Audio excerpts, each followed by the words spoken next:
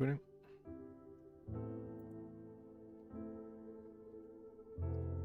So I figured we'd check this one out. Because I looked into that Echoes of the Endgame, and people were warning that there are tons and tons of puzzles in that game. So I figured this might be a little nicer. Apparently you can beat this in about 4 hours. This is the game that looks just like Journey, like super similar.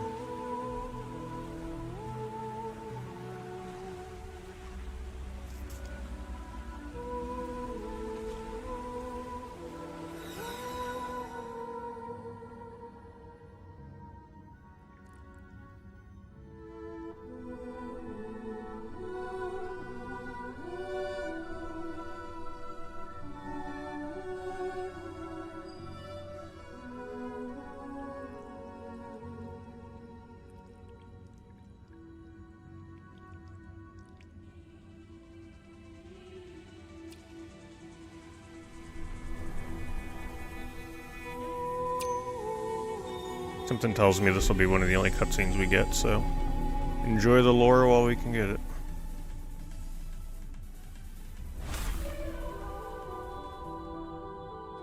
Shrekmeat celebrating the 2-year reset. Thank you very much, Shrekmeat. Congrats on the rainbow knob as well.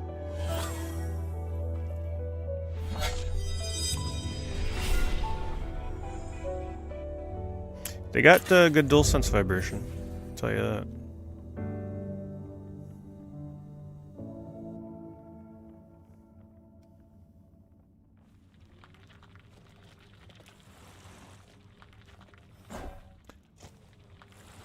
Is that audio coming out of my controller? It is. You can like hear the pebbles and stuff in the controller. I think it's still coming out of the headset though. They don't give you an option. I mean, I can turn it down, but there's no way to like just say, hey, only use the headset. That's kind of like an Eco-like opening, almost like when Eco comes out of his tomb. I feel like that's what they were definitely influenced by here.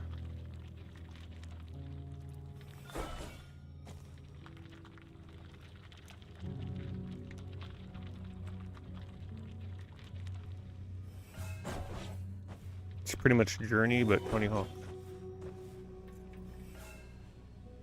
You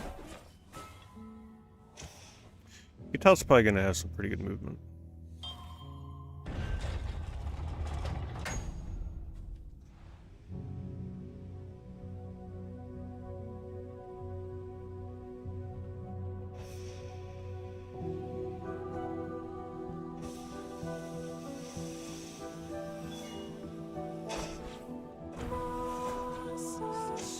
They're gonna eventually give us some tricks, right?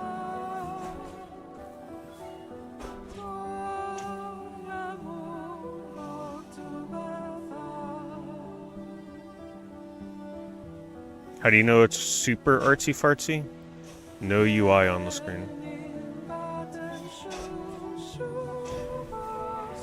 Let's take some bets how long it'll take before they show the title of the game. I'm gonna say they do it right at that cliff up there.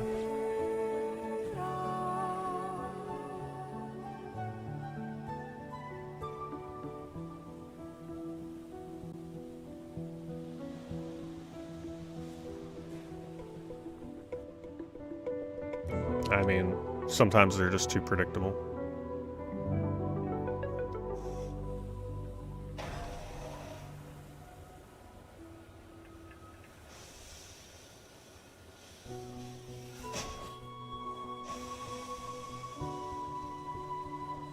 Sand waterfalls.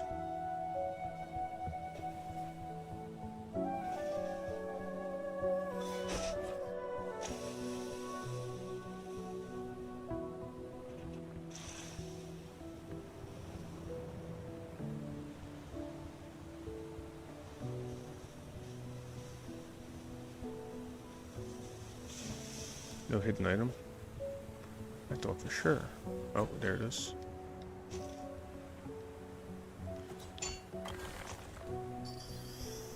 Not sure what those are yet.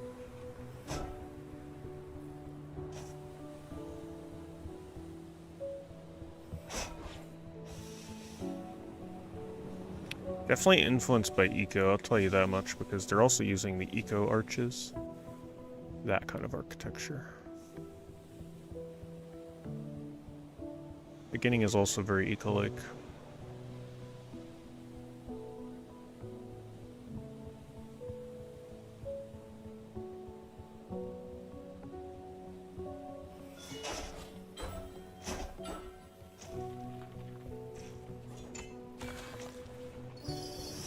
Interesting how they let you climb up the wall. Looks like I came up here in an unintended way, though. They kinda let me climb that.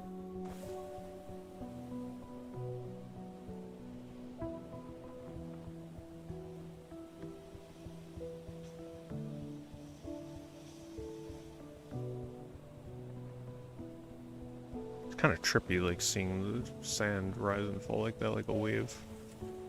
Right, what happens when I stop?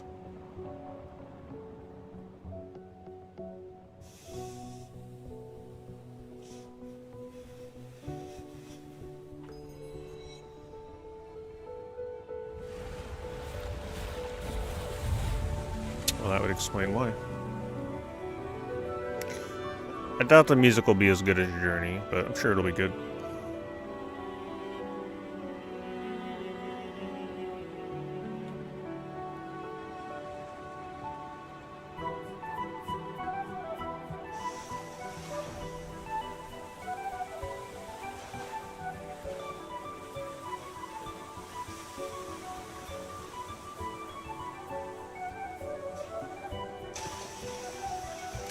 DualSense is very nice in this game. I don't think I'm going to be out there looking for every collectible, because I don't want to, like, stop the natural flow of the game constantly, you know? I feel like that's something you should do in a second playthrough.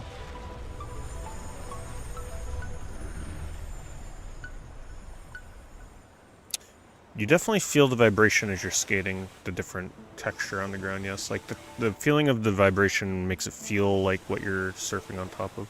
So if you're surfing on top of gravel, it'll feel like gravel in your hands.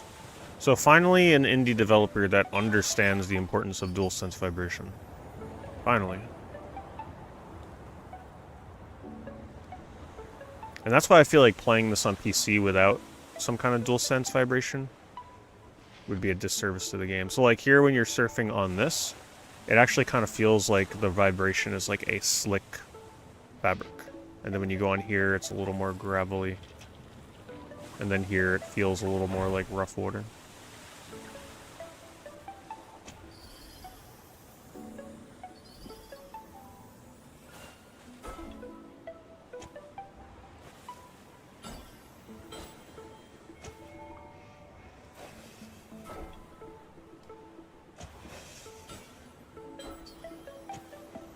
Half-pipe stuff, it's a little hard to control the way you want to.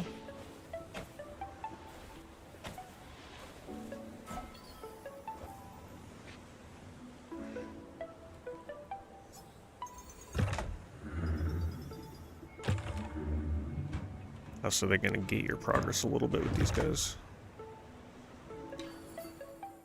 Whoops.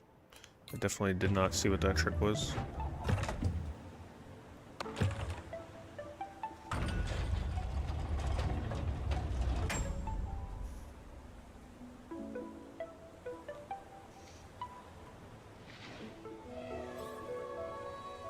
Oh, one in face buttons. Okay.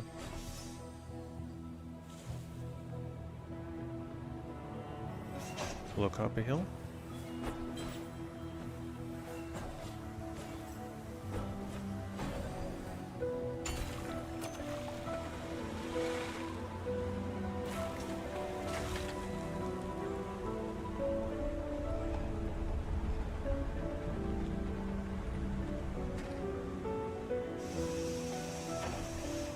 Is this a side area, I wonder?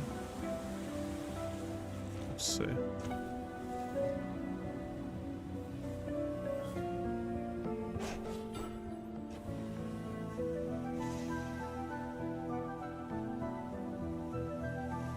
Okay, so it looks like you gotta do the left and the right side, and then it'll open the main gate.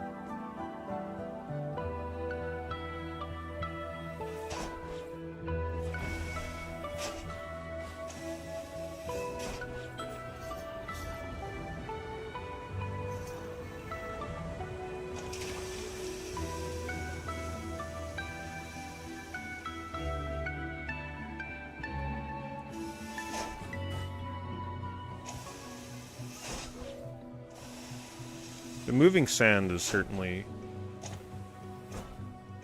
a cool visual.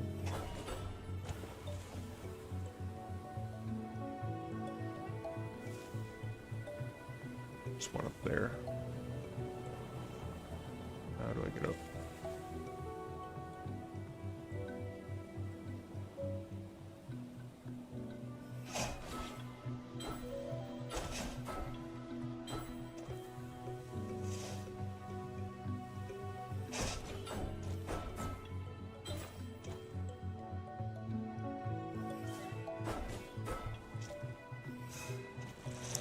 There's no way that's the intended way.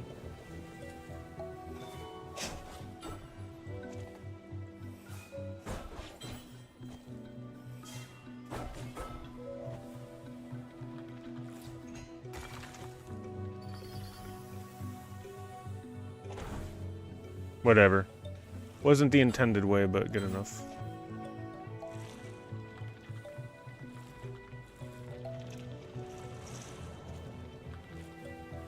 The fact that they let you stand on that and do whatever you want is cool.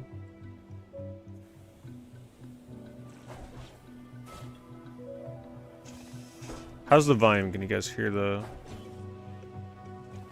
music and stuff right?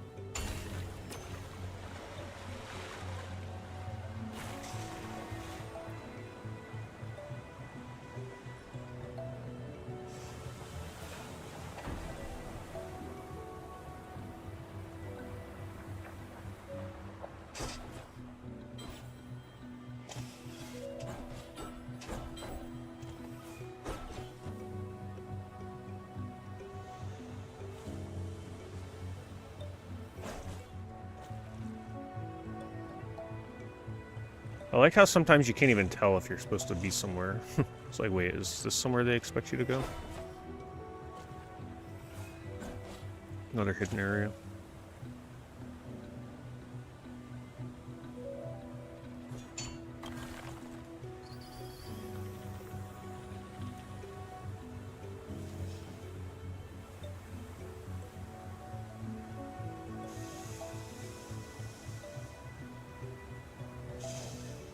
Oh crap.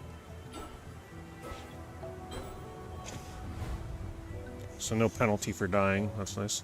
It's really a shame that like speedruns already exist for this game, otherwise I'd probably go pretty crazy looking for skips.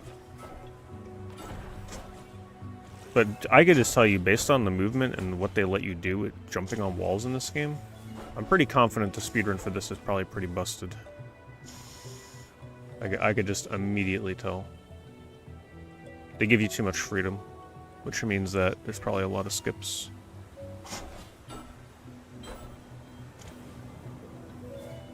Which is good. Finally a developer that doesn't have a bunch of invisible walls everywhere.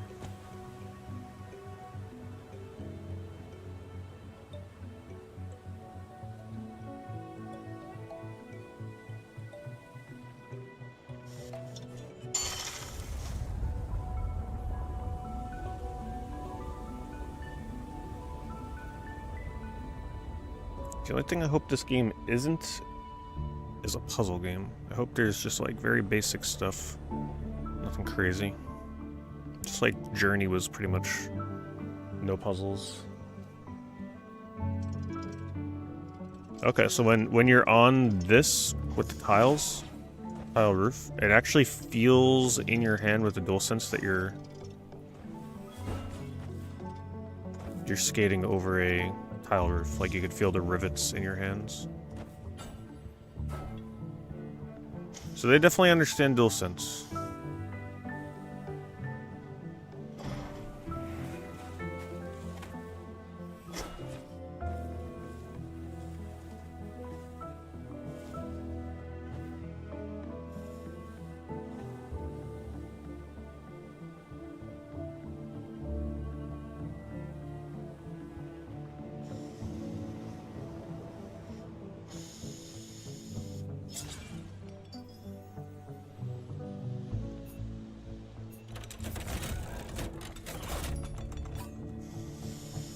So they really are just going Tony Hawk on us.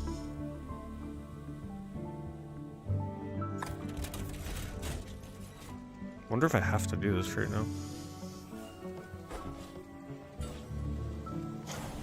Whoa.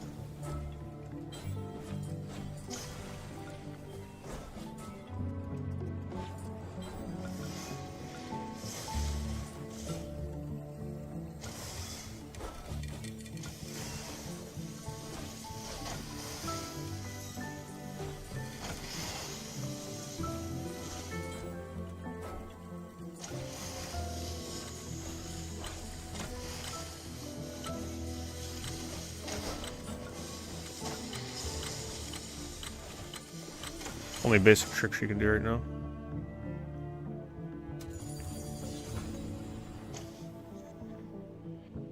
Hello, TK.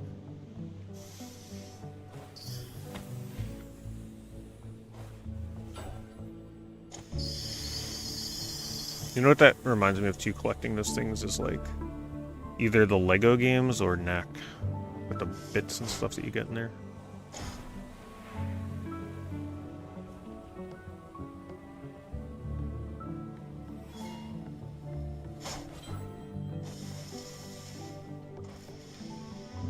There's definitely something on here.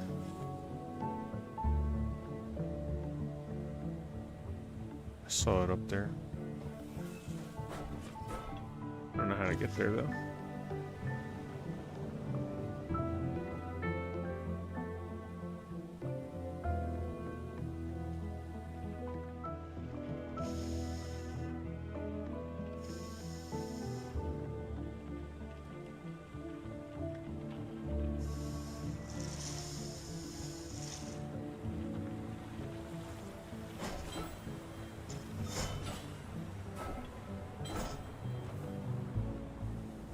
I'm not sure I can go back.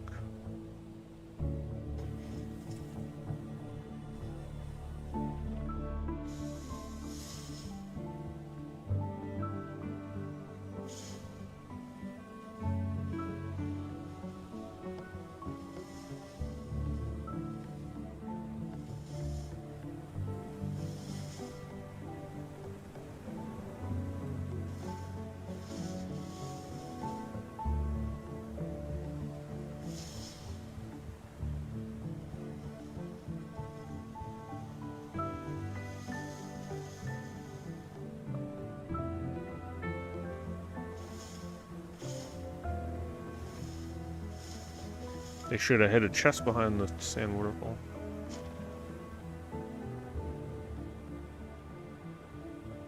What the hell am I not seeing?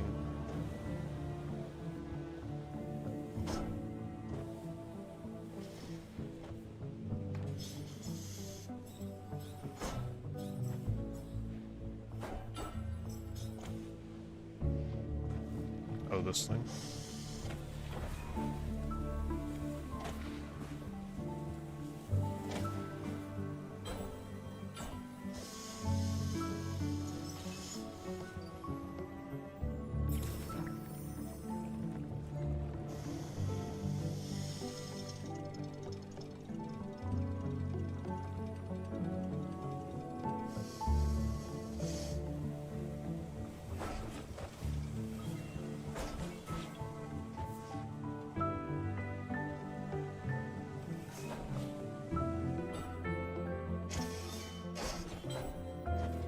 There's a chest. Oh shoot. I saw this. What is this? Okay.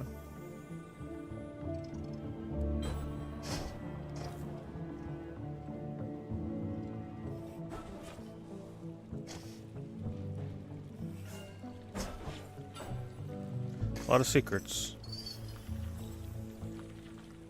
Which is nice.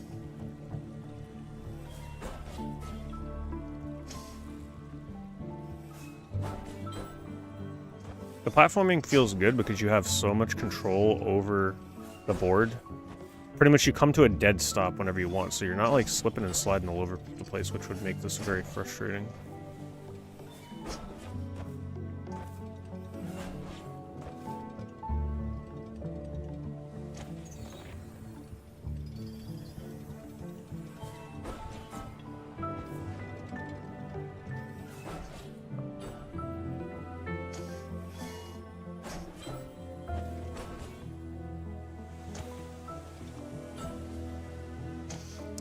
gotta be something else inside of here. Want to cover all the bases first.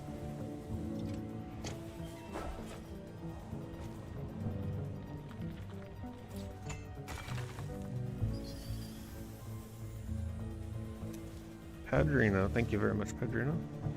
He did the calculations for me, 9 years. There we go, 108 months. Thank you, Padrino.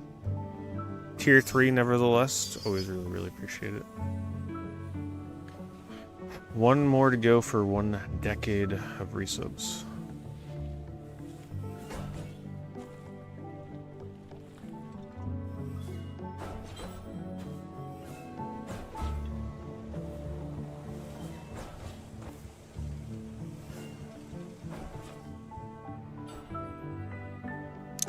Definitely gotta hit that speed ramp, probably. Oh, never mind. So there's still a switch I gotta hit somewhere. I just don't know where that is.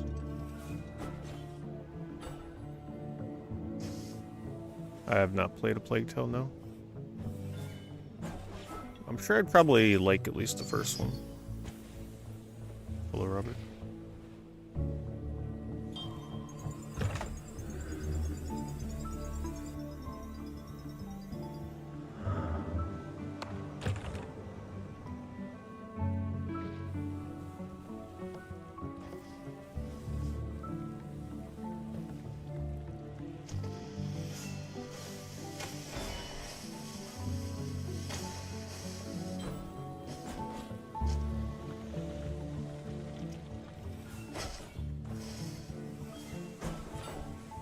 See something there.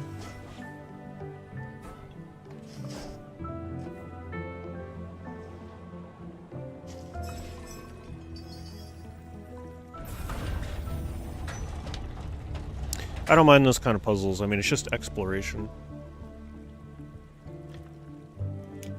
Which are the best kind. Not a real puzzle, but you gotta, like, search around to find the switches, which I'm completely fine with.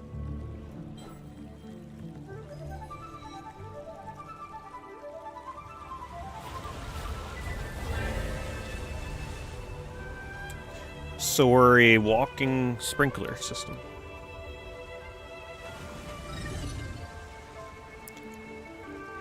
Something tells me the end of this game is going to be very journey-like with all the aquatic life.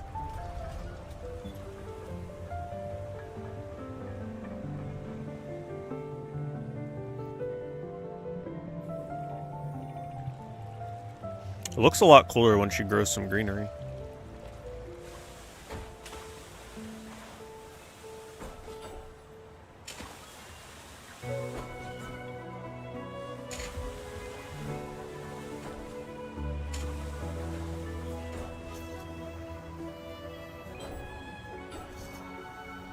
Like I said, I'm sure there's some secrets I can find still in certain areas. I'm gonna save that for like a potential second playthrough. I think I would prefer, like, I'll do some light searching off to the side, like here, for hidden collectibles and stuff, but I don't want to get too distracted. Right, I want to, like, keep up with the flow of the game from one area to the next. I feel like that'll be the best.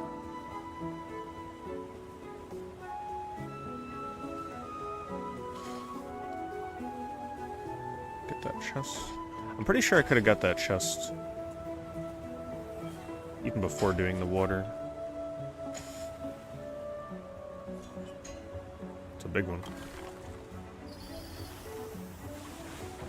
Even though, I wonder if that character that I'm giving these bits to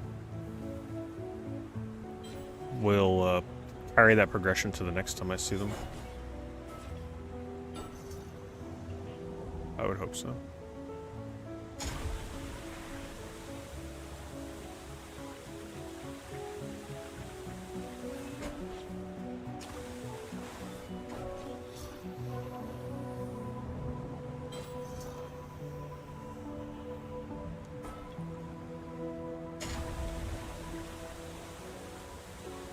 It's a really cool blend, though, between the water and the sand. Nice contrast. In the beginning, all was Alma, and Alma was all, but when they split into Farah and the Spirit Realm, all of Alma was lost, almost. Whispers and rumors still speak of traces of the progenitor that remain in hidden alcoves. Oh, progenitor that remain in hidden alcoves and secret places Alma silently watches. In some dark corners of Farah, you may find that telltale spiral. And when you see that celestial glow, Alma also sees you. Hello, slipping?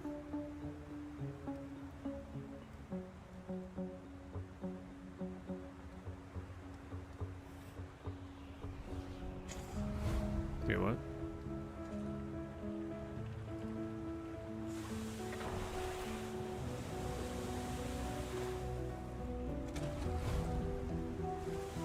Oh, maybe I gotta activate this again.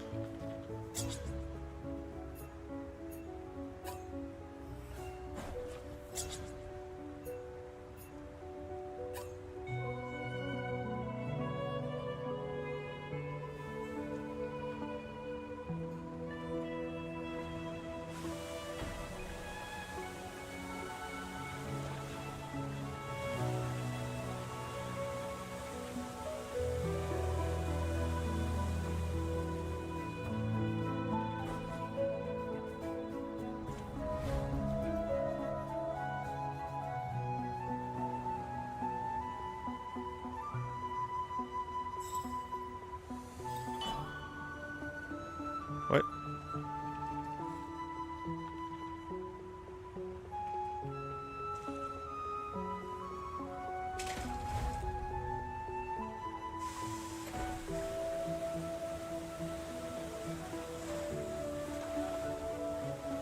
I mean, am I the only one, or is what I'm supposed to do here not super obvious?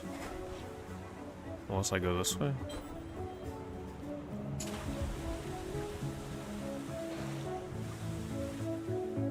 No?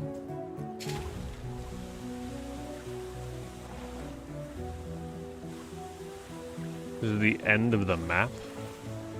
So they want me to go back? Okay. Yeah, it's definitely not clear.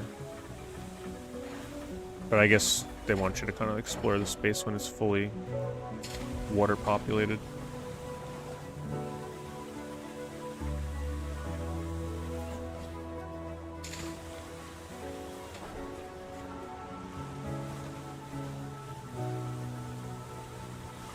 That's an interesting concept, to go back through the level once it's filled with water.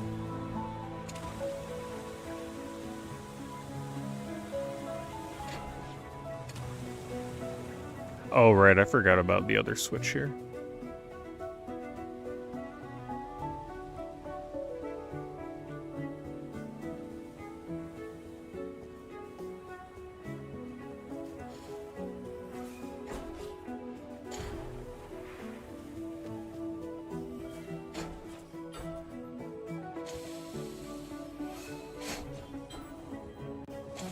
I have barely touched the Legacy of Kain games. I played like a demo of it on Dreamcast or PS1 or something.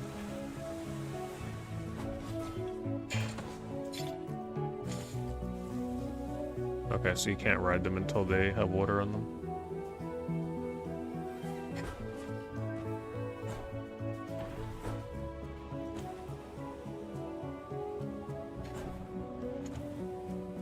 How long did it take you guys to beat this, for those of you that played it?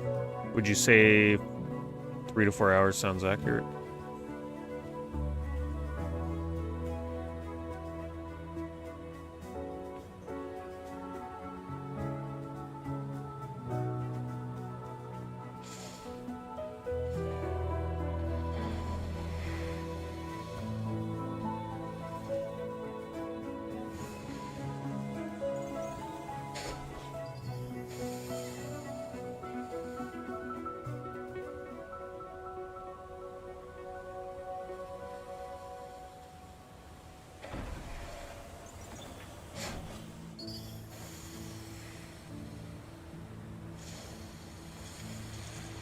I think the best way of describing how you move around in this game is it's like everybody remembers one of the best parts of Journey, which is when they first set you free after that cutscene where you fall down.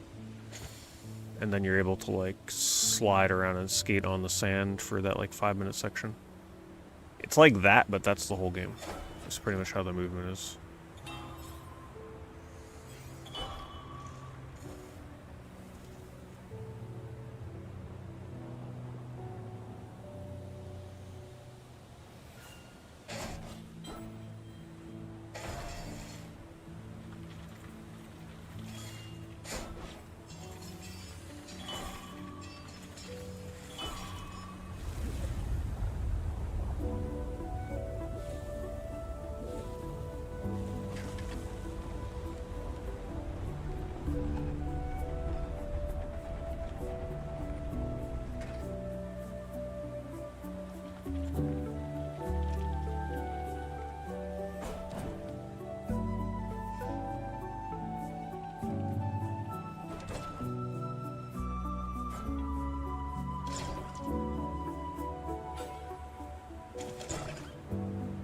Quite a peaceful game, indeed.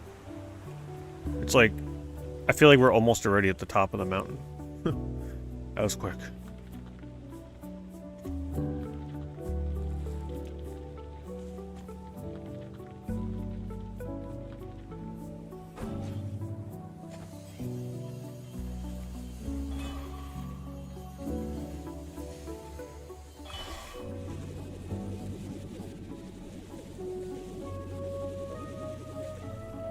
I have not played a long hike, no.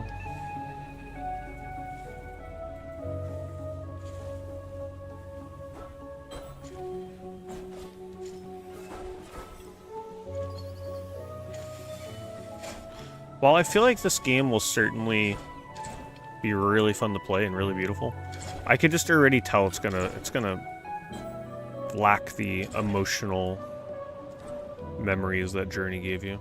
I guess because Journey was just, like, so ahead of its time. But, like, I think even if Journey came out today, it would still be a very memorable game in terms of, like, the emotions.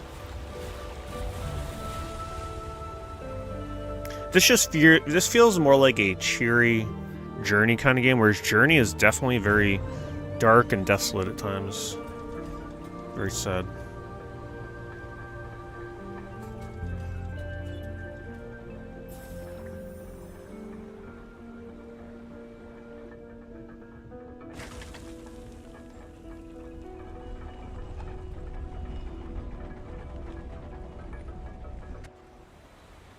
Did I play Abzu? Yeah, I did. I enjoyed Abzu.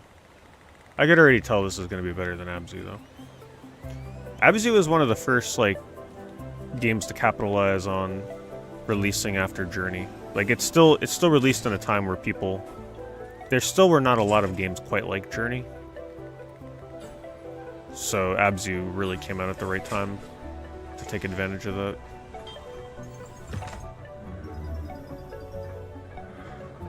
Damn, so close. Did you play Journey when it first released, though?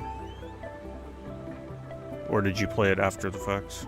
Because that has a big effect on what you think of it. And also, did you play it online and, like, match with another player, or did you play it and just you had to play through it solo because you played it late?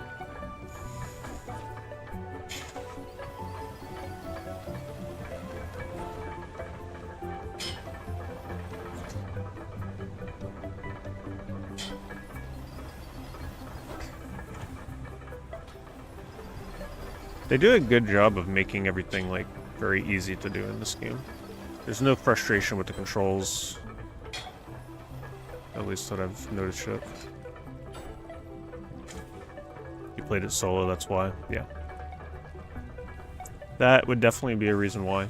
So if you played Journey early when it first came out, and you, like, played in a time where tons of people were playing it online, you would definitely more clearly see the message and the emotion behind Journey. Playing that game by yourself, I mean, to me, in my opinion, is not Journey. Really is not. You essentially lose almost the entire point of the game, in my opinion, right? Maybe some people have played the game solo and they still really, like, got into it, but Journey is a huge part is playing online.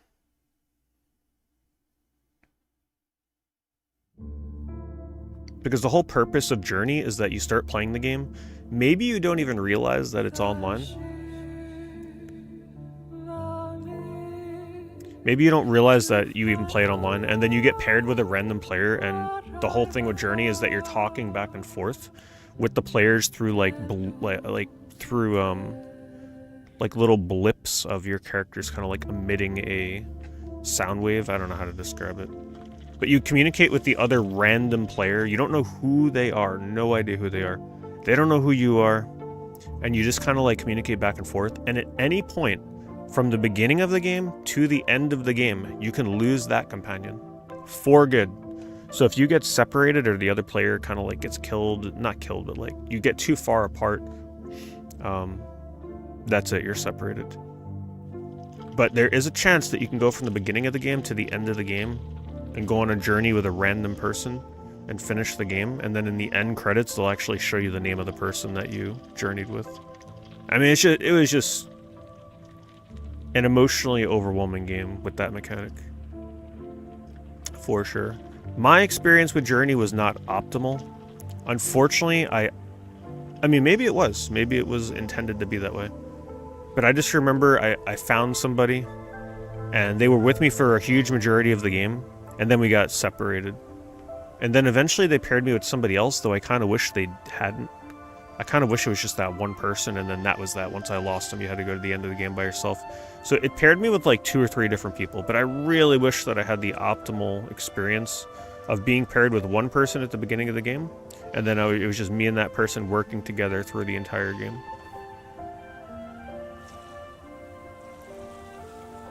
It was close. Like, I definitely felt very sad when I lost my companion, and it didn't feel the same finishing the game with someone else towards the end. But yeah, honestly, like, and don't take it the wrong way, but if you played Journey without playing online and getting that kind of experience with a random person, the best way to do it is you and another person that have not played the game before. Because what Journey lets you do is, the more you play the game over and over, and I used to do this, you go in and you help new players. They would give you like a white robe eventually if you did it enough, if you beat the game enough times.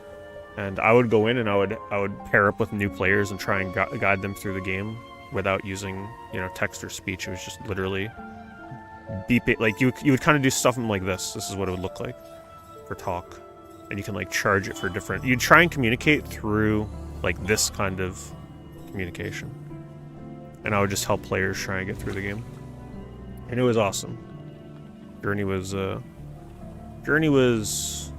unlike anything else.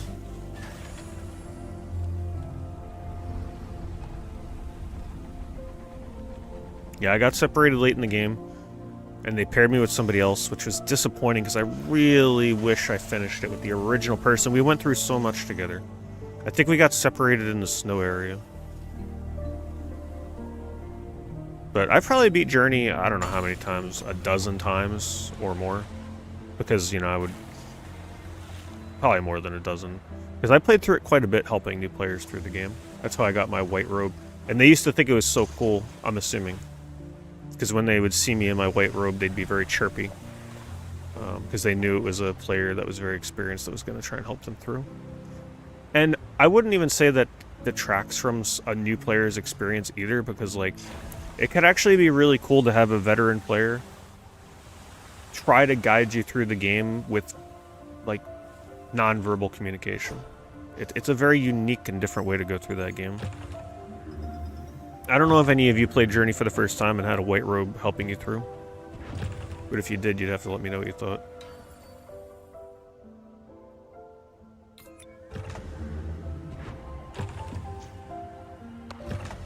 Oh, I still got the Journey statue, yep.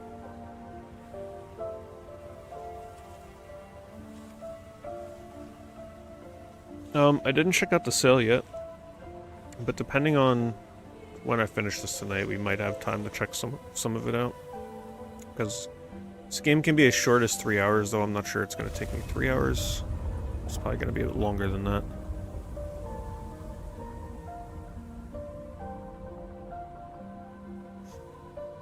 Star Overdrive? Yeah, I never heard of that one.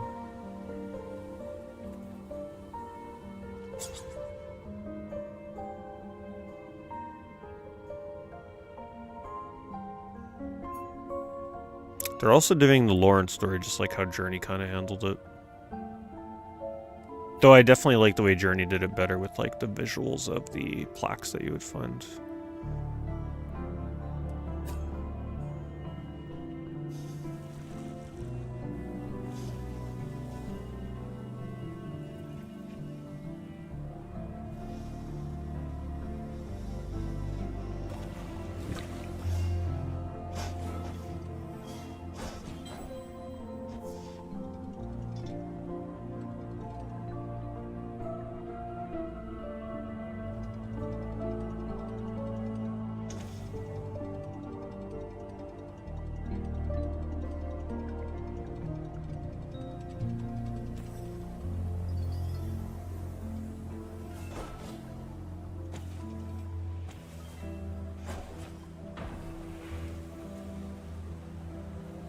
Yeah. I just wish that Sky Children of Light wasn't like some free-to-play game. I played that on mobile when it first came out. I actually did a stream of it. And it was cool and all, but like... I really wish that that was just like a normal single-player or like buy it once and you're done kind of multiplayer game.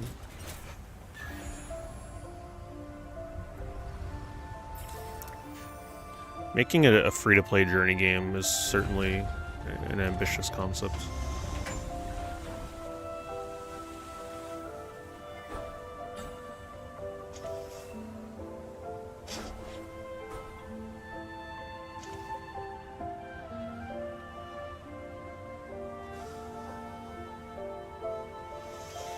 Did I keep playing Silksong? Silksong will be on hiatus for a bit.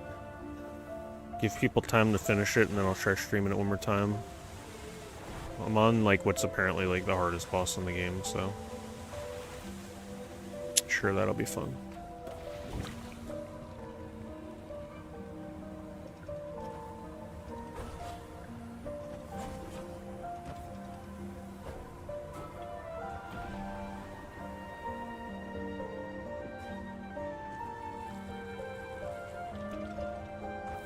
I love skating across these rooftops because the rumble is really nice.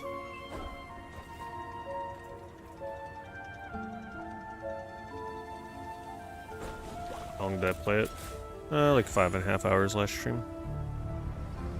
I got to the point where you gotta like ring all the bells and then you fight some like crazy boss behind the door.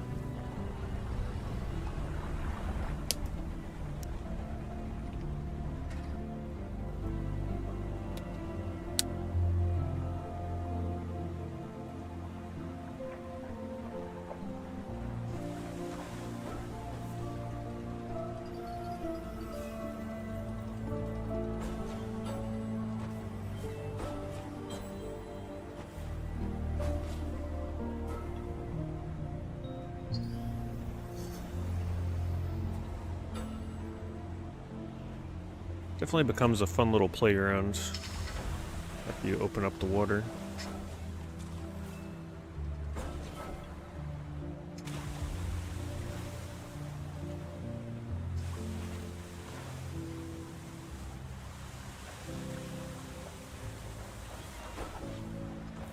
I don't know how they want me to get that.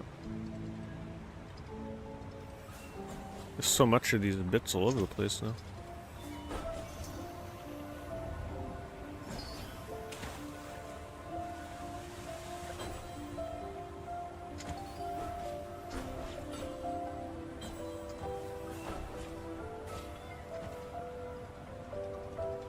Yeah, it is very Abzu looking, that is for sure.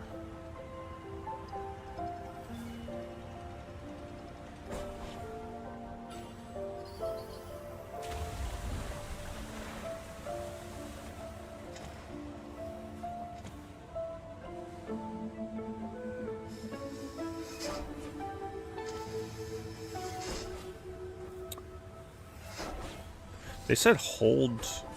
What did I have to hold again, the twist? L1? Doesn't seem like it's spinning.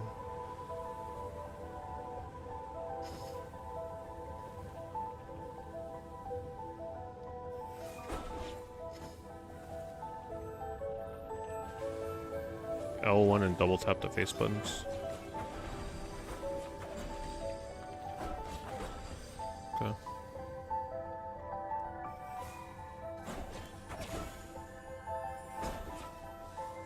Kind of a weird way to spin.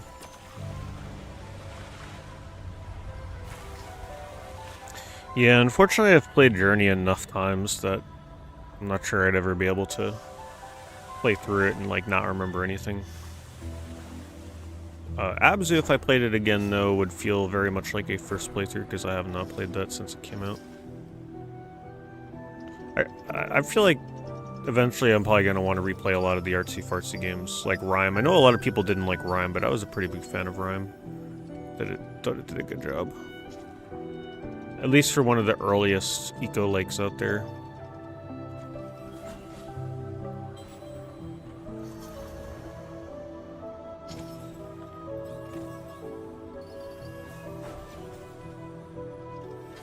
Another one that I really want to replay is Vane. Even though I did speedruns of that game, I can easily like play through that game normally again, because a lot of the glitches I won't even remember how to do. But Vane was always one of the coolest looking, unique graphic effects for a artsy-fartsy eco-lake.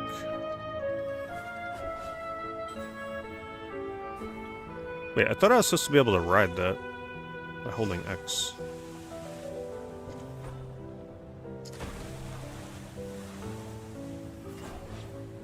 This game is $30, which, you know, depending on how you look at it, could be steep, because some people report that you can beat this in 3 to 4 hours. However, from what I would recommend when you play this, do like what I'm doing and just kind of like casually follow where the game wants you to go, and then in a second playthrough, look for all the secrets and things you missed the first time. So you can really probably get like 6 to 7 hours out of it.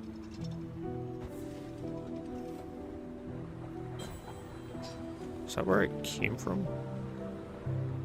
Can't tell.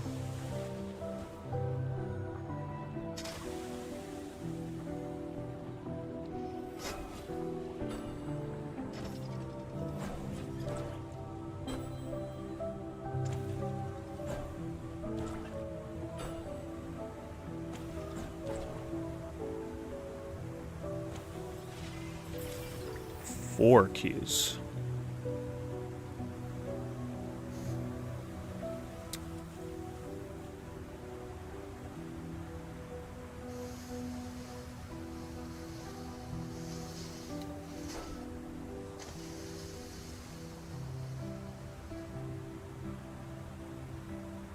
Yeah, I downloaded it with the PS Plus tier. Whatever one they make you have to get it for free. They need to release more games like this for free on PlayStation Plus. Most of the times they release games on there, I'm just like, yeah, you're 3 years late. Everybody already bought that game. Usually PSN's free games are terrible.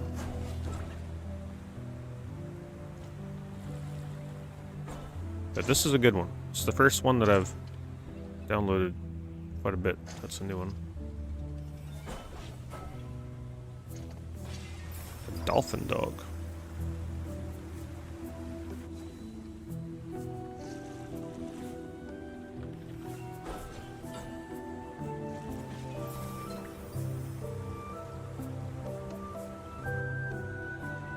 Yeah, I bought the Pathless and then I never played it. Like, I got it on sale or something, and then I never got around to it.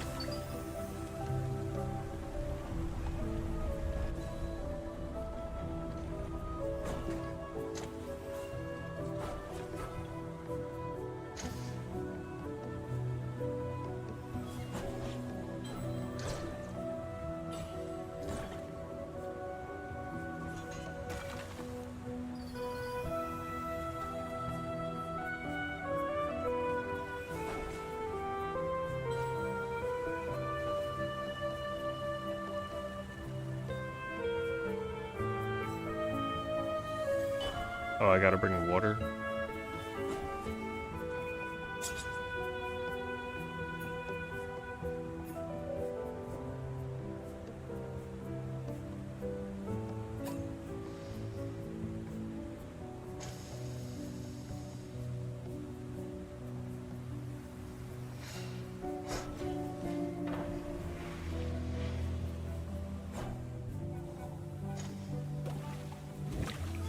I just like how nice and seamless it can be to transition from wall riding to being on the ground.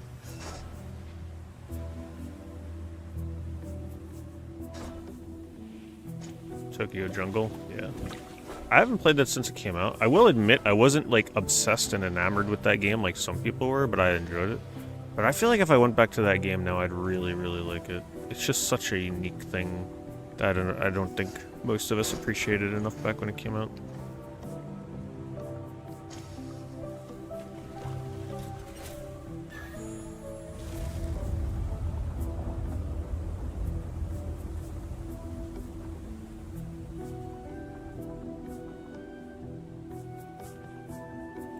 Another cool environment.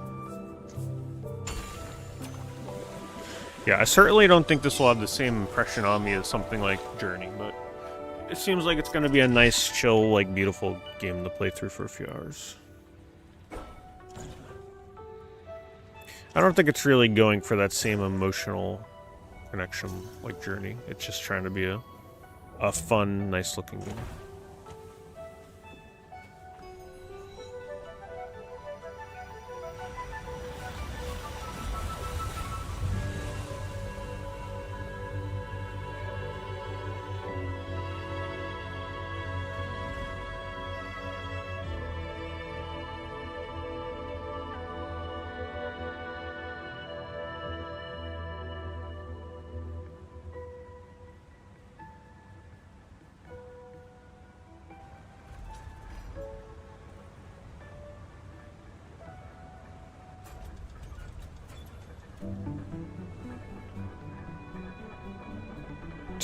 I like the Dolphin Warriors. They really worship their dolphins here. I really hope that like the final character you meet of the game is just like some giant humanoid dolphin.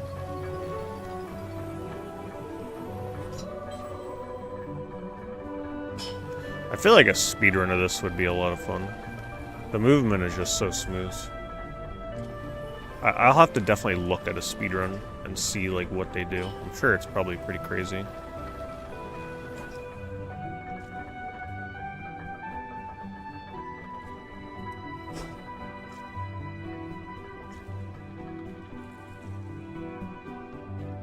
I think they had something over here. Are we gonna find the biggest secret in the game?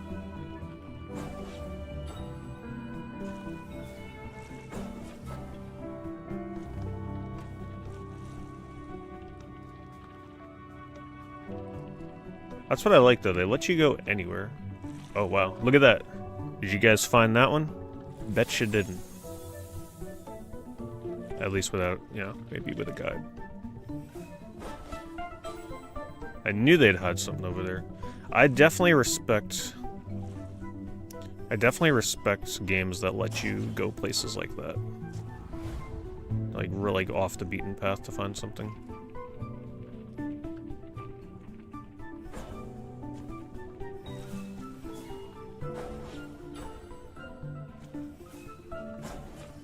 Yeah, that doesn't seem like an easy seashell to find.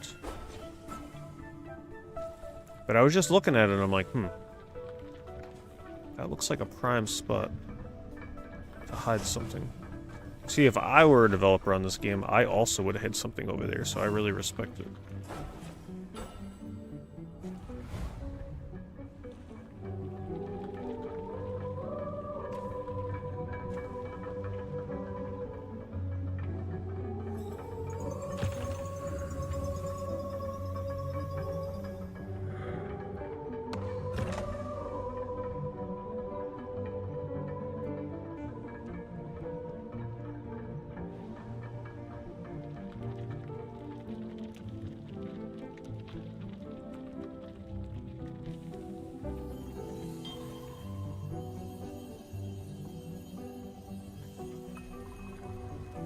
Please turn into a real dolphin.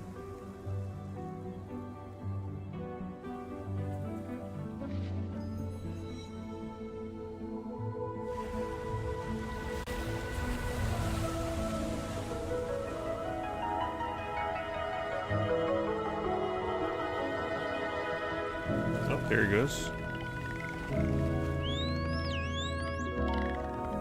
It's a big dolphin.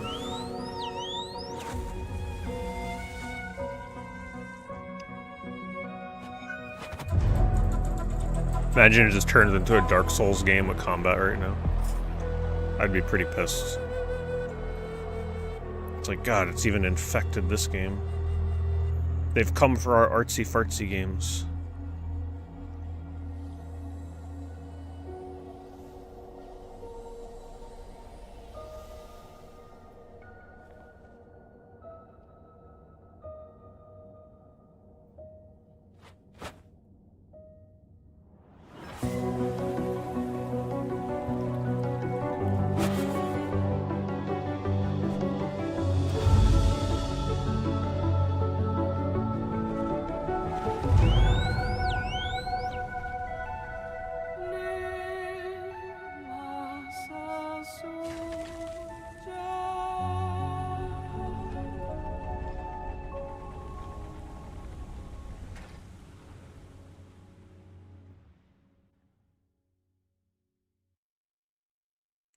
I like the theme around dolphins.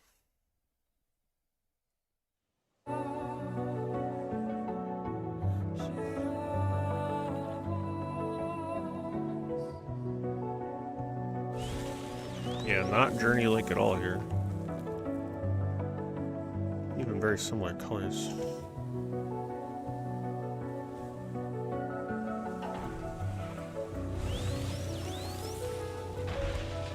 They also do the side view, which is exactly like Journey in that one surfing area.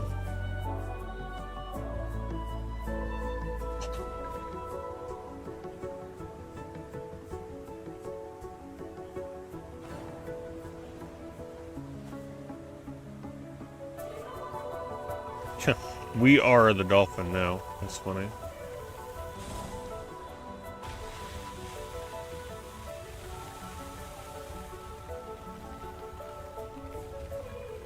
A lot harder to control.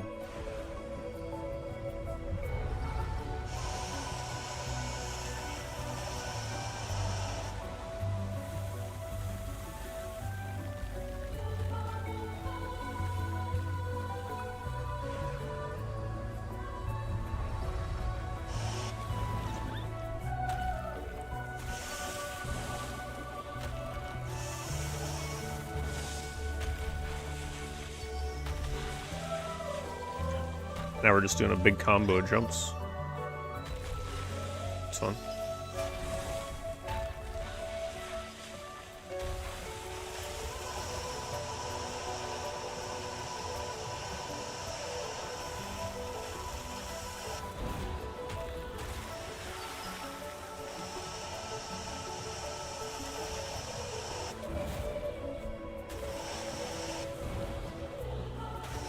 Dolphin's definitely a little harder to control. It's a bit more janky, as you can see. You can just tell. Can I get there? There we go. A little harder to do than it looks.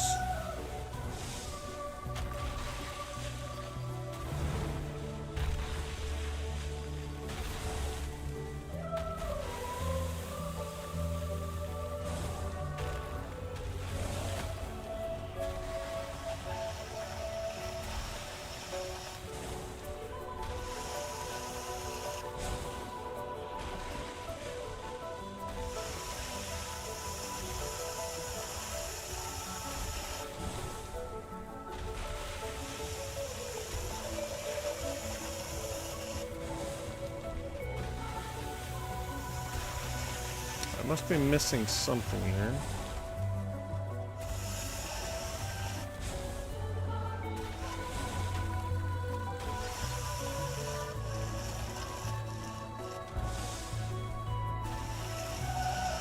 I'm assuming I gotta break all these. Maybe.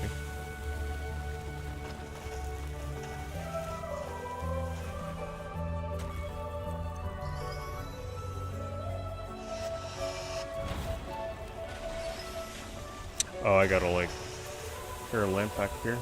No. Ridge it together.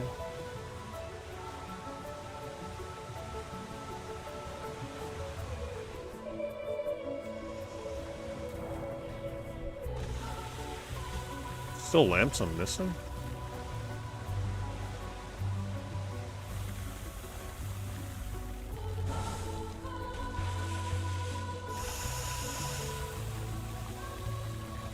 I don't see any.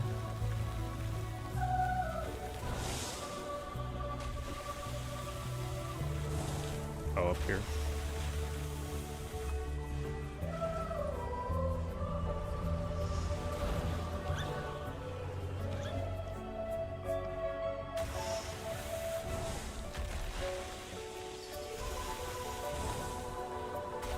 How's it been? It's been nice.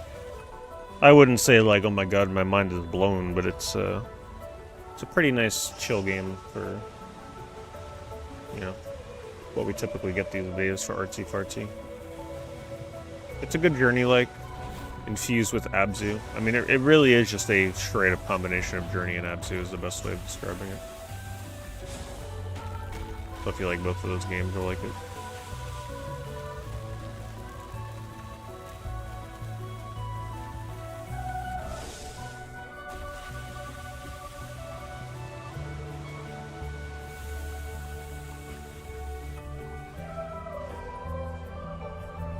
And also dolphins. If you like dolphins, you'll also probably like the game.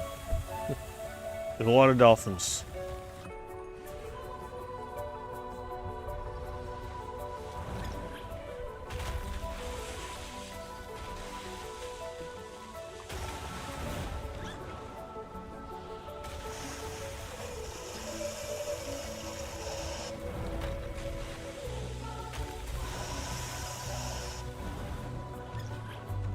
Playing this game sometimes feels like you're playing a interactive like Lisa Frank Trapper Keeper cover. You guys remember this? Some of the like most colorful things to ever exist.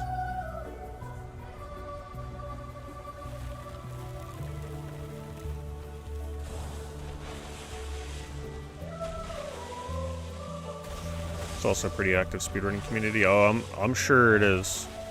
You could just tell that this game would be an incredible speedrun. How, like, broken is it, though? Like, how many sequence breaks are there, and how fast do you finish the game? From what I can tell, it's probably very fast. Because they kind of just let you go anywhere in the game. You can jump on whatever.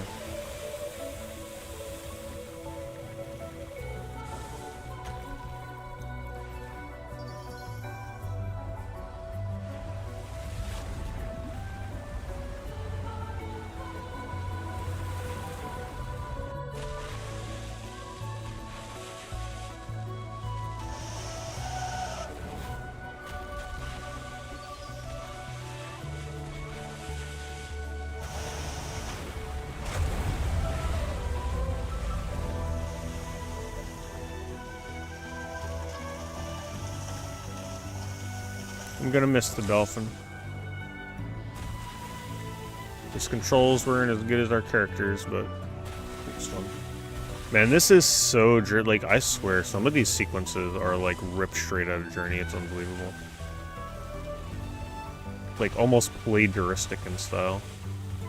Some of these scenes, like it just feels like deja vu sometimes. It's crazy.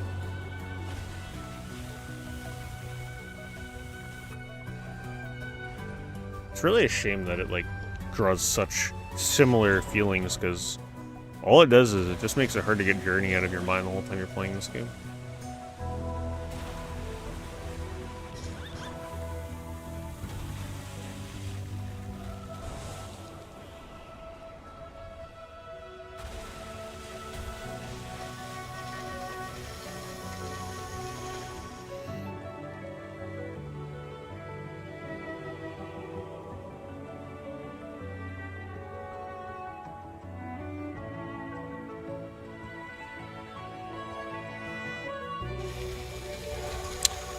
Minutes, okay. So it's still decently lengthy.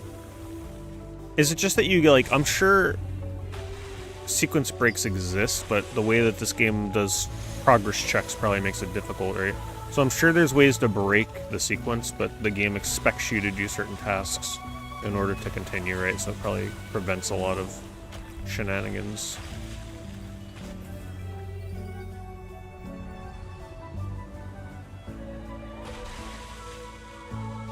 So when you say New Game Plus, is that the preferred category? Just because people want to have all the tricks enabled or something? All the abilities?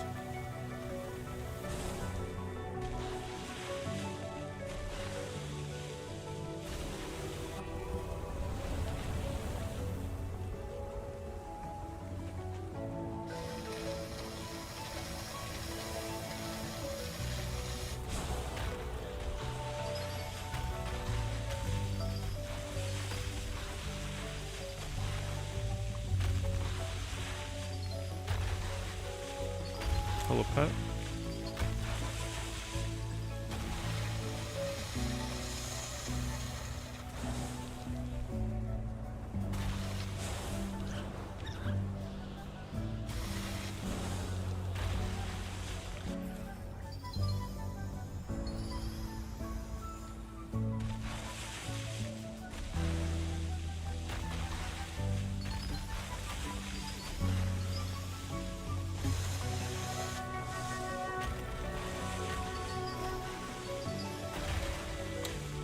To be clear how the platforming is working here, when the Dolphin hits one of these crystals, it automatically jumps, so I'm not like pressing the jump button or anything to do this.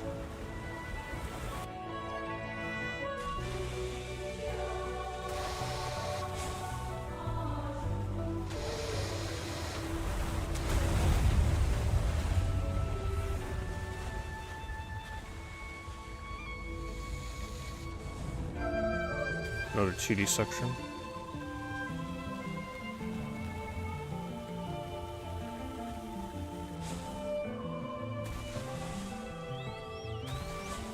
Oh, I could have been making dolphin noises this whole time.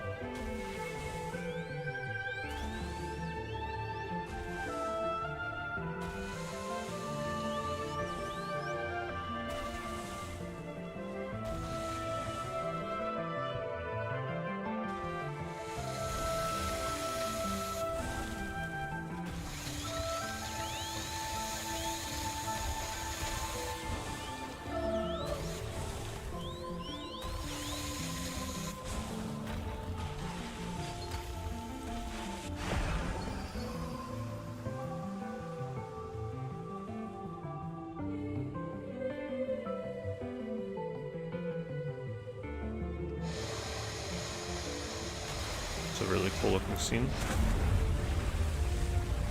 And just like that, we're at the end of the game. Look at that, we've already climbed the mountain.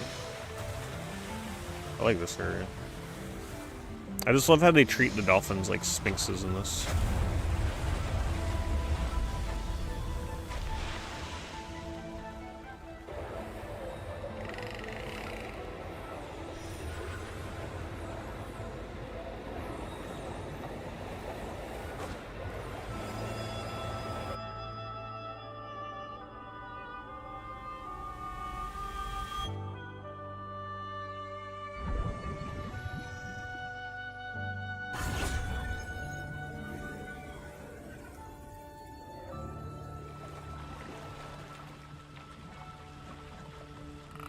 So there are out of bounds in this, but it doesn't make that much of a difference to the speedrun is what you're saying, since it's only a minute slower. So I would assume then the speedrun is just playing really optimally and not too much craziness. Uh-oh. Big piranha dolphin coming to get us.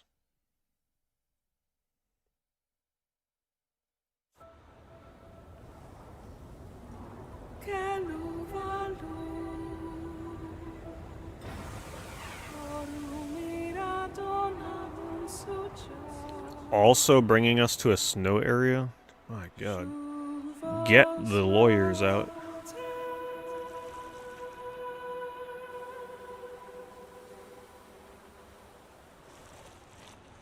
Oh, it's a shark. Uh-oh. Sharks versus dolphins. I'll race you down the hill.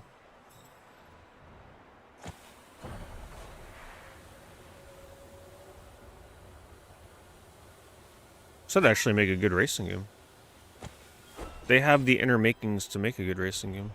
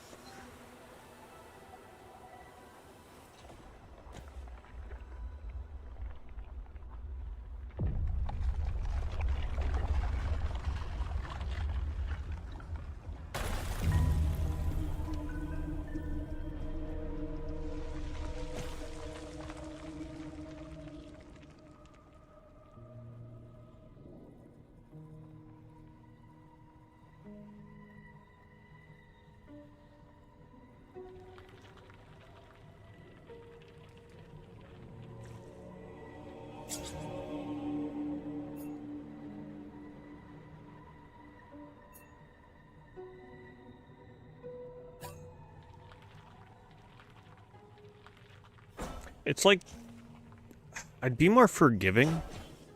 The thing is, they're almost following beat for beat like what Journey did. You go through a very similar, like, very bright, cheery sand area like we just were in, and it leads you into, like, a darker underground with, like, quote-unquote villains. So it's like, the parallels are just so strong. Almost like they studied Journey and said, how do we replicate this, but as, like, a different game. And I don't care if, like, 3 people that worked on Journey worked on this game. They're still a huge studio. And when I say huge, I mean probably, like, what, 30 people.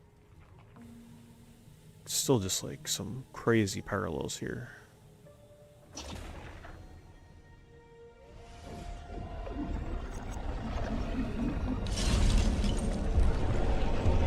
It's like, sometimes I'm okay with the Journey influence, but not when it's beat for beat.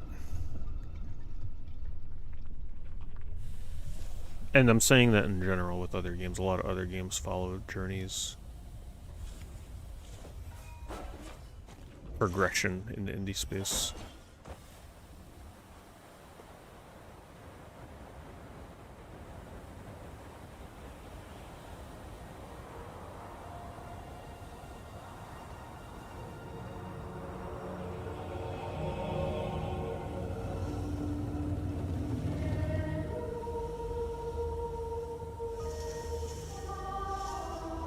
I think I can get up there.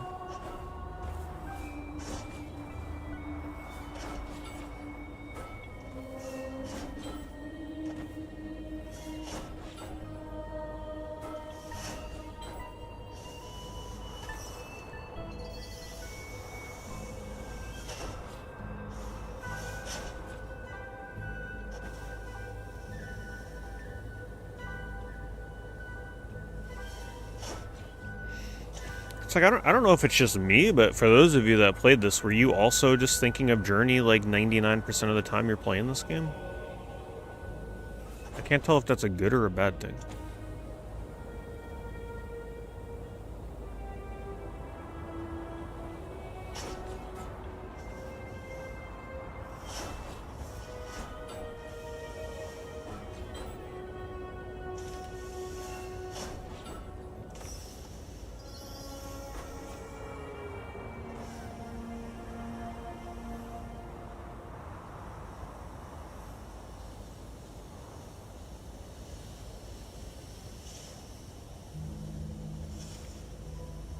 Because even in Journey, like this area here, though thematically it's like a little different. In terms of where you would be at in Journey at this point in the game, you also just so happen to come out into a like open world style area in Journey around this beat of the story. It just so happens that you also come into one here.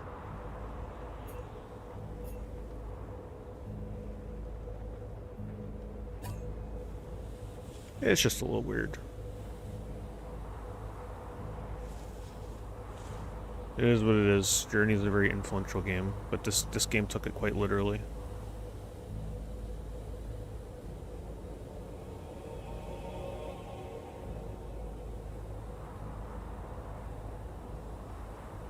And I don't care if like the same creative director is the one that made this, like it's still...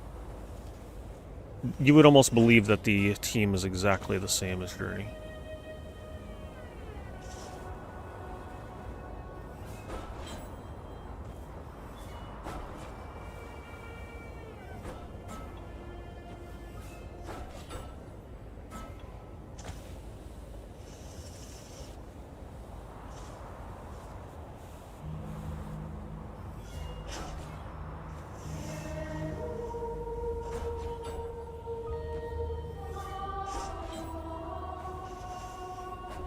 I will say though, this platforming here,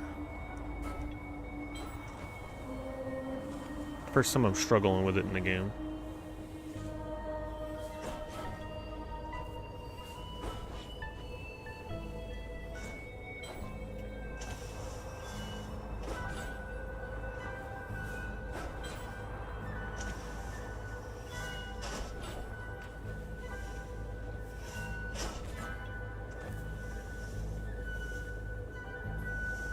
All for a tile.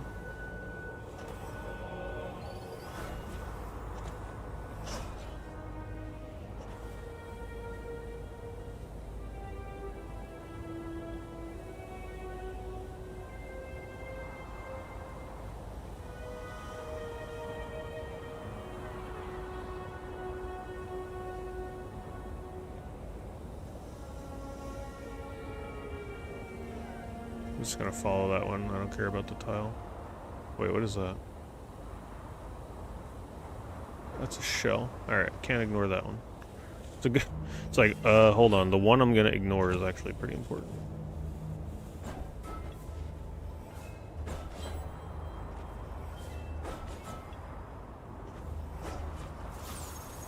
That wasn't that hard to find. I feel like the shells should have been harder to find. Unless the only way to find that is to follow the statues. And, like, maybe you don't have to follow the statues to get through here. Who knows?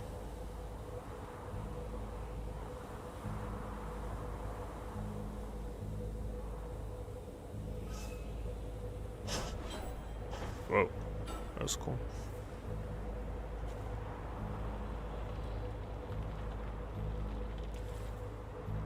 Yeah, no, I found one that was, like, on the side of the Dolphin temple. Like, on the right side. That one was cool. I respected how well hidden that was.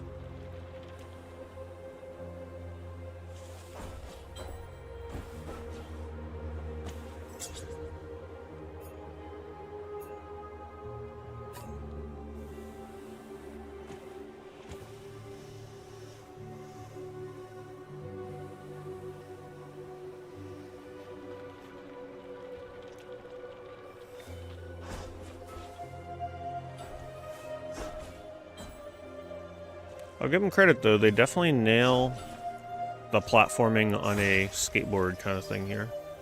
Very easy, for the most part, to, like, land where you want to land, move where you want to move. The amount of control that you have is just right.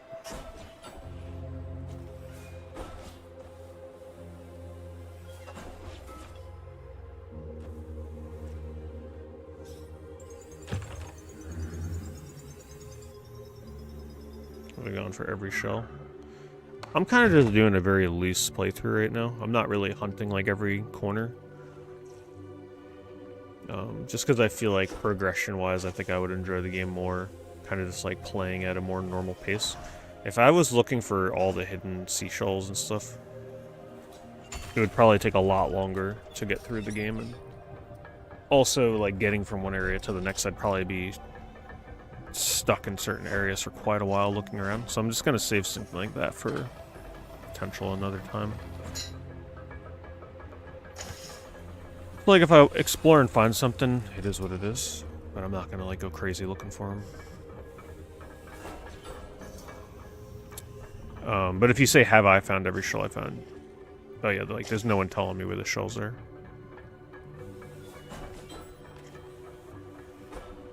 I only got 2 of them, so...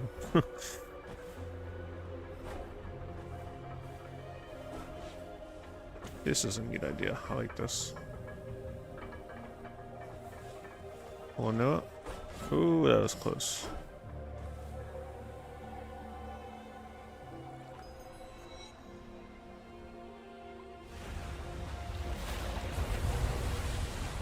Sprinkler system activate.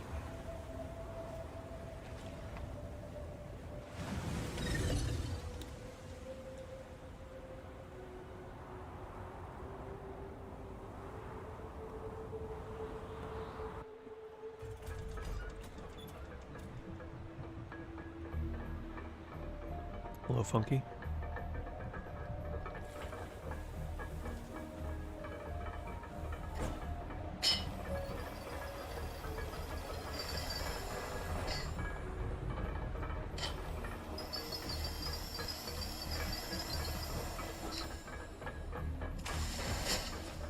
Yeah, I mean, for sure, this game's movement and gameplay is the hook. Okay, there's definitely something up there, right? No?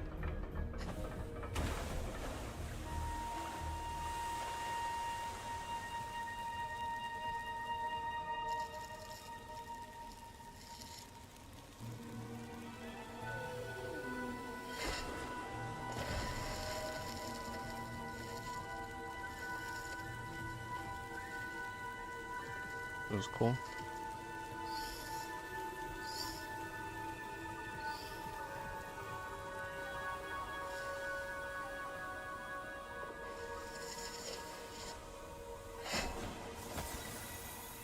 Seashell. Those are fun to find.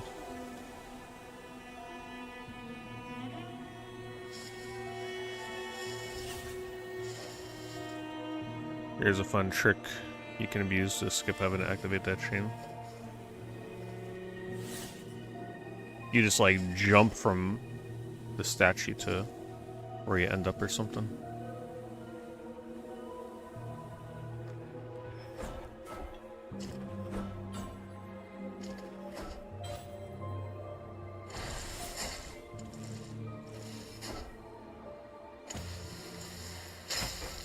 Finally got a boost.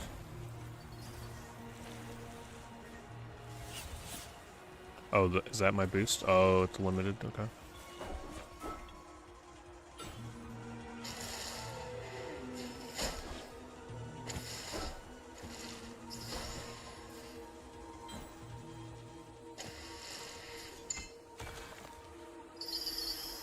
The boost will bring a nice new dynamic. Am I doing any reactions to the direct tomorrow? Yeah, I don't look forward to waking up at 9 a.m. Actually, not even 9 a.m. like before that. I'm on a really nice sleep schedule lately, and like changing that is gonna suck to watch the direct.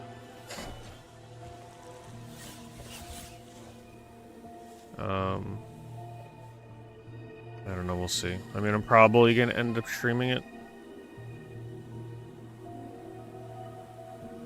At least on YouTube. So the Twitch streakers don't gotta worry about their streaks.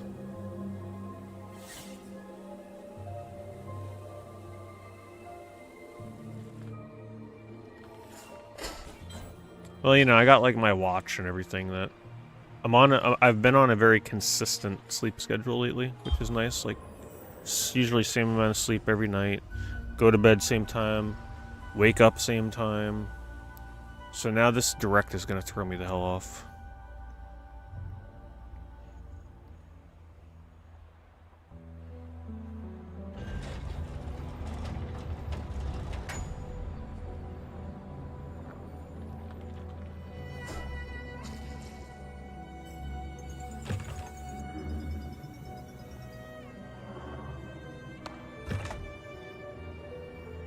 Why not just skip it? Because it's probably going to be a very important direct for the anniversary of Mario. I feel like skipping it would be a big regret. It's over. It's going to be like an hour long. When we get an hour direct, shit's going down.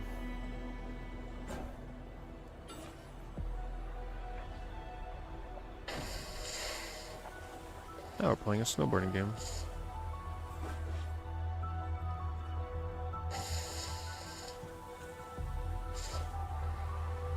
Well, I mean, it's not that important to my health. It's just gonna suck. I just hate that Nintendo... I just hate that they're the only ones that make their, like, quote-unquote direct state-of-play kind of things 9 a.m. Even worse if you're West Coast so early. Believe me, none of the streamers or content creators want to be doing freaking streams at 9 a.m. if you don't typically stream in the morning. I'm not a morning person.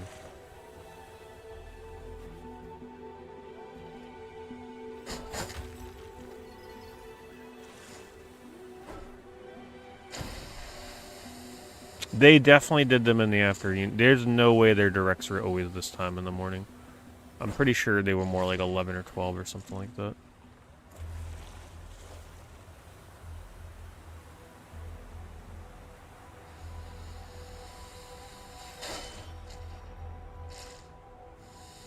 Oh, if anything, they hate the streamers. They probably don't want people watching on a stream because they probably would prefer not to have the added commentary to the things they're showing, because it's an influence over the things that, you know, people may not have nice things to say. But they'd probably prefer all the views to be on their channel anyway. Believe me, they don't like the streamers. Yeah, they can care less.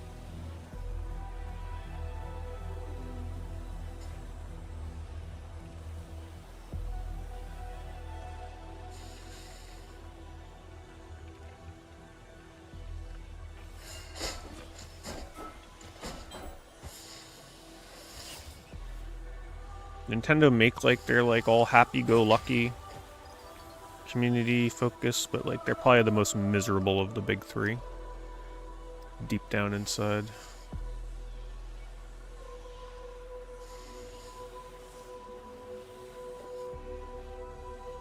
So we gotta activate that tower, that tower, that tower. What I like about this game is I'm kind of able to just kind of casually play it while not really paying attention and somehow still make progress. Like I barely have to think right now, but somehow I'm always going somewhere. No crazy puzzles, I like it.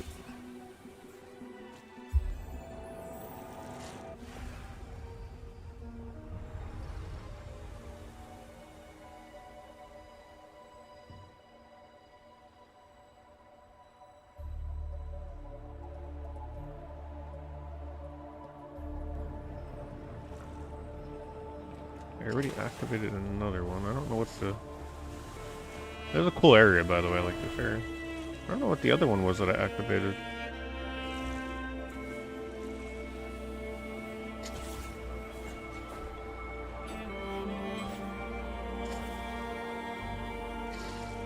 Right. There's so many, like, things I could say I can interact with. Just follow the dolphins. Or in this case, the sharks. We gotta unite the clans and the tribes. The dolphins, the sharks, the whales.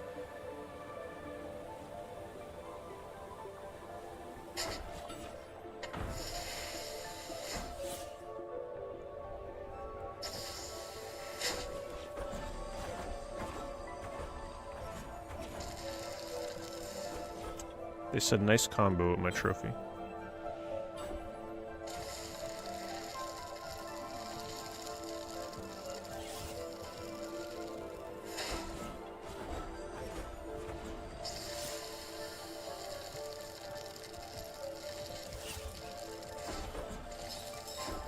Yeah, I saw that thing with the patent with battling monsters. Like, what the hell? Are they really acting all high and mighty like they're the first company that's thought of that idea? That's crazy. There's so many games that use that idea. So they patented the... For those that don't know, Nintendo patented the idea of taking a monster, like summoning it beside you in a game. Now, it is specific, and it's very specific. Summoning it beside you in a game, that monster follows you and engages in real-time combat. So like what's about to happen with Pokemon ZA, essentially. So never expect other smaller developers, or even big ones for that matter, to ever make a combat system like Pokemon ZA, where you summon a creature, have it follow you, and fight with you by your side. Like, isn't that crazy? Absolutely crazy.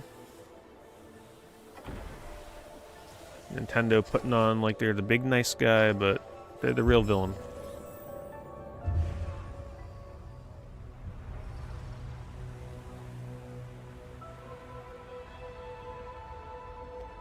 So I guess that tells you going forward, all the mainline Pokemon games, they are certainly going to be going with the ZA combat system, if they're making a patent like that.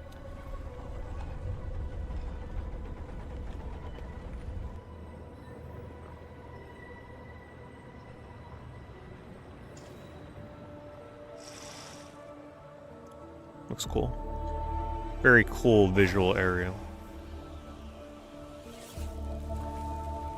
See, now we just need more stuff like this, right? Like this differentiates itself from Journey big time. I'm not feeling any Journey vibes right here. This is definitely unique to this game.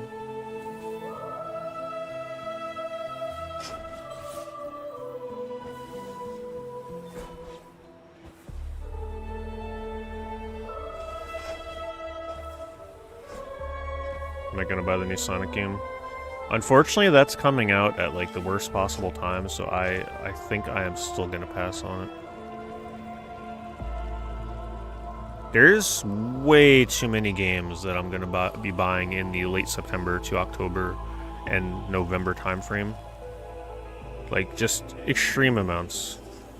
Sonic Crossroads is a $70+ game, especially if I went with any kind of like season pass or the early access, you know. Even if I just went with the base version, With tax, we're talking almost 80 bucks. I'm gonna be spending so much money for October on all the games I gotta buy.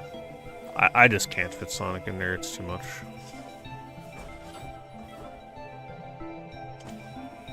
Free the shark.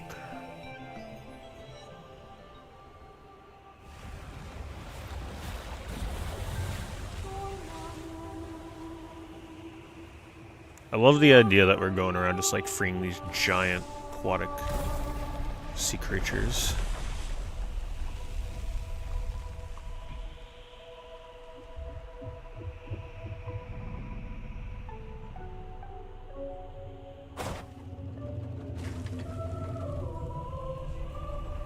There's another demo for Crossworlds on the 17th. Seems like it has no multiplayer.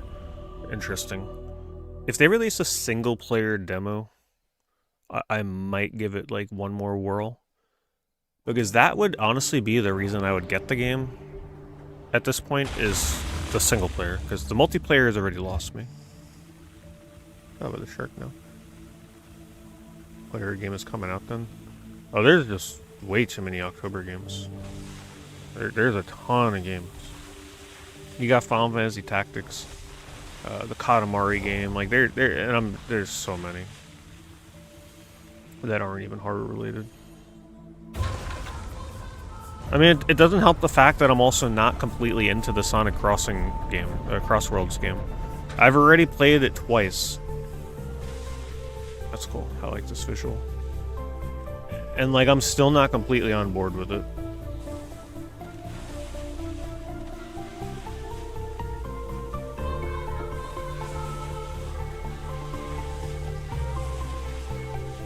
Yeah, I don't think this game would be anywhere near my game of the year, but it's certainly a nice little, like, top 10 games you missed in 2025 kind of game for sure.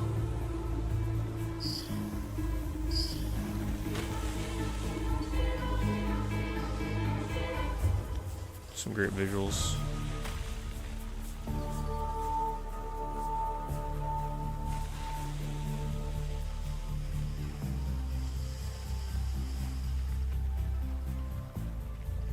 Yeah, if I looked at a list of all the games coming out in the next like 2 months or so, I mean, I'll tell you this, there's way more games coming out this year, at the end of this year, that I want than last year, that is for sure. Way more. It's hard to even remember everything.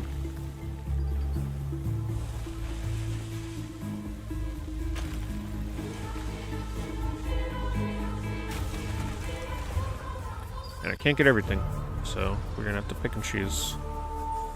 Games are just getting too expensive now to be buying everything you want.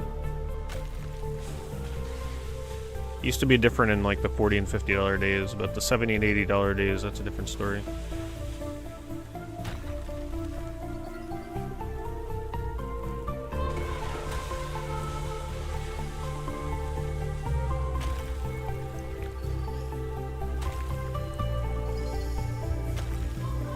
I have not done Kingdom Come. It's just too long of a game.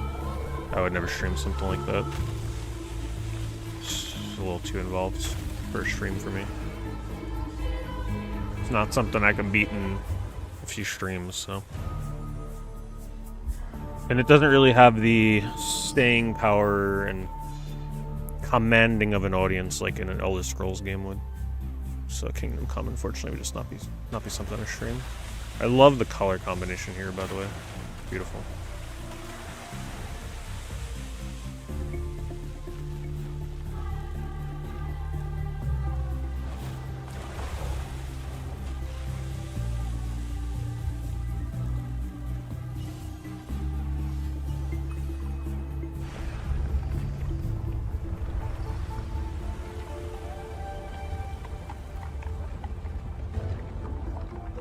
So even if Crossworlds was free, even if they gave me a code, I just don't even think I'd have time for it. I just don't see how I work that into everything else that's going to be coming out in September, October, November. And the only reason I'd even be interested in it is to be competitive in the time trials. But in order to be competitive in the time trials, I got to play it like every day for hours. And that's not gonna happen, so it's like kind of long gone for me. See, this is why I like not looking for side secrets and seashells, because if I was, I'd have to like go slow and like check all my surrounding areas up there. Whereas now I kind of just get to majestically swim through the sandy ocean and not have to worry about that stuff. And that's why I feel like the first playthrough of this should be a very loose, don't explore every nook and cranny kind of experience. Do that in a second playthrough.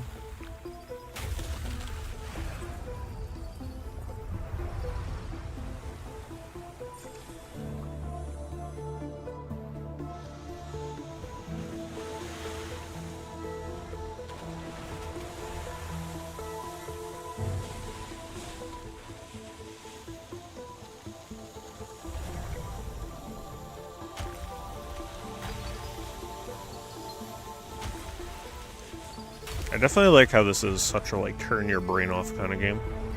It's refreshing.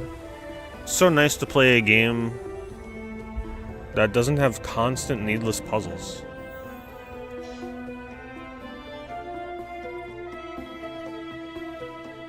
Which, speaking of puzzles, I mentioned it at the start of the stream. I read some YouTube comments on a long play of that game, Echoes of the End. Remember that one I was watching? That had like the 20-minute trailer from last stream? The one with like the co-op AI game with the girl and the guy with the like telekinetic powers. There were a ton of people complaining that that game is almost nothing but puzzles. Like, they were getting pissed. They were like, I had to give up on the game because the puzzles were just too much, like one after the other. I'm like, ooh, man. I don't know if I would like that game. At least it doesn't really seem like something I'd be willing to take a chance on for 40 bucks. Maybe if it had a physical version, because then at least I could still get rid of it if I hate it.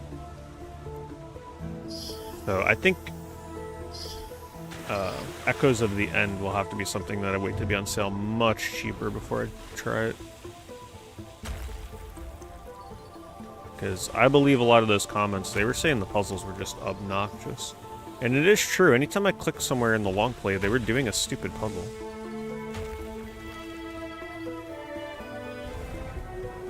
Did I open up where I had to go?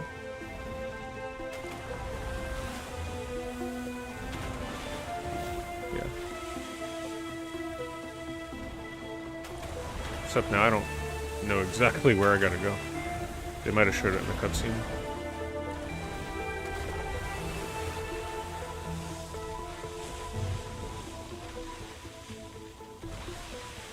Well, when I say AI, I mean like the AI companion. I don't mean the game was made with AI.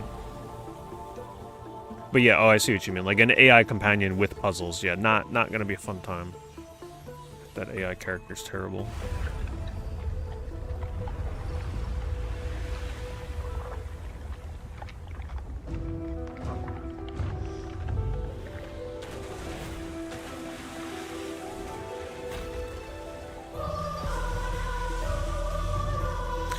Man, when they break out the choir of the kids, you know it's getting serious.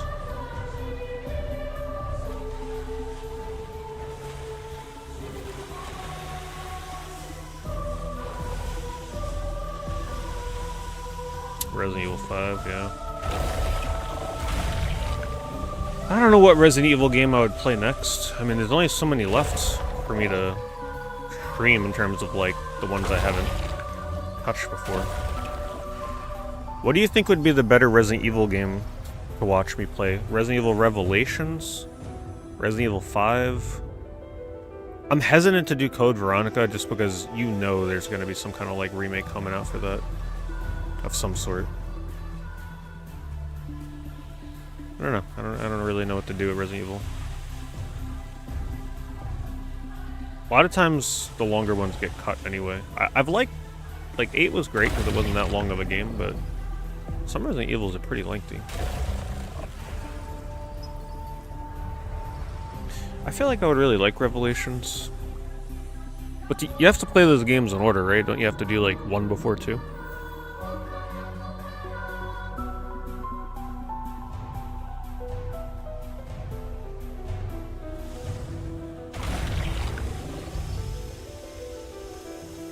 I wasn't paying attention here. I'm assuming more lanterns to break.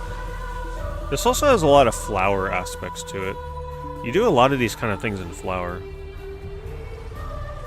So there's a lot of that game company influence here.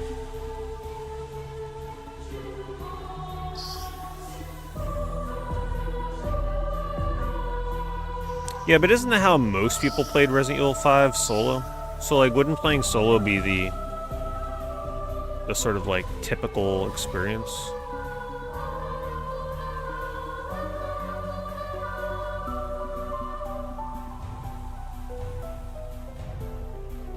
Resident Evil 5 is the only mainline Resident Evil I haven't played yet in terms of like numbered entries, or at least attempted to play.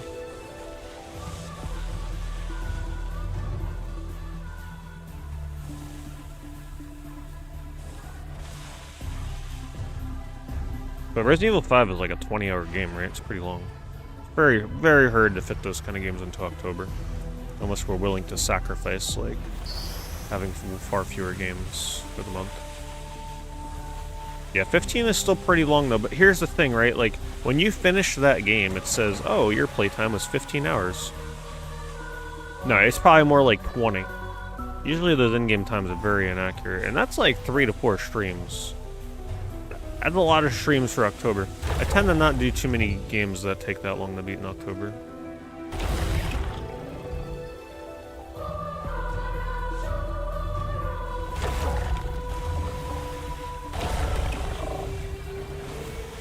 Kinda missed... I wasn't paying attention to the cutscene. So now I'm not sure where I'm going here. I guess more of these.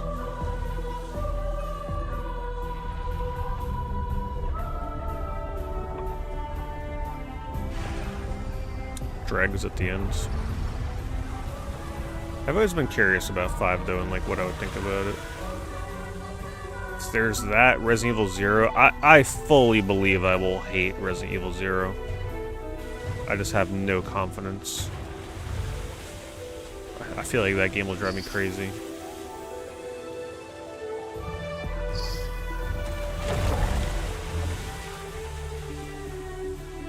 Yeah, I'm really not looking to get frustrated in October, you know? I feel like that game will drive me up a wall.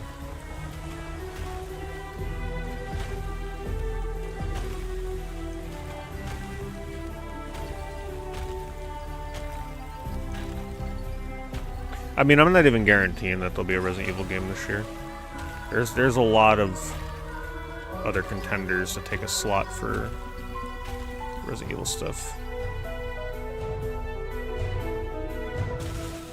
Play it on PC and mod it. That does sound like a way to a good contendable way to play it in the future.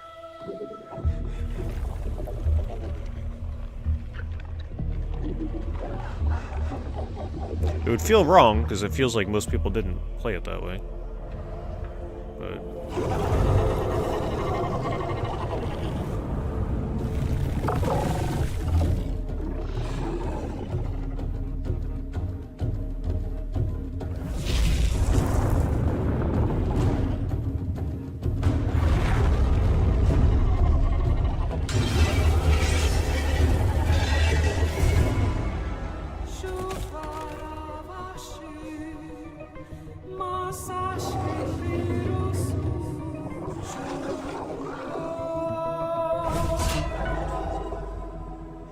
I have no idea what's going on in this game. Did I ever do Outbreak? I played Outbreak when it first came out. I actually played it online. But in terms of like playing it normally, solo, I don't think so.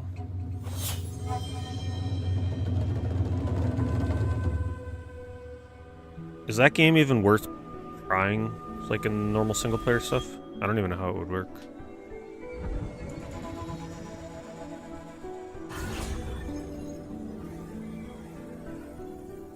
Well, Resident Evil 6, I was good at, after doing the Leon campaign, that to me is Resident Evil 6.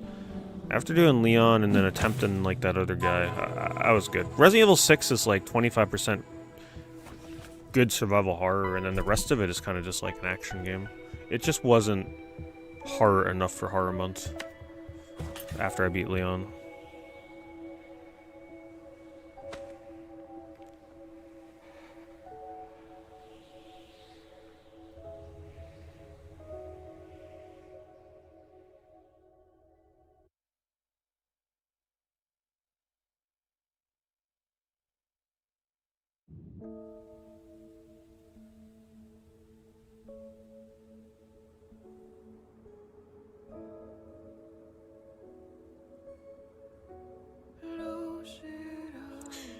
So one thing I'll say about the music that I think is actually a miss.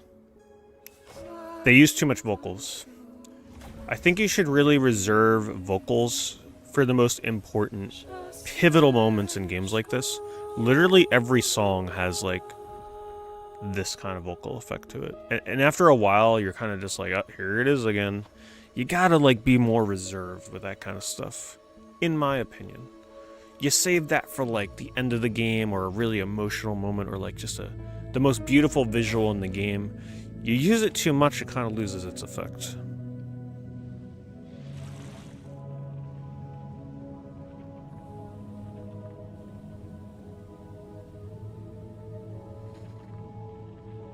Seashells, I'm looking for you.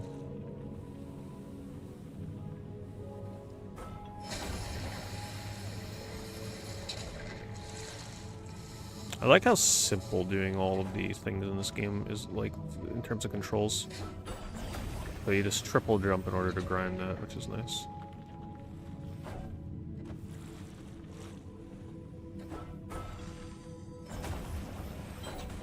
Oh, I gotta activate all these.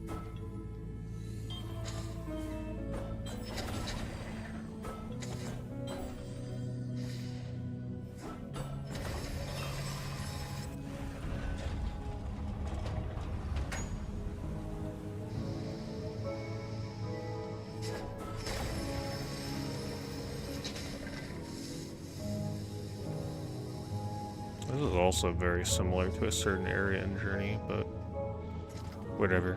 I think the past few areas have carved out a nice little visual identity for this game that I'm not as critical over the Journey comparisons at this point.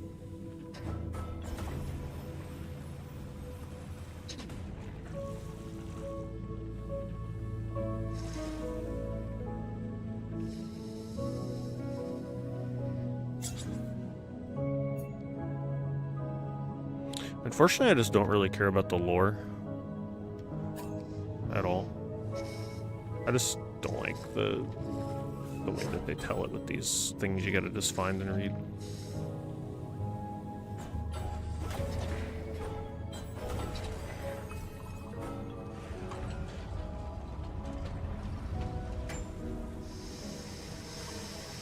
Oh, my Dolphin.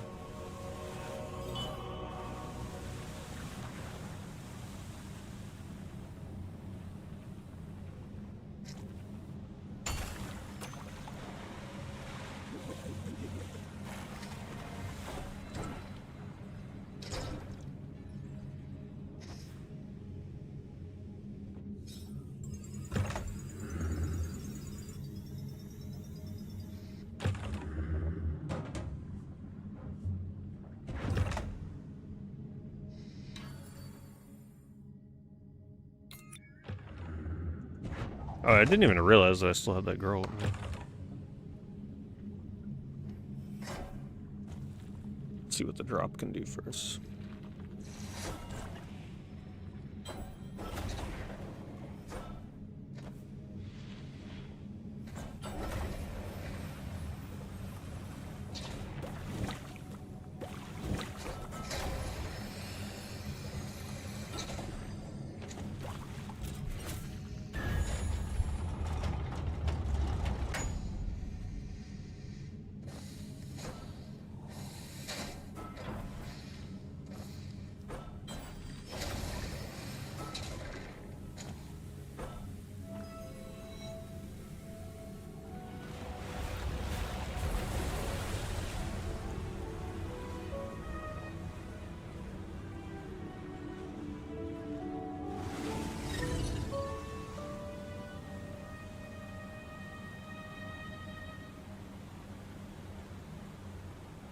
You gonna let me fly around as the whale now?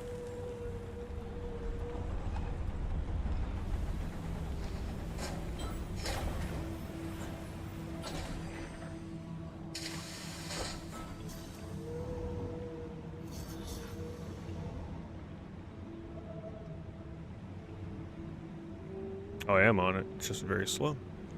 Definitely feels like I'm controlling a whale. Oh, I'm just riding it. Okay. Got a trophy for it, though.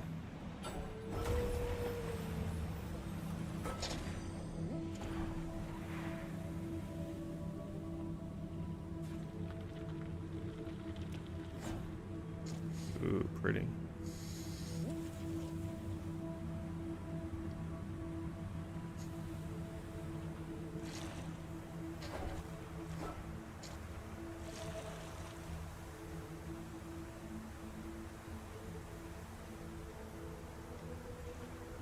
Definitely the best looking area in the game.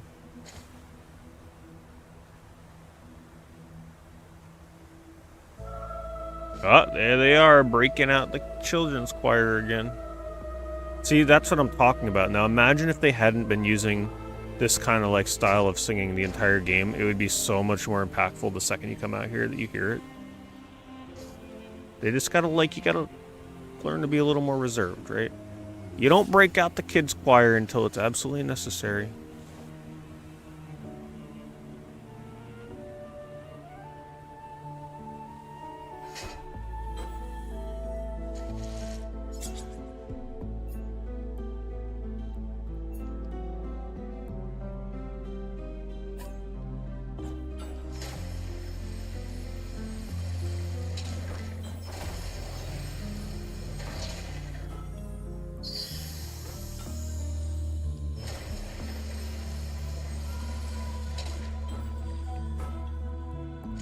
Like Eco, exactly. A master class in the use of music. You know, like I usually with games I complain when they don't have enough music. But you notice with Eco there isn't a lot of music to begin with. But that's because they use music so effectively in there, there's just no reason to complain. Because when they use it, it makes absolute sense. And the natural sound effects are so strong in that game, it's not even needed at all times.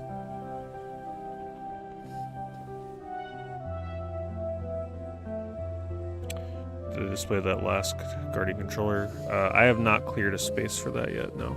I will though. Revelations 1 is a cool setting on a ship, yeah. Yeah, I do like the ship setting on that, looks nice. I think I would like Revelations. But we'll see, no guarantees. I don't even know if I'll play a Resident Evil game this year. So many other games instead that are good contenders.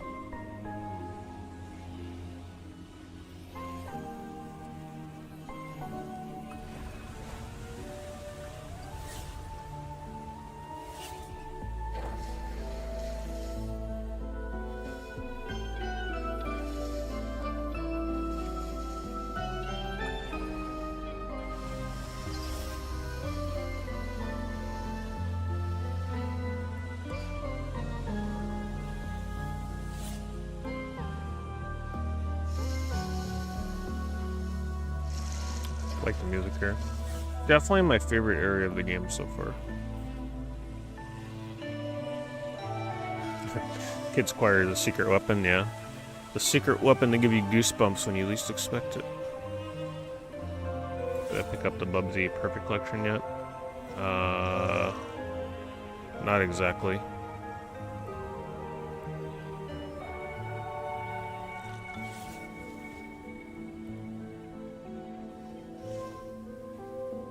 You see, I don't buy anything limited run games.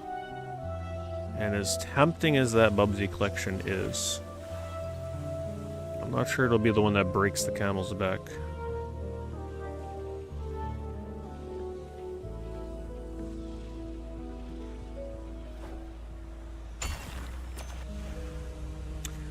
If it was ever sold used at a non-scalper price, from somewhere where the money does not directly go to limited run, I would consider it.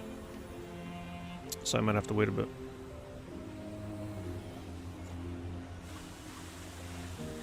Those are my only rules. The only time I accept limited run games is when it's gifted to me, which happened once. It was for Blackbird It was a cool game.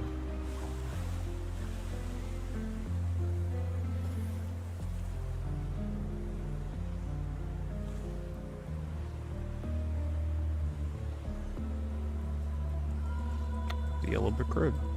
So it's a Wizard of Oz game the whole time.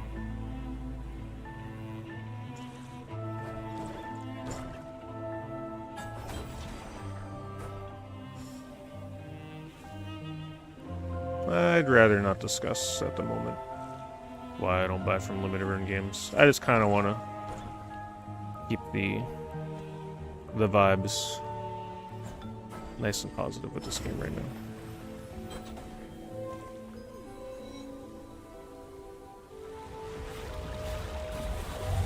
I don't feel like a tangent at the moment.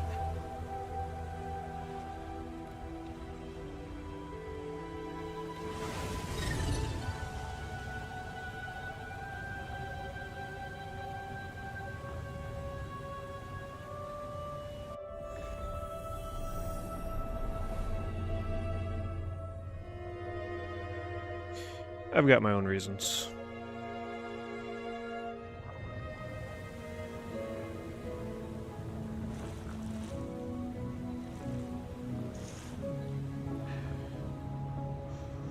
Can I cross this? Oh. What the hell?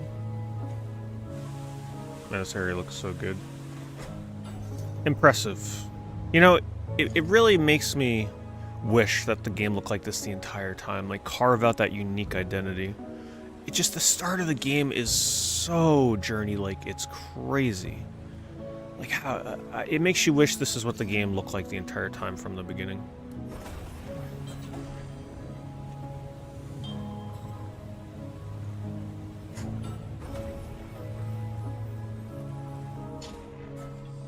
I don't understand what I'm supposed to do there. Well, that's the thing. I think they're a partner store, so it still supports their shop.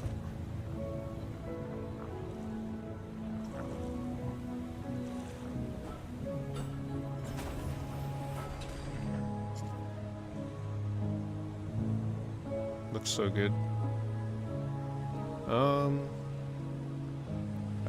Maybe I wasn't paying attention in the cutscene. Did they show me something that I'm supposed to be looking at? Quite. I guess. Oh, maybe there's still stuff I'm missing over here. Oh, this maybe?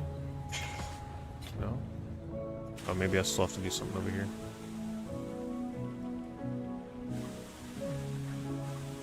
Like, I really don't care if people support limited run. That's the thing. It's just a personal thing with me. I can care less if other people buy limited run games. It doesn't really bother me.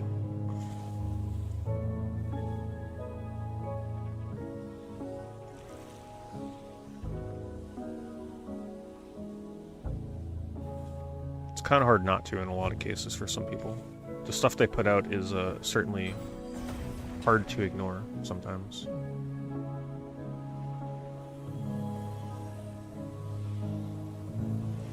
I gotta go buy all these things maybe?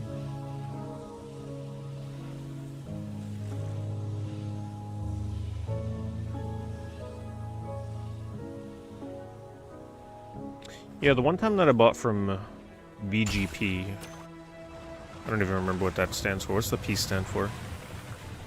I was impressed. The box, they put a little sticker in there. It was good. A good experience. And I think their stuff comes from Canada, right? So it was pretty fast, even despite that. Video Games Plus, that's right. Yeah, I bought some Evercade stuff from them, and it was really cheap. I don't think they even carry Evercade anymore, do they? I was looking on their website a couple weeks ago. I didn't see anything.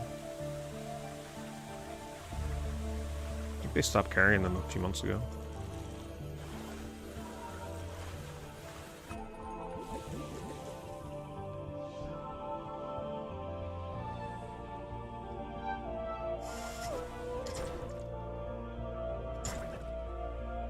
Oh, it looks so cool with the water down there. Like the Atlantis buildings underneath the water. Damn, they went hard on this spot, let me tell you. They definitely went overboard with this area.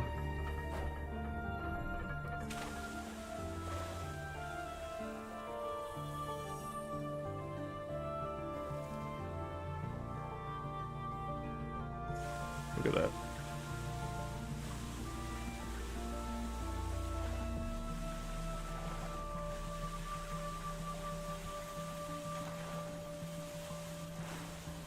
Oh, they do have Evercade listings?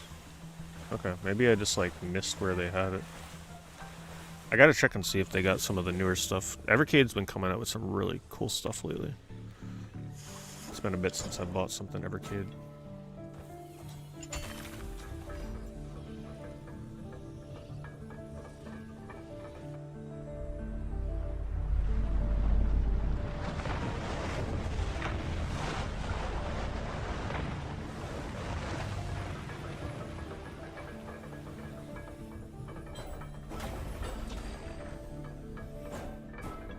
I could see why New Game Plus would be the speedrun category of choice in this now that I have the rail grind. Like, it's so obvious. That's gotta be abused in so many spots.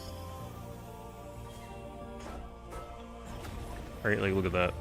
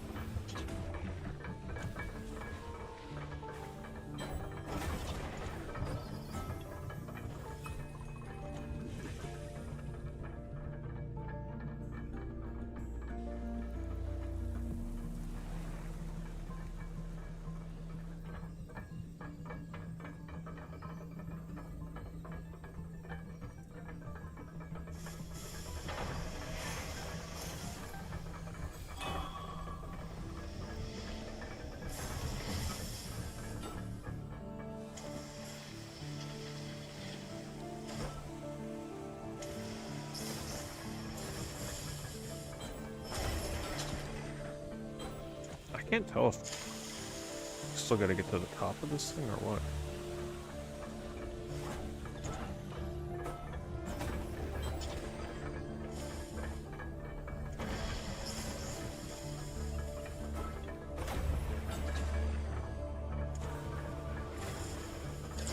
Oh, there we go. Didn't notice the jellyfish.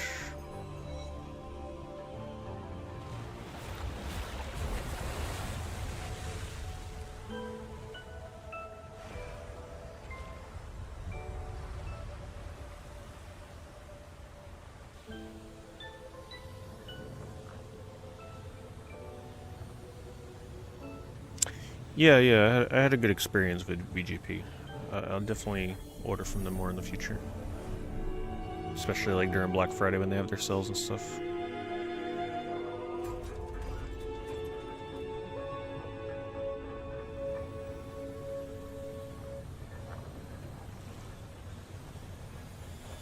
Look how cool it looks now. With the mako sharks and stingrays and stuff. Very nice.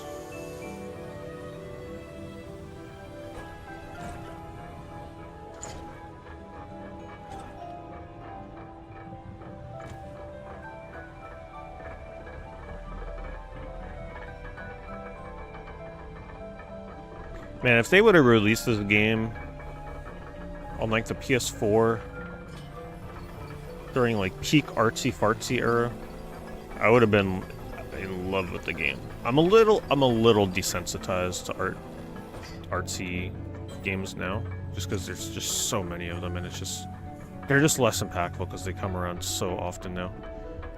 But yeah, this would have been a top tier for me at the time, for sure.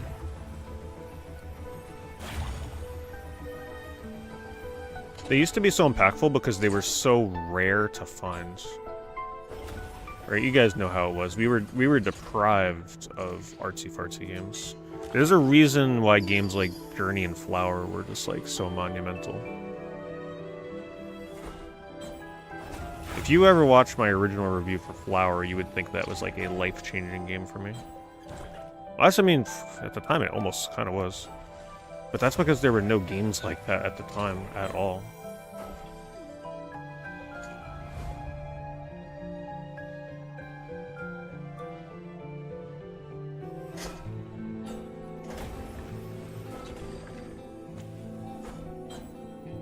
If a game like Flower came out now,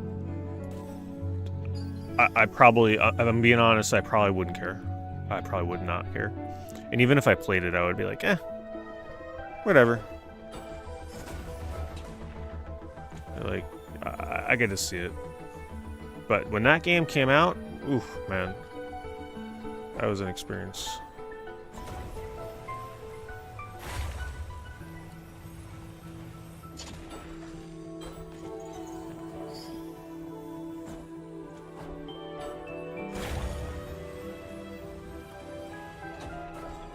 I guess one of the better ways to put it is games like Journey and Flower, when they came out, they felt like they were from the heart. And now when I see games like that, I just feel like it's a copycat thing. A lot of times. Where I feel like the intention is more so to just create a game that captures the Journey audience so they buy your game. In a lot of ways. It just feels less authentic when I see a game like that now. Like they're just riding the wave of artsy-fartsy comfy games. Whereas when those original ones came out, they were just like, to come up with something like that on your own, that took talent.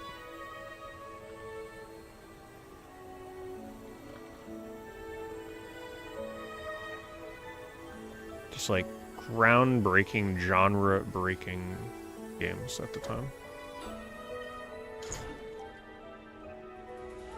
It's really sad that a lot of people now that didn't grow up playing Journey will have no idea how influential that game was on all the games we get now. That's like, I would say Journey is the equivalent of Mario to platformers. Like, that is the equivalent to the artsy-fartsy genre.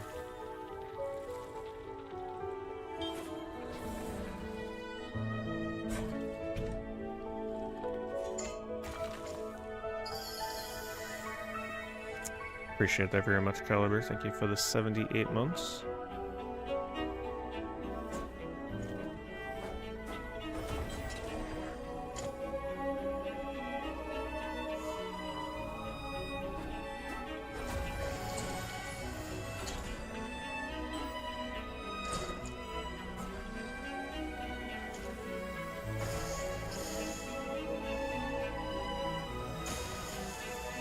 Oh, wow.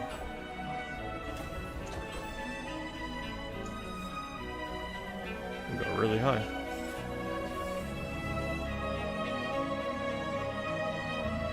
Artsy-fartsy. I don't know what else to call it. Like, when I say artsy-fartsy, people know what I'm talking about. Yeah. No, yeah. Inside and Limbo. I would say Limbo even more so. Just as much influence over the artsy-fartsy 2D platformer genre as Journey, for sure. Limbo is definitely a big one.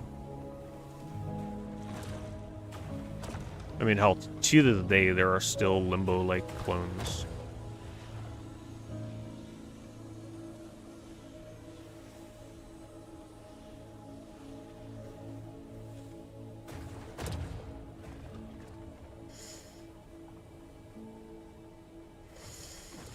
But you can almost go a little deeper and say that Limbo is inspired by stuff like Out of This World, Another World, because it does kind of have that methodical puzzle platformer kind of element that that game brought. Just with a different color tone.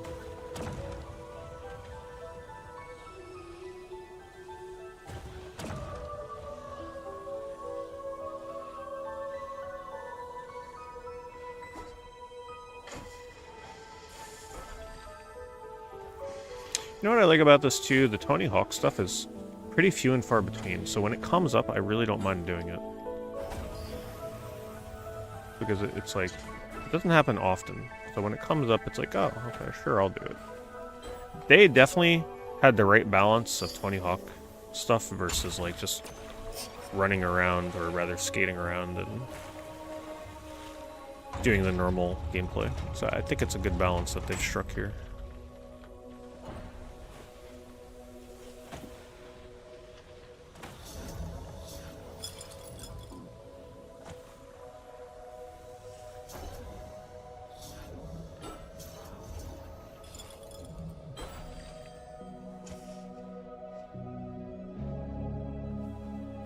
Oh god, the Myst clones. Oh yeah, Myst has to be one of the most cloned games out there. I still gotta work up the courage one day to play Riven. Decide on a version and see how I fare. I think it would be really fun to try and play Riven blind without any hints or tips and just see how long it takes before I have an emotional breakdown. Sure, it wouldn't take long.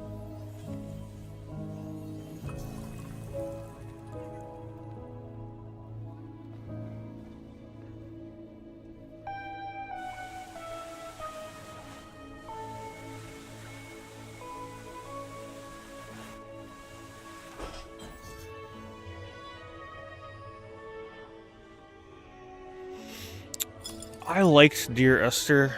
Dear Esther was another one that came around at the right time for me. But Dear Esther was more of the beginnings of the walking sim genre. Dear Esther is actually Dear Esther, now that you bring that up, is another like pivotal game that I don't think enough people give it credit. Because to me, that was the first walking sim I ever played. I went into Dear Esther not knowing anything. And I seriously thought I was about to play a horror game. So I was on the edge of my seat the whole time. And that was the first game I ever played where the main gameplay was literally just walking around and looking at things. So, yeah, that almost single-handedly inspired the walking sim genre, in my opinion. Because it was a successful game. It was big. One of the bigger ones. That and Gone Home. But Gone Home was more of a contained walking sim, whereas Dear Esther was like the more traditional walking sim. Walking sim is just such an interesting and weird genre. Such a weird genre. You would think it would have been a fad that's like long gone by now, but nope, it's still alive and kicking and more games than ever. I've played some good walking sims, don't get me wrong. Mostly in the horror genre. Like that, what was it, Welcome to Kowloon game that I played couple of years ago. That was probably one of the best walking sims I've ever played. Genuinely scary, light gameplay elements, and like amazing atmosphere. If any of you are looking for a good walking sim, Welcome to Kowloon, which I think is that only PC or is it on console now? It's a good one though.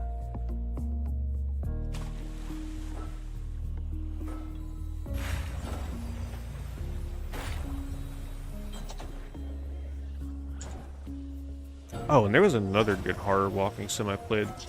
I can't remember the name of it. It was like an underwater one. All I remember is it was the year that I played Resident Evil.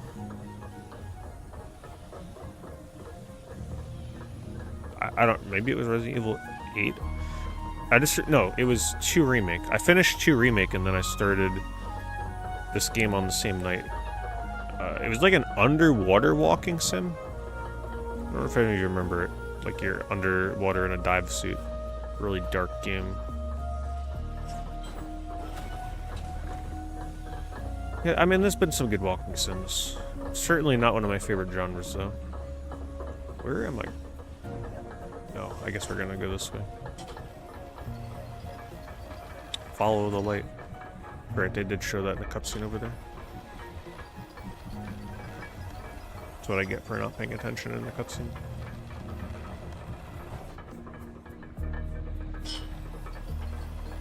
DualSense vibration when you go down the chain, by the way, makes it feel like you're actually like riding a chain. Shout out to a developer that finally understands DualSense vibration. Thank you. Makes a big difference.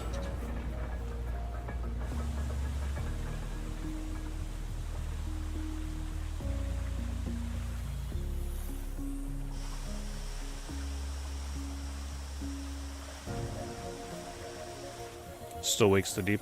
That was one of the better walking sims too. But that one definitely had a lot of like actual gameplay to it. There are some walking sims out there that literally you just walk. You don't do anything, no interaction, no nothing.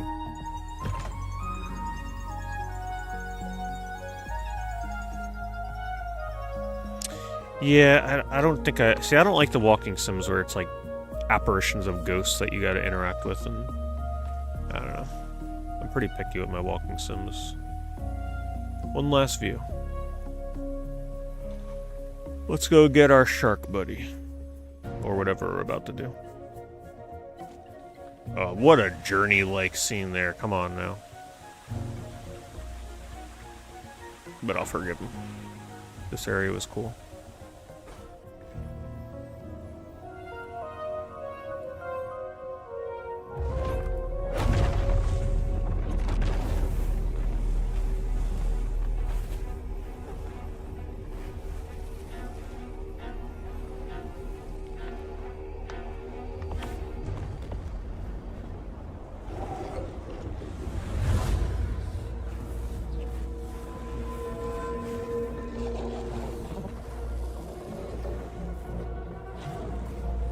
Take her.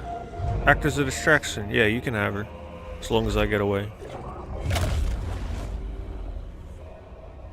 And that is extremely similar to the cutscene in Eco at the bridge, by the way.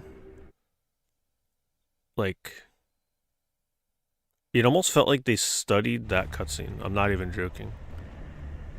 The way that that was directed, showing her eyes, because before you fall, you see a close-up of Yorda's face. And then the sword is, like, also dropping with you. Or not, maybe it wasn't dropping with you. I think you drop it when she grabs your hand or something. But yeah, that was... They definitely were studying that cutscene for that cutscene in particular. They said, alright, we want a very similar emotional resonance in our game between these two characters. But there's just not enough emotion there to care about the other character. I mean, in my opinion, you can take her. Eat her ass up, I don't care. But it doesn't have the same effect as Eco.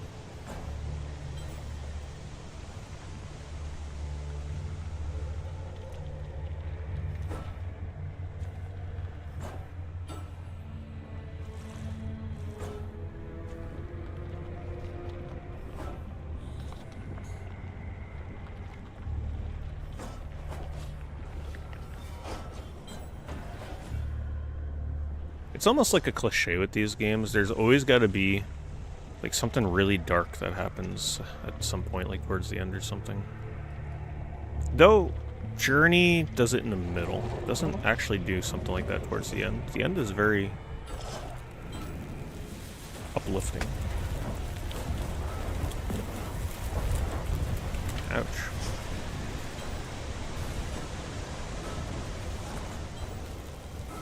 Oh, I lost the ability to glide. Triple jump. Oh no. Where was it? Maybe I got this way?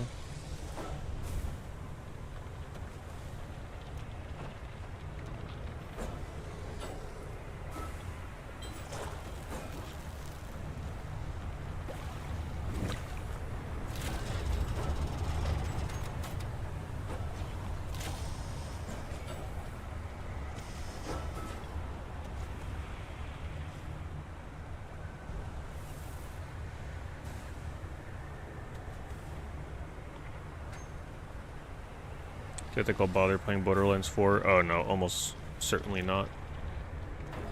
Yeah, that's the thing about Borderlands. It's not really a series where you can just pick it up and play for a stream or two. Like, that game wants you to treat it like an MMO.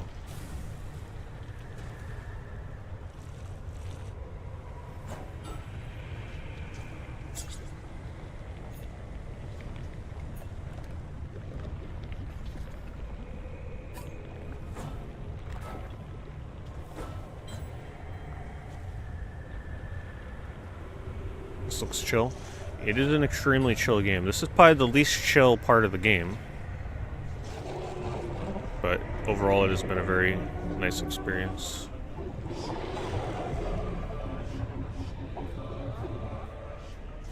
Essentially, if you like Abzu, or Journey, or Abzu and Journey, and also happen to like dolphins, you'll probably like this game.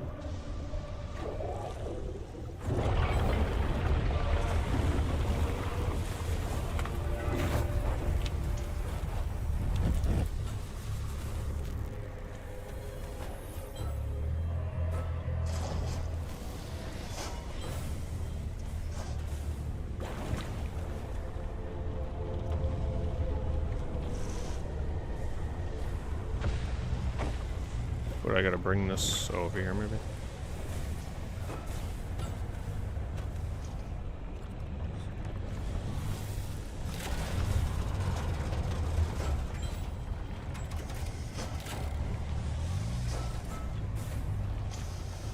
Yeah, Borderlands is just too much of a time sink. I used to play the hell out of Borderlands 1. I was very into the first Borderlands. But then I've told the tale of how, like, quick I just dropped the series. I don't know what it was. Whatever year it was coming out, like the year before or the year it was coming out, I went to PAX and I waited in line like 2 hours. I mean, that tells you right there how much into Borderlands I was. I was willing to wait in line for about 2 hours to play the demo, which was about a 10-minute at the most demo. And I did. I waited in line. I played it 10 minutes. And then right around that time is when my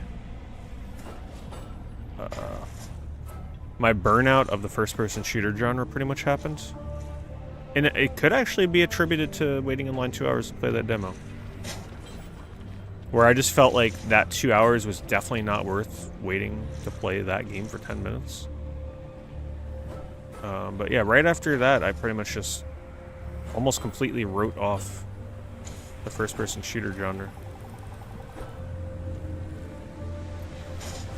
And that was that. Never bought the game, never played 2, never played 3.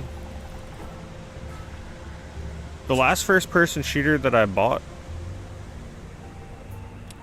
where I really felt the burnout, was Killzone Shadowfall, for the PS4 launch. Now, of course, not the greatest game, but I bought that and played it for the launch, and the fact that I couldn't get into that for the launch of a new console, I was like, yeah, it's over. I bought that out of desperation just because the PS4 launch was so lacking, and that didn't do it for me either. And I've never been the same with first-person shooters since, to be honest. Because I used to play almost any first-person shooter that came out, especially if it had online competitiveness. I was there day one. And I just played too many of them, I guess, and they were just getting too samey. And that was that.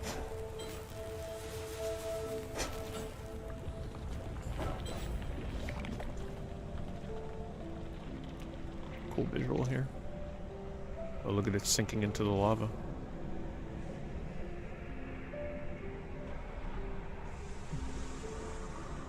I played Doom. Yeah, that was one of the first ones in a long time, though, that I attempted to play. It's pretty rare. It's pretty rare these days for me to pick up a first-person shooter.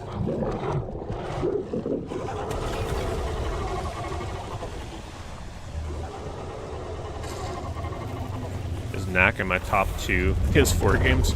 I mean, isn't that all the PS4 had at the launch anyway, is 2 games? Knack, I would say, was my #1 PS4 launch game. I really enjoyed Knack. It was like the perfect launch game. It really was.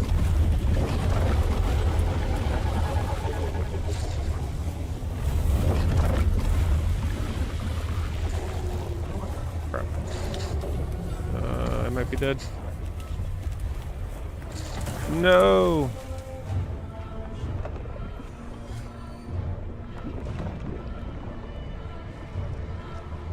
Damn, we fried to a crisp.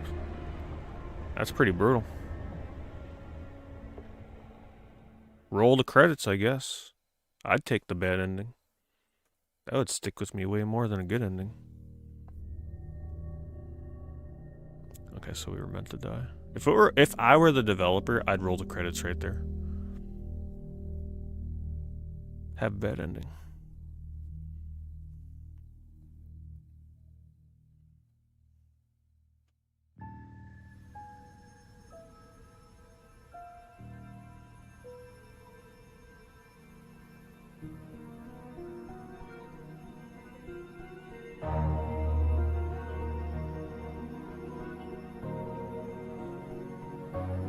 Drop Fantasy Life. Yeah, but you were probably playing Fantasy Life long enough.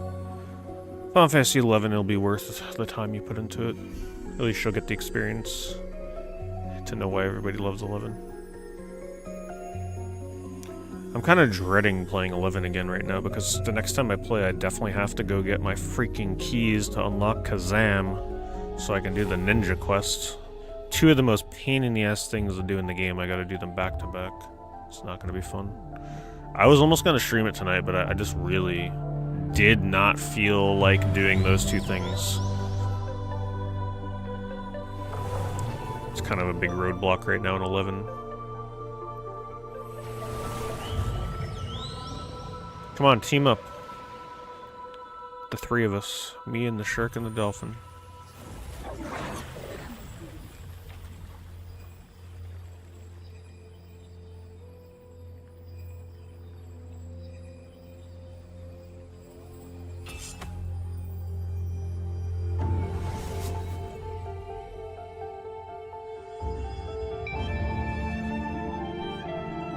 It's a pretty big sword.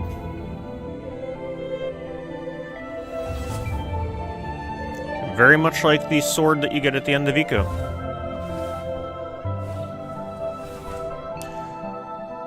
See, they think I wouldn't notice, but man, you can't slip anything past me with your references. When these games pull out their Eco references, like, you're dealing with someone that's played Eco so much.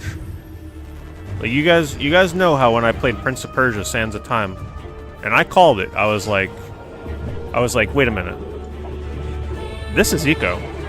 And then sure enough, you guys remember that stream where I was playing the game and I'm like, holy shit, this is literally Eco, I'm not even kidding. And then I did a little bit of digging, or like someone found the article or something, where they found an old interview with, I guess, like, you know, one of the higher ups at Prince of Persia: Sands of Time, where they said that they had a session, like, where they spent several days where they forced the whole team to play through Eco and study it for inspiration. Right? So you ain't pulling nothing over on me. I'm gonna notice all your Eco references.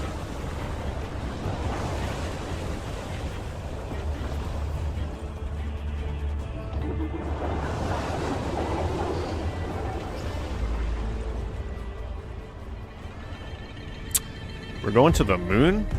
Wow. That's pretty crazy. I take it this is the end of the game.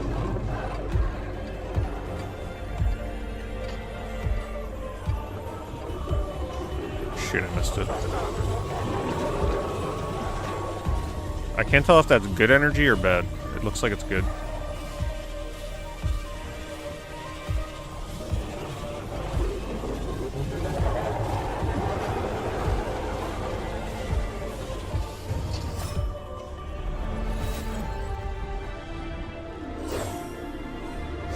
Ubisoft logo. Defeated with the power of microtransactions.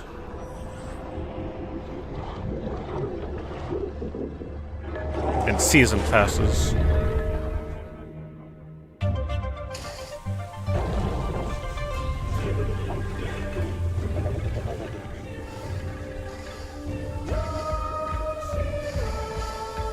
Oh. Take it, we're supposed to gather these, and we attack with square.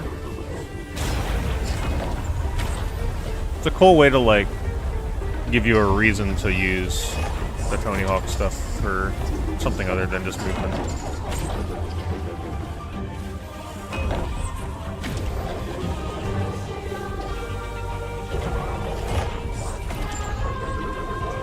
Visually, it looks really nice.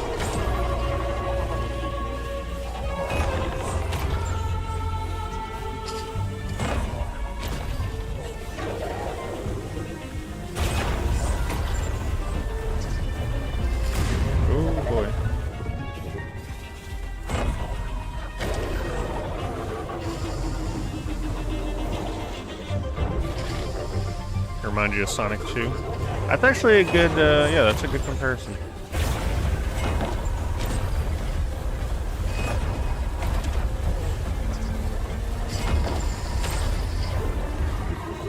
If I could have one arcade cabinet, what would it be? Sega Sonic for your arcade? With the trackball? because it's extremely rare to have the opportunity to play that.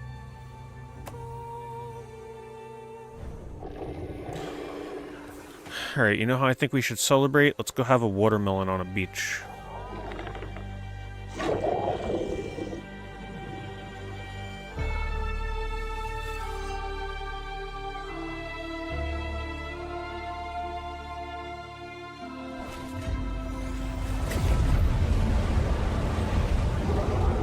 Paw Patrol World is just added in Game Pass. Too bad I don't have a Game Pass. Actually, no, I still got a little bit of time left with it. Oh shit, we ain't done yet? God damn, I thought they were about ready to roll the credits.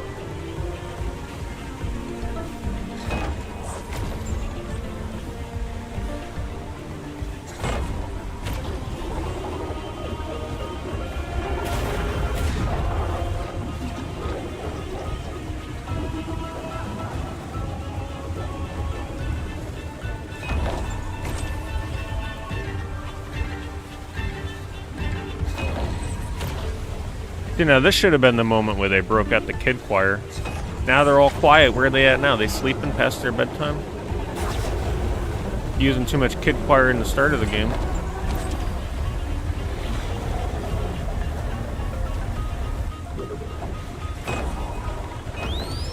Oh shit, there he is.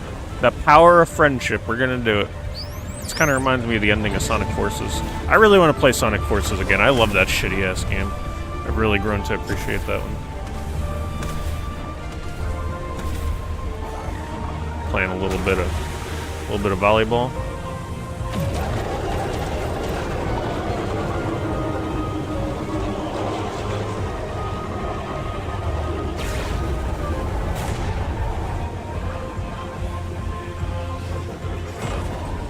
Sonic Forces always had one of the most cheesy endings.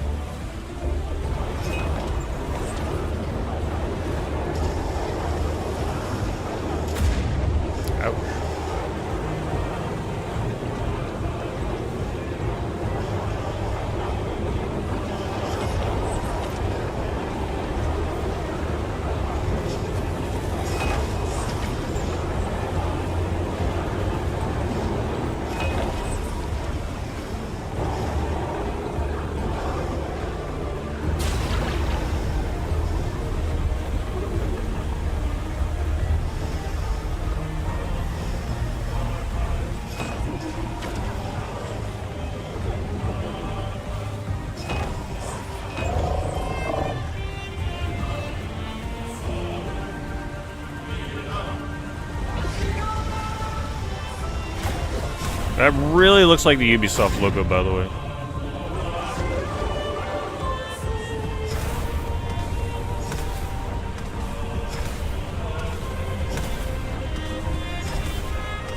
It's almost like commentary on these developers saying, take your DLC and shove it. Season passes.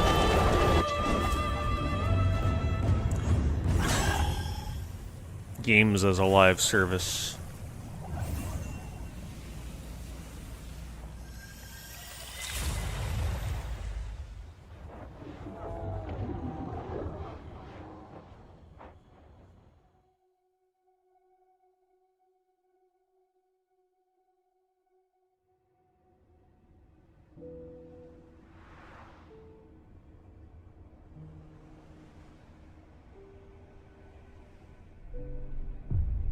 Damn.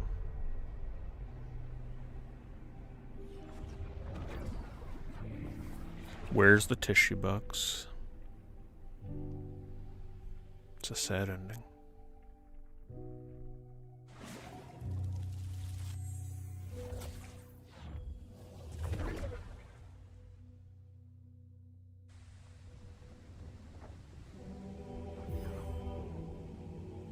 Just a raindrop.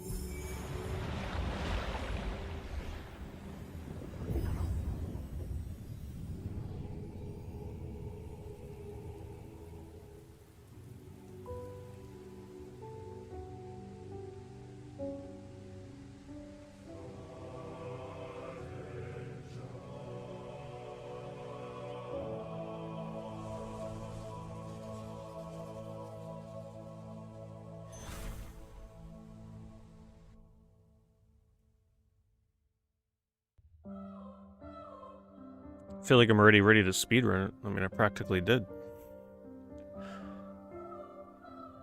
I think I beat it a little faster than intended.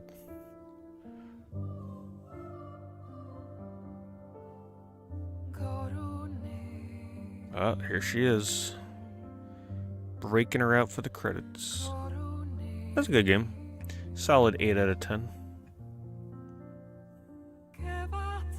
Certainly worth playing for free and not like $30. I'm sure it would be worth it for $30, but you better be playing through this more than once for that price.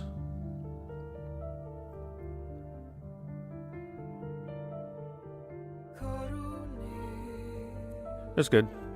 I really wish that the beginning wasn't so journey-like, though. I wish they would have stuck to that like really unique look that they had towards the end of the game.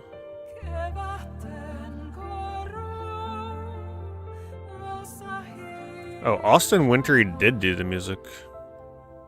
Damn, Fall from Grace, though, let me tell you. Nowhere near as good as Journey.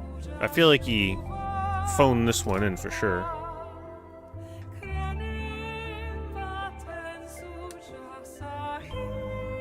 Unless he just did one song or something. Because this sounds like him. Maybe some of the other ones weren't him.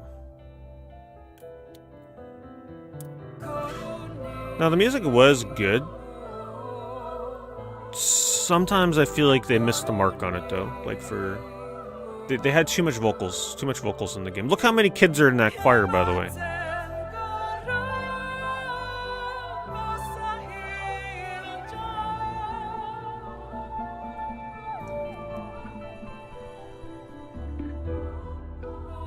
For those of you that have not played Journey, and you plan on playing it, I highly suggest you try and convince a random person or a friend or something to play it with you.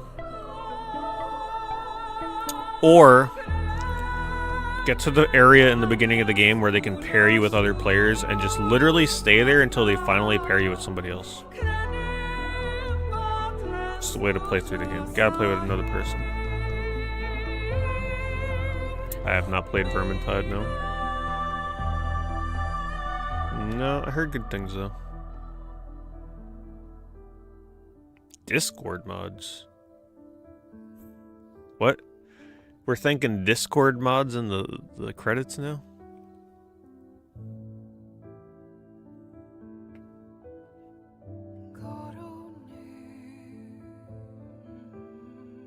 I think that's the first time I've ever seen that.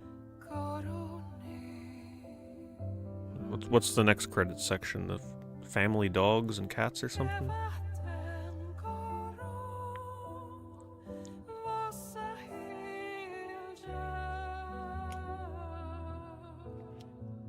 Brandon Dew.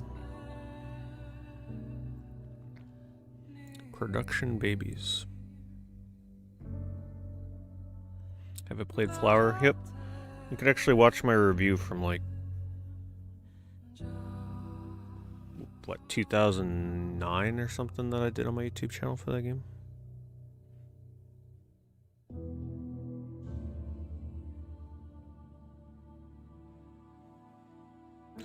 Time multiplier. So they actually encourage you to play through this again. Speedrun it.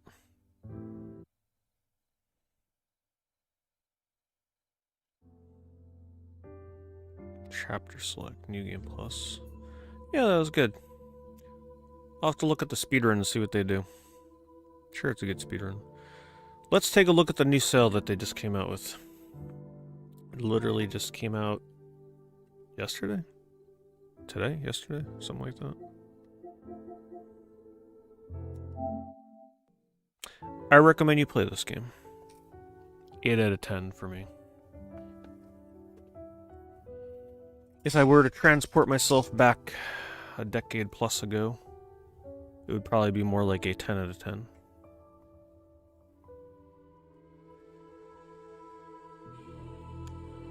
Alright, what's the name of this cell?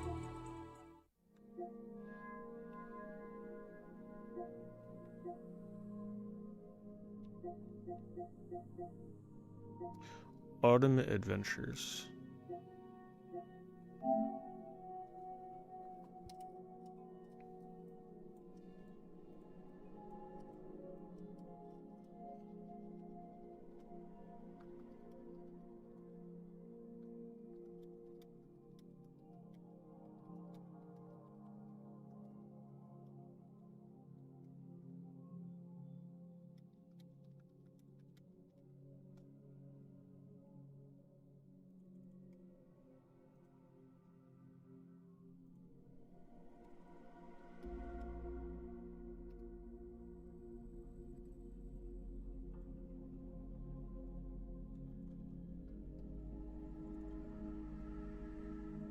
Okay. They have a new sale every 2 weeks, but usually there's like 2 sales going on at once. Oh god, is it gonna crash? Oh, that's right, I forgot. Oh my god, I almost feel like I should bring up the PlayStation app real quick. Hold on, I'm gonna bring up the PlayStation app on my my iPad real quick, because my wish list is full, and if I attempt to add anything, it's gonna be very annoying. So give me a second. Let's see if I gotta just clear out a few things real quick. Also turn my AC on.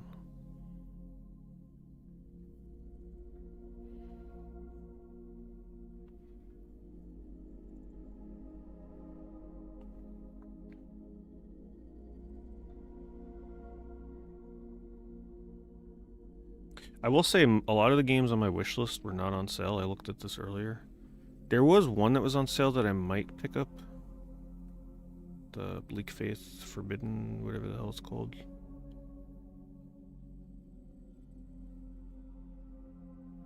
Is there an easy way to take these off here? Wow. How do I take this off of my wish list? Wait, there's no way to take this off of here? Do I have to do it? Oh wait, there it is, okay. Kind of a pain. One, I took off Death is True. I'm gonna take off this Oni game because someone told me it was terrible. Oni Road to the Mightiest Oni.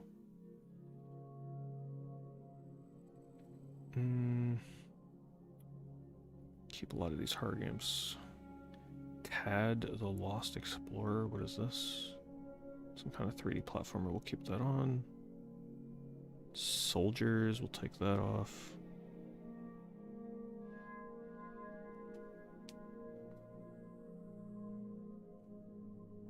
Yeah, because my PSN is kind of broken when you try and take this stuff off on PSN. Those of you that were in my last stream, you know what I'm talking about. Petite Adventure. Oh, that game. I'll take that off. There is a wishlist limit, by the way, like 160 something. I already bought this game. I can take that off my wishlist.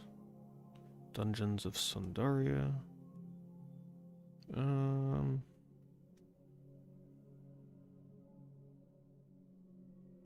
Slayers X. Gotta free up the room for the jank before we go through this. Night of the Dead Simulator. Yeah, I think that one looks just terrible, so we're gonna take that off.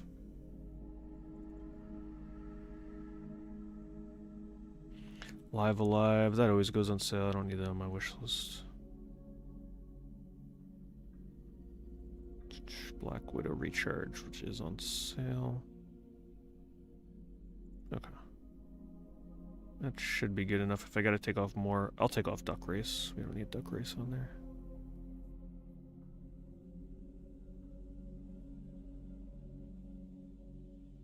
And the app just crashed, so I guess that's all we're taking off. Even the app crashes on me. Goodness gracious.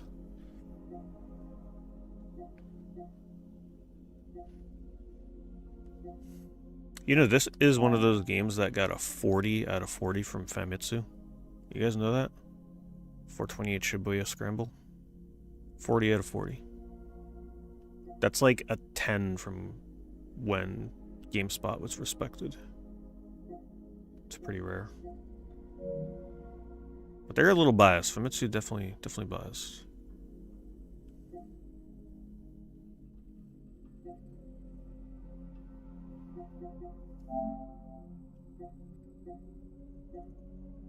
Ninth Dawn remake.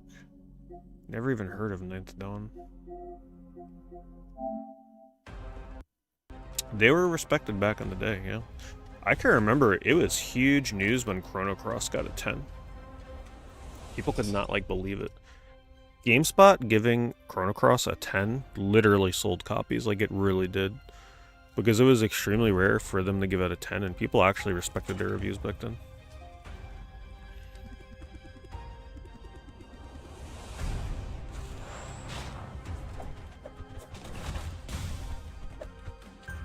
That's a pretty terrible looking roll animation. I'm not a fan of whatever the heck is going on with this game.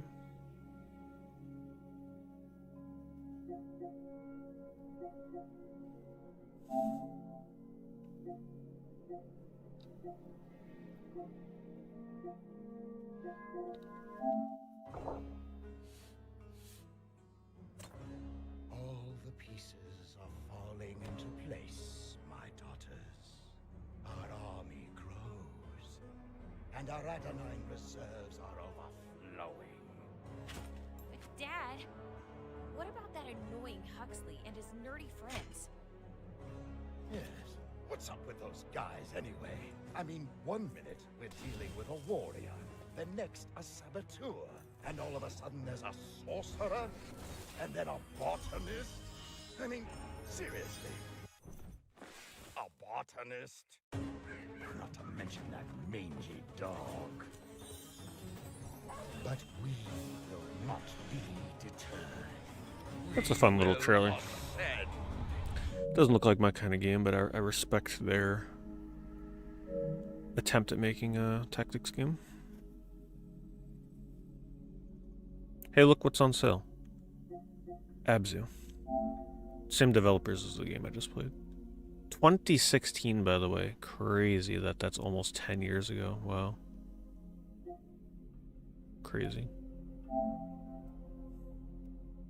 I streamed this, by the way. It feels like just yesterday. That's insane. I remember streaming this.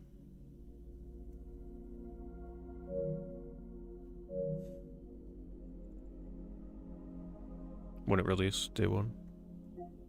Abyss, Backrooms, Pools. It's probably one of those games that uses stolen assets, judging by that rating.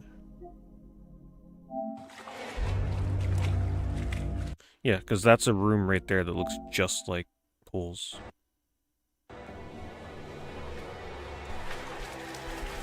Pools apparently has a demo now, as I was alerted to on Discord. Fellow Marshall, let me know. Pools has a PS5 demo. Sound the damn alarm. It's finally coming out. Hopefully soon. Shame it's not here yet. Maybe by October. This is the game where you, like you help people that have been in a car accident or something. Looks kind of goofy.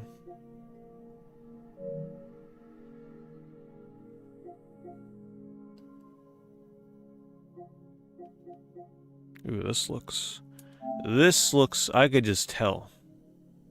The price, the name. This could be a good one. Ah, damn, it's a Diablo clone?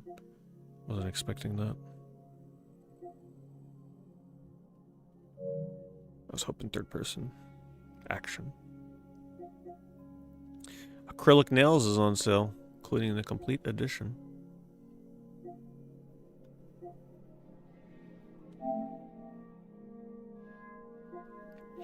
I could already tell this is going to be a good sale. There's a lot of stuff that's on sale that isn't normally on sale. So there's going to be some different stuff in here.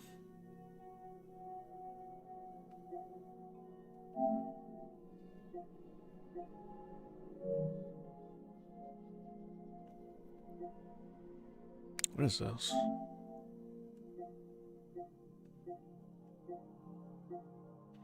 It's a floating sim? So instead of a walking sim, it's a floating sim, maybe?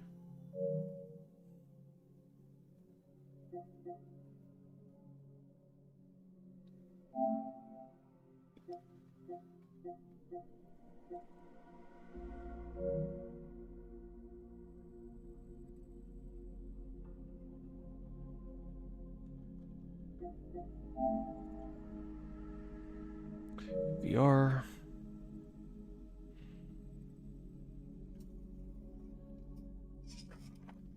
Let me change the title on YouTube.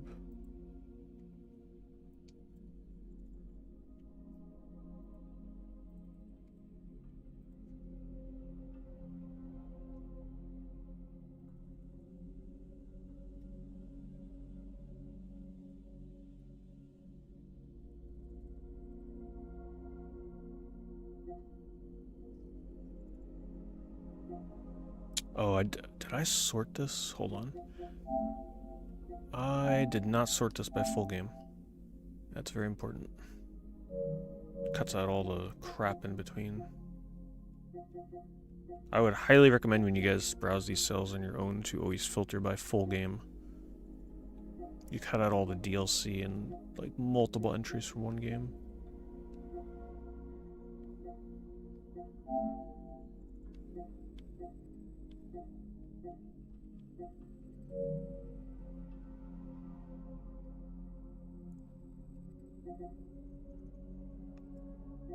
Agent A gets Amberg's stamp of approval. Let's play a little game. No, there's just been so many sales. How brilliant you truly are.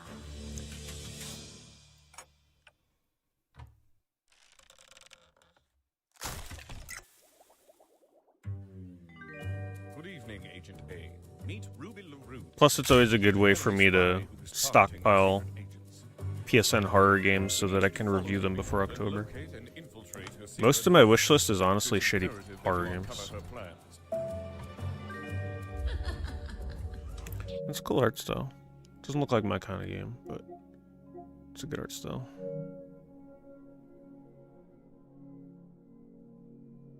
We'll return to something with the roulette. I don't know in what capacity yet, though.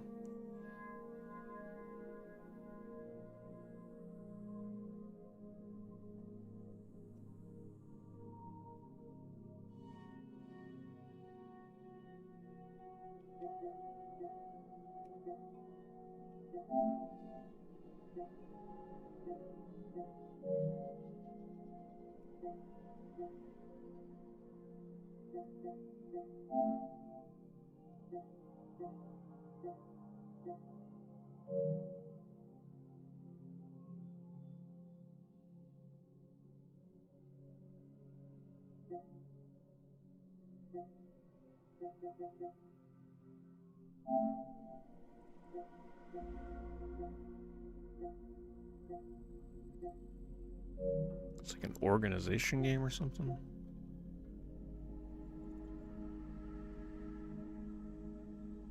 Some of these I won't click on because I know I've clicked on this in the past and I know it looked terrible, so I'm not even going to waste my time. Amnesia: The Bunker is on sale for $6. That's a good price if you haven't played it. Way easier to recommend that for $6. I will give this game... Oh wait, no, I haven't played The Bunker. I played Rebirth. I'll give Rebirth credit for something, though. Some of the most intense, nerve-wracking opening hours to a horror game I've ever played.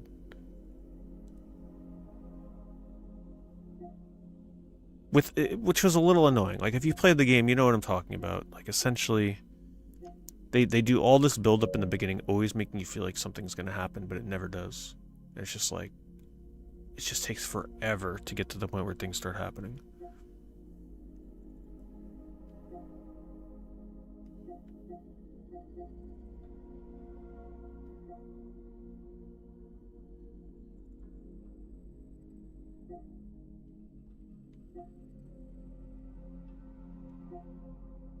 Yeah, the reason why I didn't do The Bunker and still haven't, it's one of those games where you can kind of like go through the game. It's not like a clear A to B, like point A to point B kind of horror game. It's one of those ones where you gotta like run around, hide from the monster, get things, like search for items, gather the item. Like it's one of those like sort of open-ended run and hide kind of games, which I'm definitely less inclined to try those. I like the ones that are a lot more straightforward.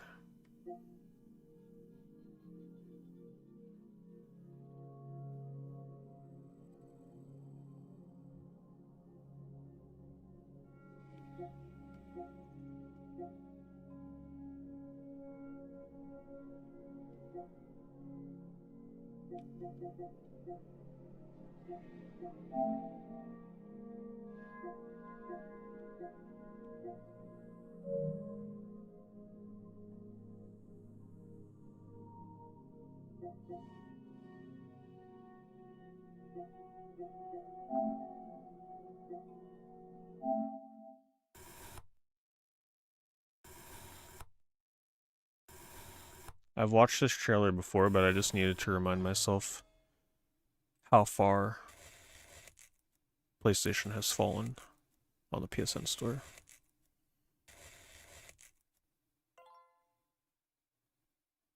This wouldn't even cut it, no pun intended, for like a mobile game.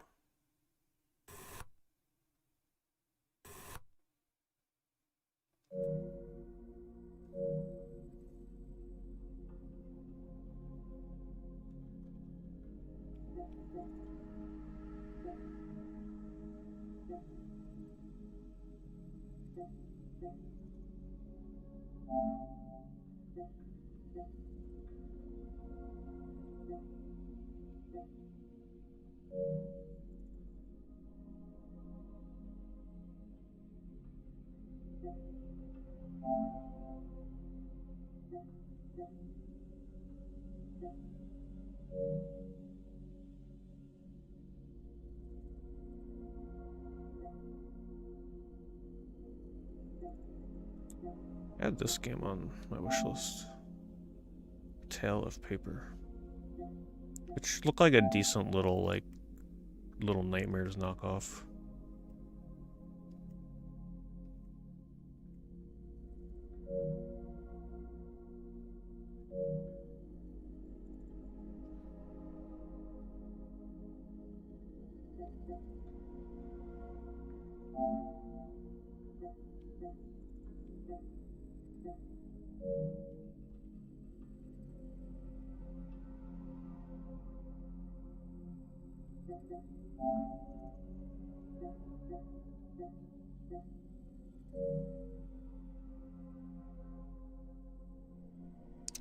I used to be one of those people that would buy games on Steam just because they were like dirt cheap.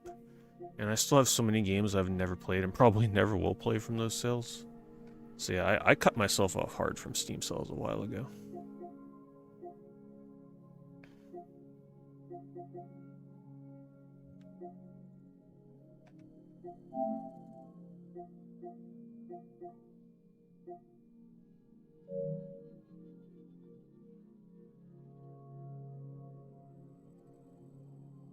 Yeah, multiple people have brought up that Buy Sweet Carol game to me. I know I have it on my list.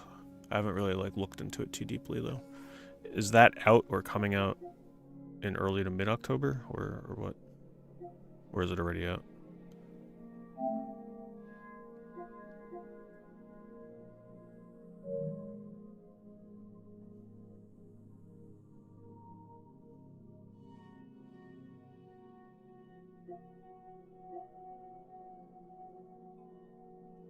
Ninth of next month, yeah.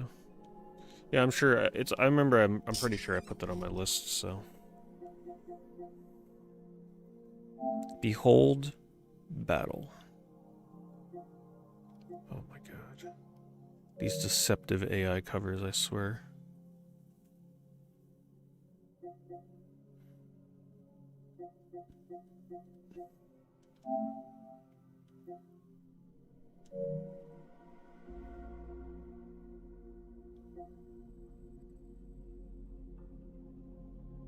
Beyond Good and Evil 20th Anniversary is on sale. $12. I want to see what this one is. So it's a visual novel?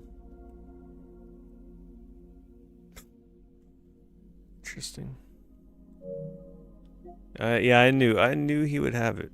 My resident, like I always told you guys, it's actually very important to have a platinum, like a hardcore platinum hunter on your friends list. It's more helpful than you would imagine. Because when I see the Donovan Viper has played a game like this, it already tells you everything you need to know about the game. It's a platinum game. Very important to have one on your friends list.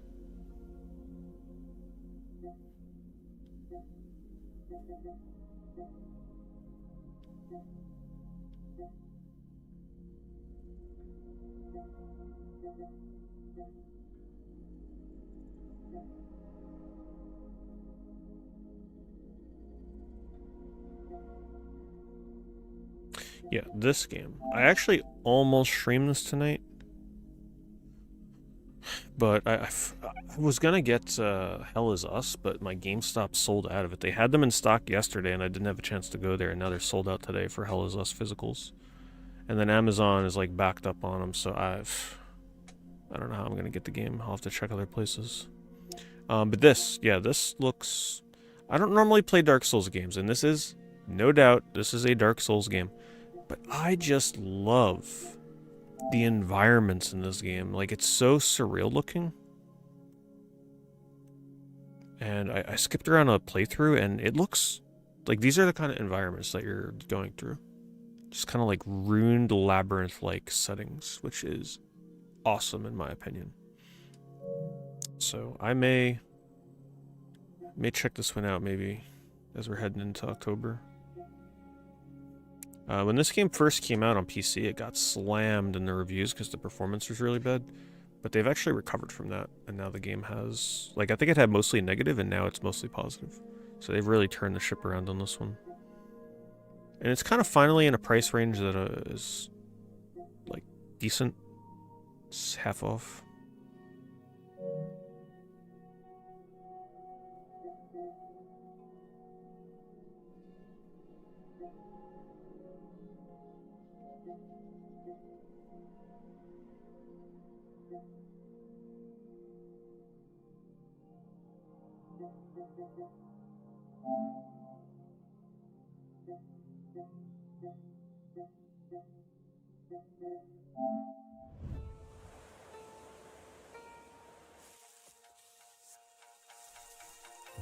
Yeah, I almost never refund games on Steam. I've maybe refunded one game. I'm just not usually one to refunds. I guess because most Steam games that I play, I end up playing for more than 2 hours anyway.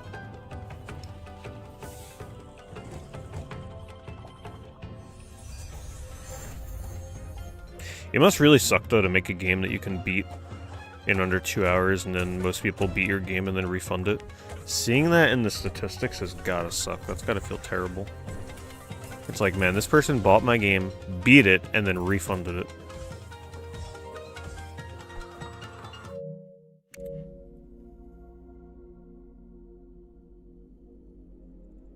Yeah, refunding for being broken and busted, though, yeah.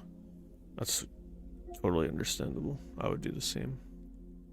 But there are a lot of people out there that abuse the refund system.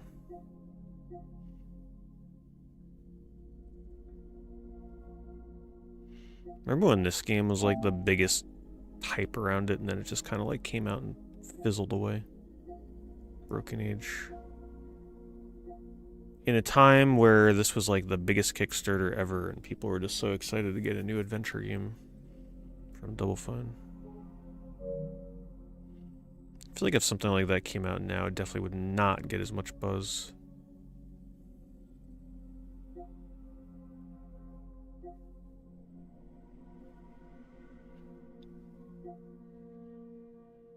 This is on my wish list. Buzz Ludza Evil. Yeah, this definitely looks like something I would have put on here. There's no gameplay, but I still added it. Yep. Looks about right.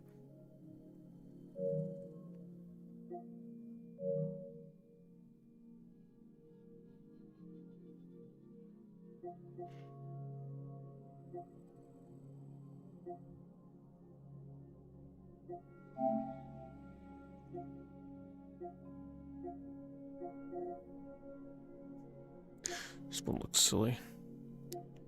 Add that. I remember watching a trailer for it. Ah, first crash. I told you, whenever I add something to the wish list, that's usually what causes the crash. I think I'm starting to get to the bottom of it. Because my wish list is, like, really long.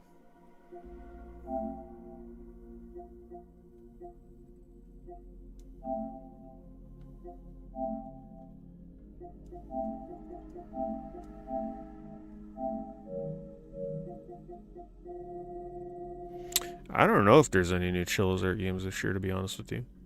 I wouldn't doubt it. There's got to be something. They were shitting those games out like no tomorrow. They were definitely starting to go downhill with their quality over the years. I almost don't look forward to their games as much anymore. They're kind of lazy. Ooh, Care Bears is on sale for $3. Ah, no gameplay.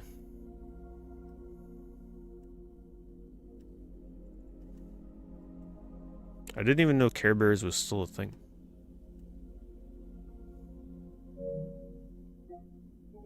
Do I dare? Okay, no crash. Maybe what it is, I can't like... Maybe I tried backing out of the store after I added it. Maybe I gotta add it to the wish list and like slowly back out.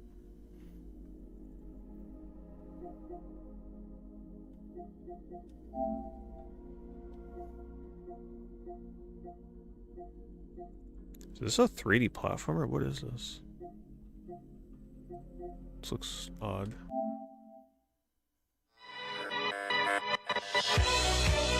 Ooh, man, that is... We're gonna let that one play in the background. That is loud.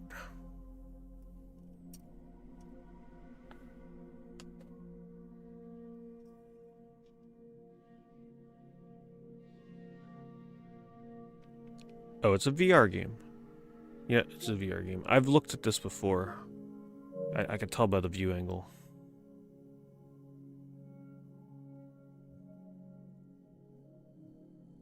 Cursed Digicam. So is that the only new one that they've come out with since last October? Man, they're slacking.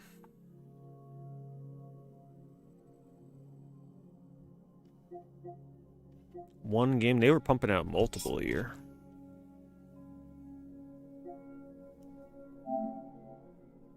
But yeah, really, the last few they came out with, I don't even remember what ones they were that I played last year.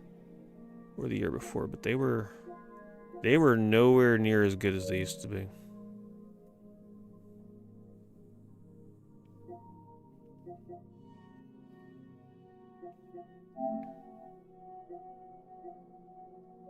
VR? That's actually probably a really scary VR game.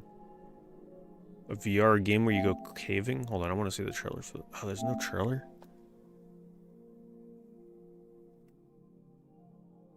That's a cool idea for a VR game.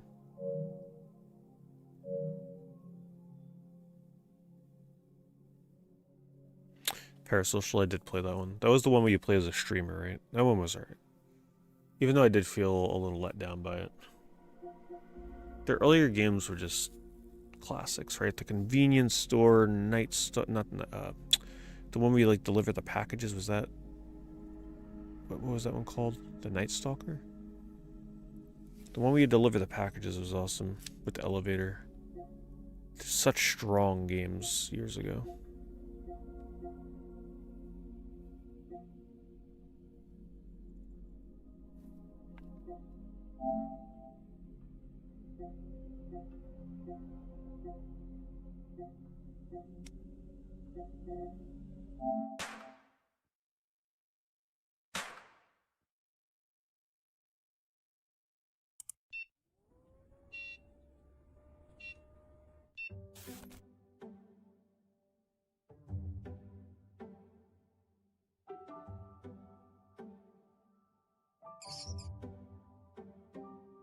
This is weird.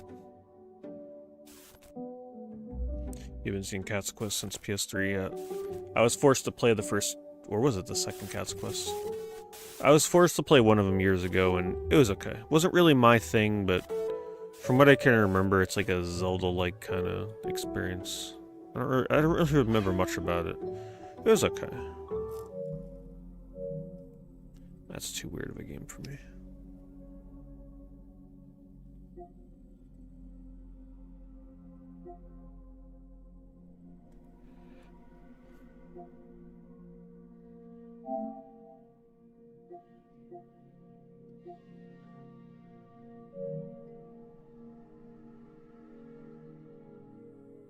Oh yeah, they're pretty popular games.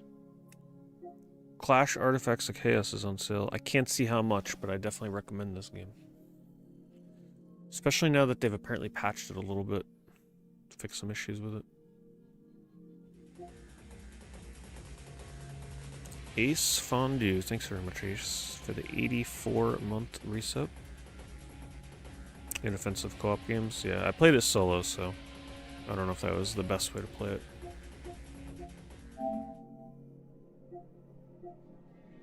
Oh, VR game. A lot of VR games on sale.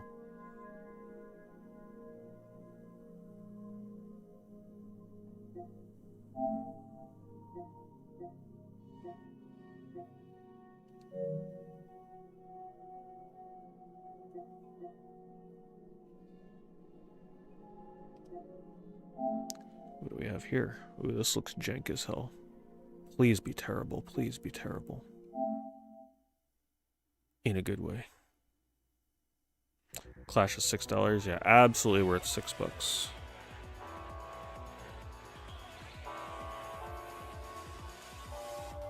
Brandon, thank you as well. Thank you for the 57 months.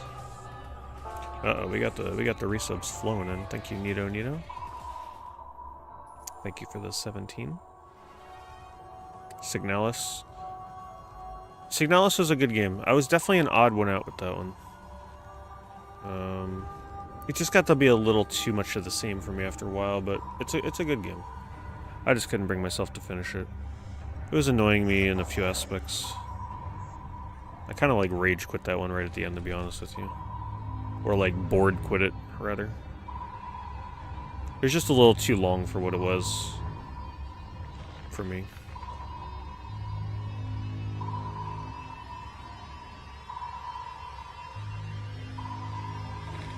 So definitely a walking sim.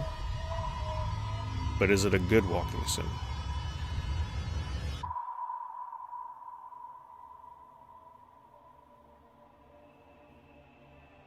Conarium. Black Mamba with the sub-gift of vinyl. Thanks so much, Black Mamba. Thank you for the hookup. At this point, people that get sub-gifts will be able to use their horror emotes in October, at least the beginning of it. So very kind. 4.0, 207 ratings, which is actually pretty decent. 2019.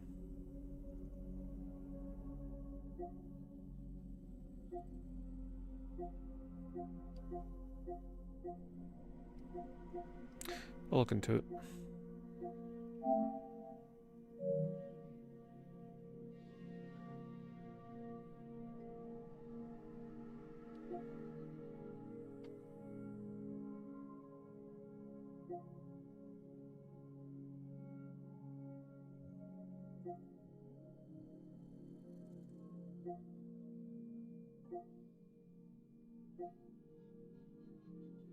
I love how, like, the real Croc is finally next to his counterpart part that's been on PSN now for so long.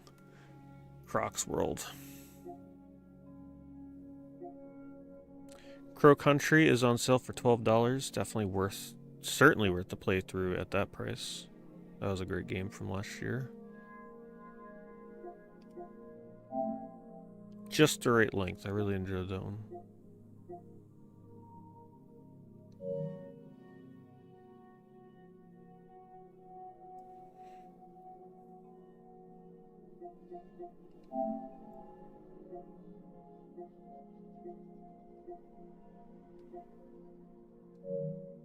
It's a weird looking game. Wait, what is it actually though? What are you doing in this game? Hello. Is this a VR game? No? Hello. Let's move along. I am the Crypt Master. You can finally begin your journey into my world. Let's get those rotten old... Oh, this looks terrible to play without a keyboard. I don't even know if it's playable. Maybe you can, like, maybe it's designed around no keyboard. Sure looks like it. This altar is dedicated to Shalia, the goddess of life, but I will make you wish you'd never been resurrected. Cool style. I don't care. Well, I don't think I would care for the actual gameplay of it though. Crystar is on sale for $10. 15 for PS5. That just feels so wrong. $5 more to play it on PS5 when it's literally just like a port of a PS4 game anyway. Everybody say it with me now for this one.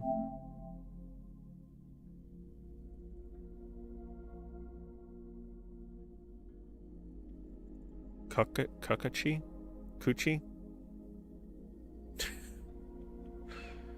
Just always gotta...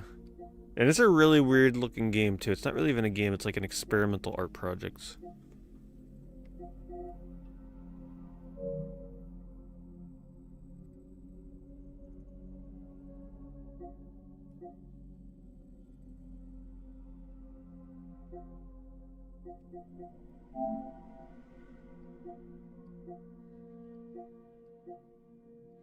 So what's the gameplay? Oh, okay. That's it.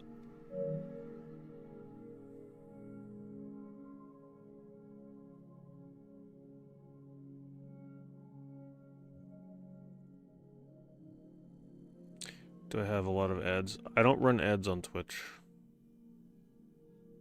The only time you get an ad is when you first log on to the stream. There'll be like a pre-roll. But there should be no ads in the middle of the stream.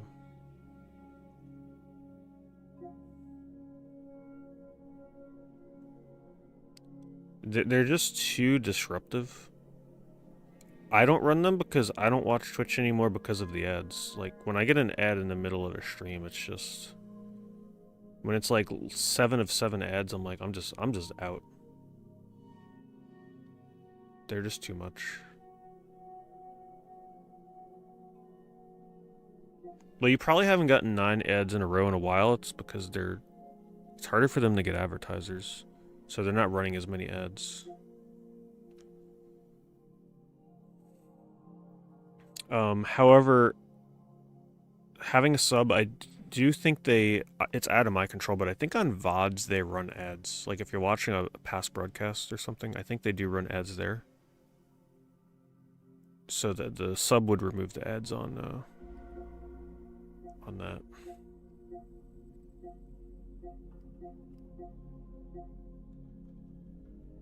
Darkwood is $4.50. That's pretty cheap for that game. I don't think it's ever been quite that cheap. I'll never really play this one. Just a little too involved and long for a game for October. But I've heard good things. I'm also not the biggest fan of like extreme top-down angles like this.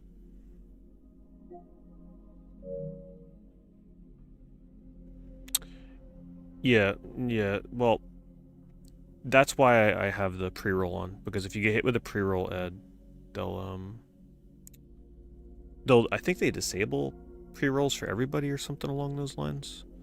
Or no, you have to manually run it and then they'll remove pre-roll. I don't know how they do it these days.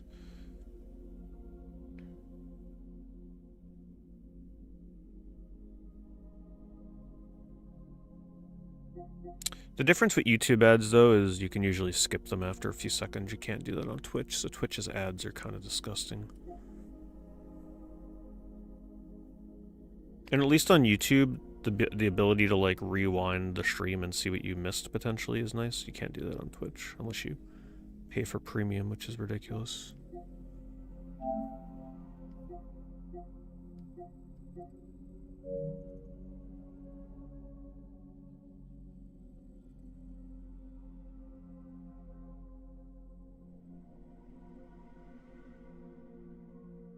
Yeah, I used to have Twitch Turbo. But then they kept raising the price on it over and over and over. And I just eventually unsubscribed from it.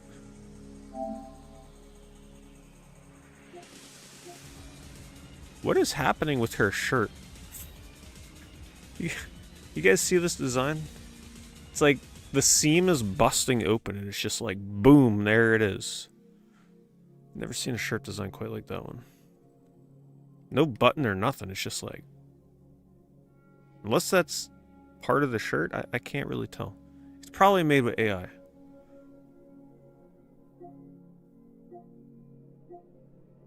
Oh, it's a roguelike.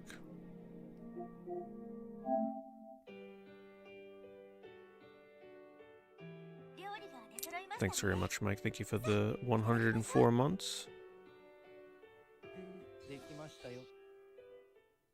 Yes, Turbo is not worth it unless you like live on Twitch, which I don't. It used to be that I would watch nothing but Twitch, and then it was worth it for me. Twitch was my entertainment But then when I started watching a lot more YouTube again, and once you go YouTube Premium, boy, it's hard to go back. It's just such good value to skip all those freaking ads.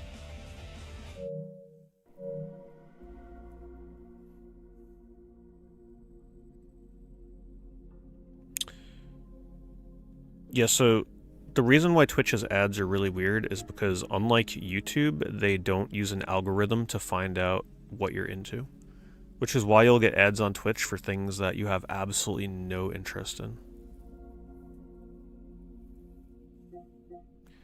Because they don't gather data to know what to target you with for ads, so they just literally throw anything at the wall and hope it sticks.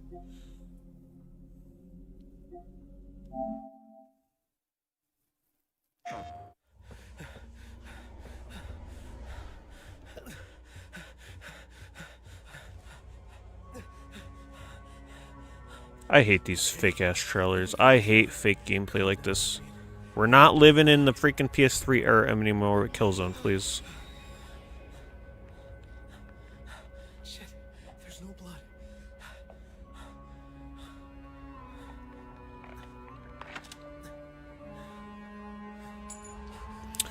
Well, there is betting on Twitch. Like, there is a betting, like a gambling category. I forget what it is, but like it is allowed.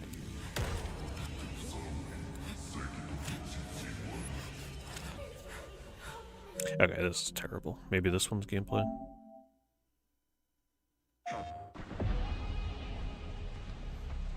Not all images appear in-game. What does that mean?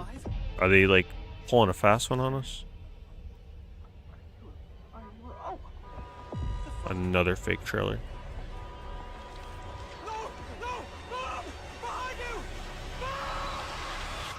Get out of the car.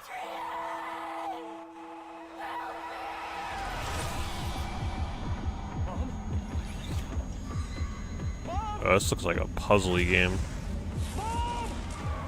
So the guy's just screaming for his mom the whole game? Open, come on, open. This looks so bad. Oh my god. It's not even real gameplay.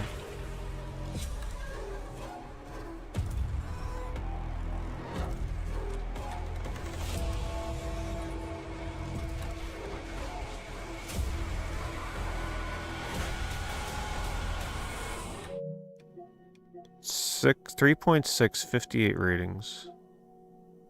Yeah, I don't know about that. I mean, hey, it's a unique concept.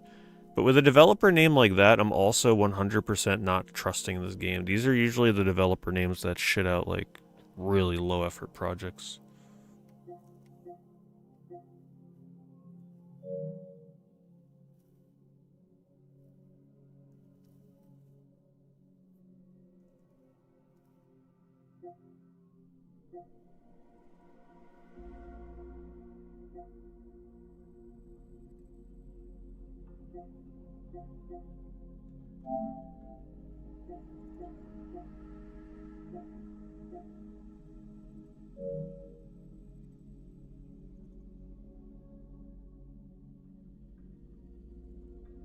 Detroit is on sale? But why do I feel like this game should be way cheaper than that? Like, can't you just buy a physical of this for like $5?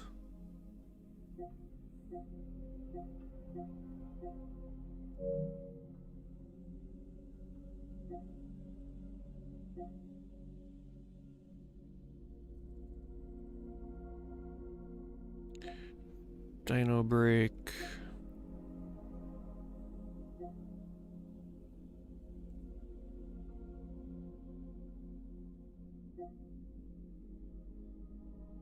Don't Be Afraid. I feel like I've probably looked at this.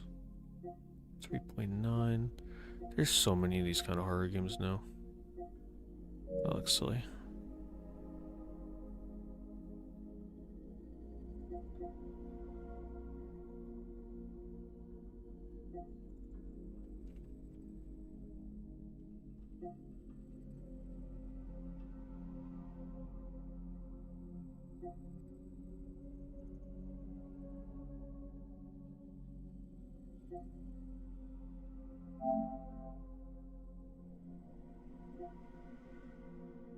That's it.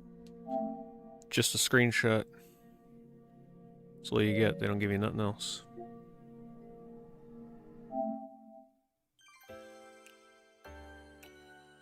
I feel like this is about to mute the YouTube stream.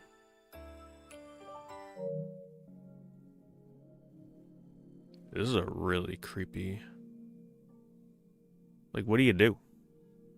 Are there choices in the game, or do you just watch this girl? She's got her mochi, whatever the hell that is. 2 of them. 2 big mochi balls.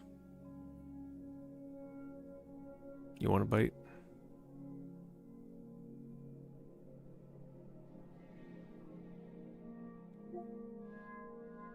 The summer sale up to 20% off. 79 ratings. See, that's why you don't want to be on my friends list, boy. You're gonna get exposed if you ever play in these games. We'll know about it.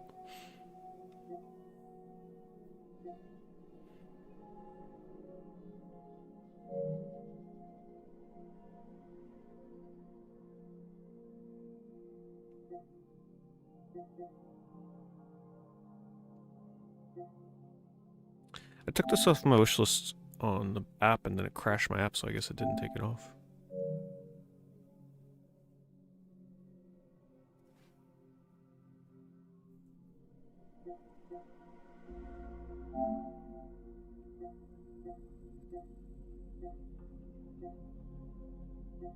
Cool graphics.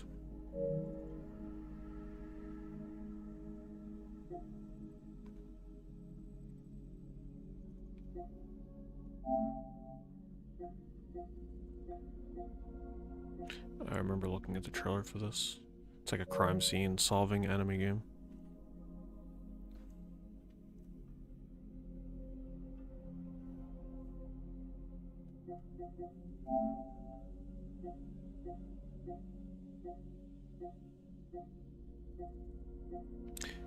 Nice looking game, but what do you do? Wait, what was that? You know, this would make a great horror game. Make it like The Wicker Man or something. Just like make it super creepy with the owl people. Traveling painter, explore the island of Eastshade, capture the world on canvas, bringing a whole new meaning to artsy-fartsy games. Open world adventure, compose paintings anywhere, craft things, make friends along the way. Sounds boring as hell, but the graphics look nice. A traveling artist. That's wonderful. Now that's what we want Quite a few shipwrecks Elder here. Scrolls 6 to look There's like. a reef Just surrounding the bay, and that's what 5 does times it. better than that. I'm just glad you all made it.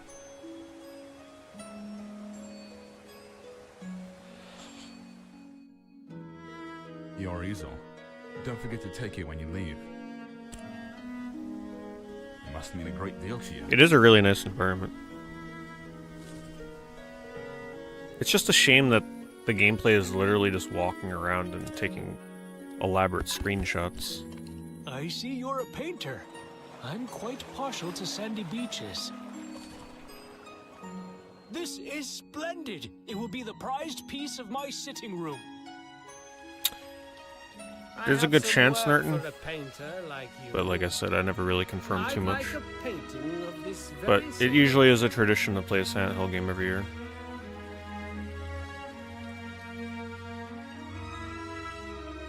Any of you play this game? It looks like a really boring streaming game, like for you guys. But I like the animal people. It's kind of weird.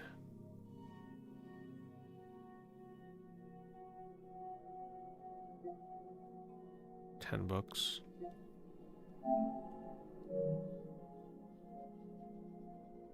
That looks like the perfect kind of game to play after October. Cleanse yourself with that game. Yeah, so I looked into this one, like I said, and unfortunately, word on the street is that it is riddled with puzzles, like non-stop puzzles, which is a shame. Because I thought the combat looked fun enough, but it's supposed to be annoying with how many puzzles are in this game.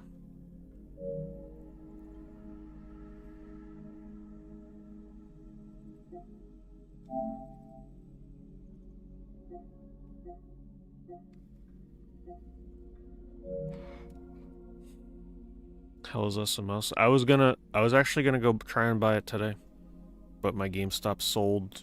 Yesterday it said they had limited copies, but I couldn't make it down there yesterday. And then today I was gonna go pick it up, and then they were sold out. And Amazon is like over a week wait. So I don't know what I don't know how I'm gonna get a copy of it now.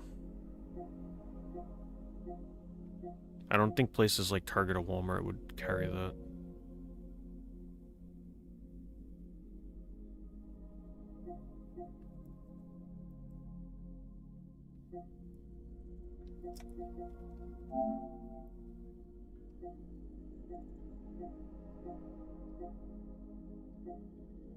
Isn't this like a VR game or something? No? Oh, this is the one that's single player only but looks... Oh no, it does say online play optional. I know we've watched a trailer for this though, haven't we?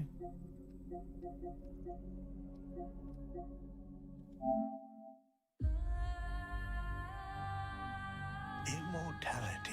Maybe Best Buy has it? I should maybe check Best Buy and see. Of life itself is to be found here. Here, the new Shinobi has a demo but didn't see it on the PS5 store. You might need to go to the games page and then like click on the 3 little dots and see if it has the demo there. Sometimes they're kind of hidden. It's a Souls-like. If I'm gonna play a Souls-like, it's gonna be something a little more exciting than this. Even though this has a decent like color to it. Do you think Hell is Us is sold everywhere? I only had one GameStop by me that apparently had a copy of it, which is crazy.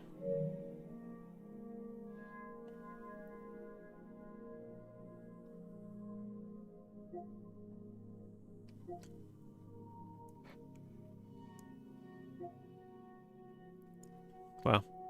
3 games I own back to back, one after the other. Turnights, good game. Eternity: The Last Unicorn, good game if you like PS2 pre-rendered looking games. And then Etherborn, which was an interesting puzzle game. A good one-sitting kind of thing.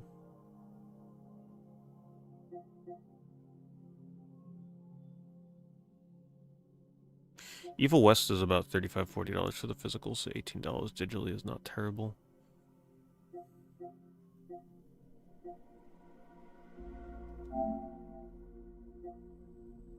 Oh shit.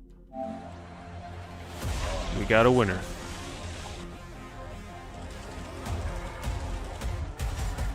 Look at that bit rate. Okay, cleaned up.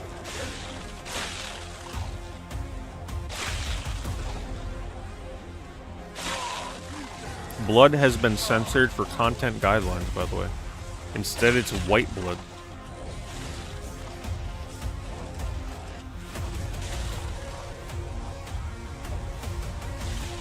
Oh god, that camera is jarring.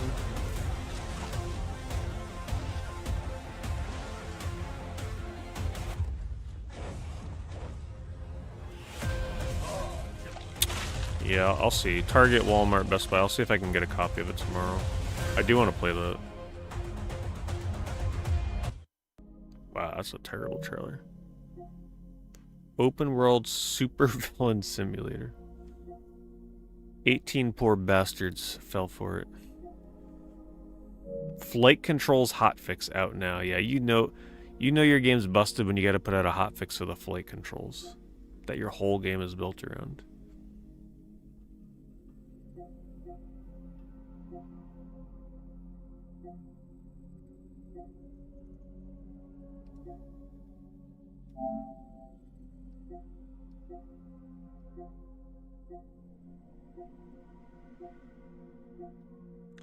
I don't remember the trailer for this. Decent reviews on it, but...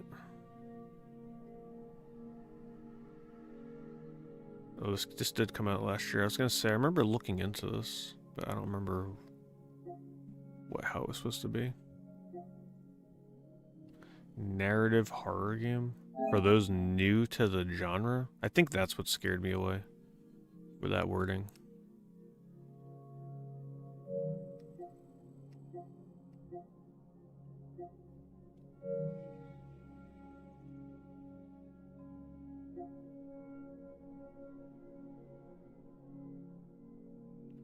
The momentum physics are not good. You get hit with an item and come to a complete halt. Thank you for the warning. Yeah, I don't think I'll be spending $40 on that anyway. Oh, this game's $4. Feudal Bros. An extremely rare Super Famicom beat-em-up game.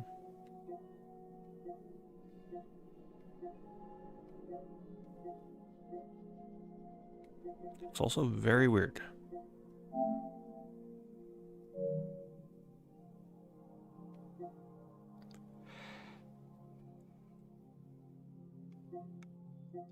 Pixel Remastered games are on sale, but you're better off just buying the physical collection.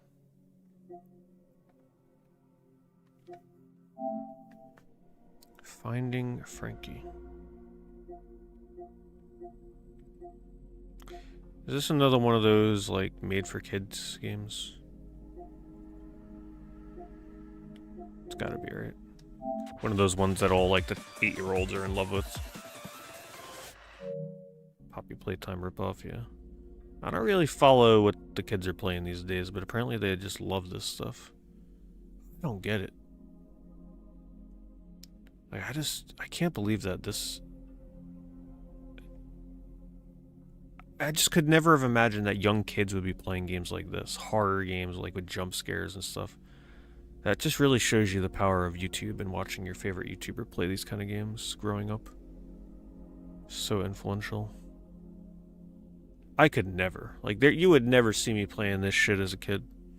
Nope. The kids are gonna grow up so desensitized to horror games, they're gonna be ready for anything.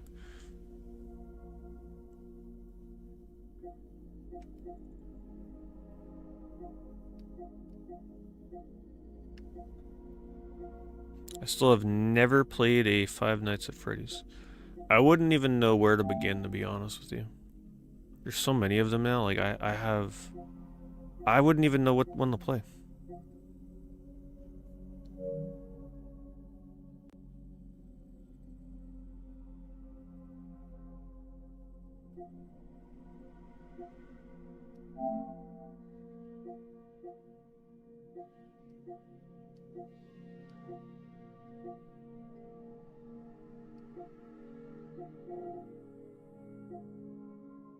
This is a platinum game.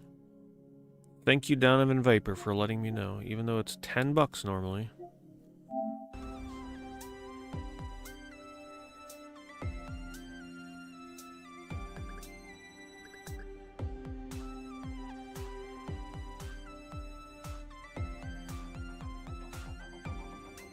I don't want to just stare at the security monitors, though. I don't want to play the originals.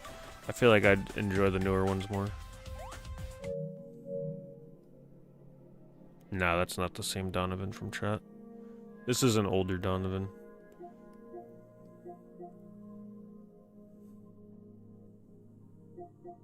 I like to joke that he used to come to the streams, but then he stopped, probably when I started shit-talking the Platinum Hunters. Because, you know, we do that here and there. With the, like, the absolutely awful Platinum games that are out there. Because he's definitely one of them, boy, that is for sure. I mean, this guy has played, like, literally every shitty Platinum game you can think of on here. But, like I said, it's great to have... You want one of those people on your friends list. It's actually very informative and useful. I'm telling you, you should friend a few Platinum Hunters. Like, the hardcore ones. Because it tells you right away what kind of game you're looking at.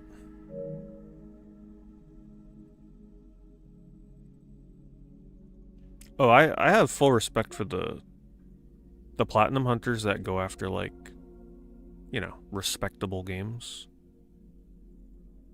The people that do Platinum hunting for, like, the real shit. Fully respect it. It's just the ones that buy games that are, like, $1 and you just, like, mash a button to, like, flip a pancake for 20 minutes or something stupid. I don't understand it.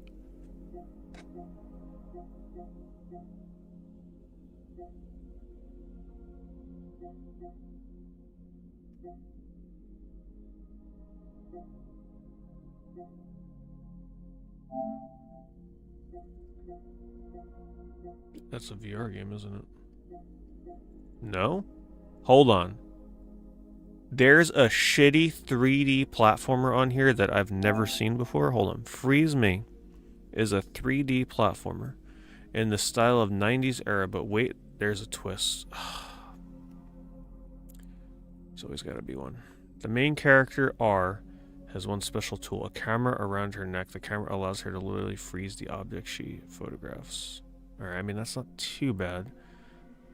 This brown-eyed moppet with a camera around her neck is hot on the trail of her best friend M, who has been abducted by the dastardly Fat the Cat that longs to create what he describes as a dog-free world. I mean, this sounds amazing. How kidnapping M will help him with his goal remains something of a mystery, but R is determined to thwart him by rescuing M from his clutches. I love the names. Wow.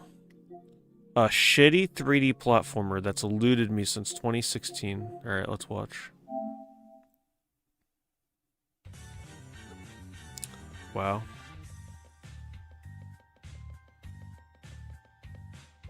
Oh, okay. It's got wall climbing. Oh, I don't like that disorientation stuff in platformers. Oh, this looks terrible. Yeah, that mechanic. That's it. That's the trailer. Okay, there's another one.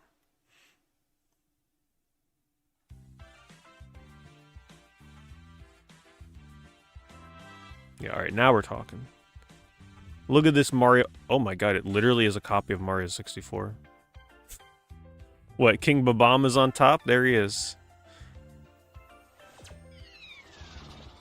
This looks so similar to the first level of Mario 64. Babam Battlefield or whatever.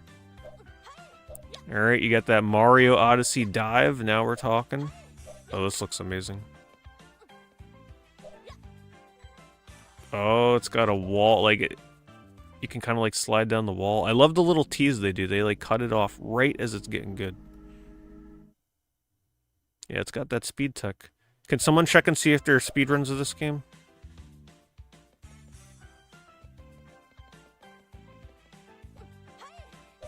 Even though it looks like the kind of game where you can't really do any glitch hunting because it's probably very straightforward in terms of how to beat a level. Oh god, the cutoff.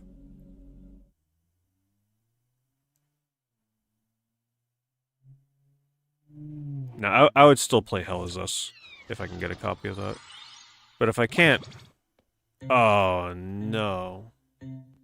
They're pulling a modern Sonic by giving crappy 2D levels. No. Oh my god, look at that flip. The slide? Hello? Look at that. Speed movement. This is called Freeze Me. That's it. There's the video. Look at that. Look at that draw distance.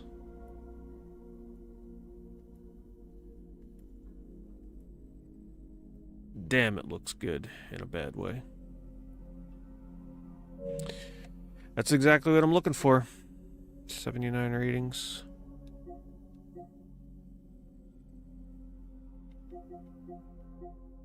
$0.50, by the way. I'm just gonna buy it now so I don't forget, even if I don't play this next. 50 cents. Deal of the century. 5 speedrunners. Are they doing the PC version? Like, what time are we... Unfortunately, I hate it when I find a game like this that already has speedrunners. Because now they probably already know all the skips and glitches, which sucks. For 25 cube, 40 cube doesn't have any runners. Alright, we'll hold off on the download of that. Let me see.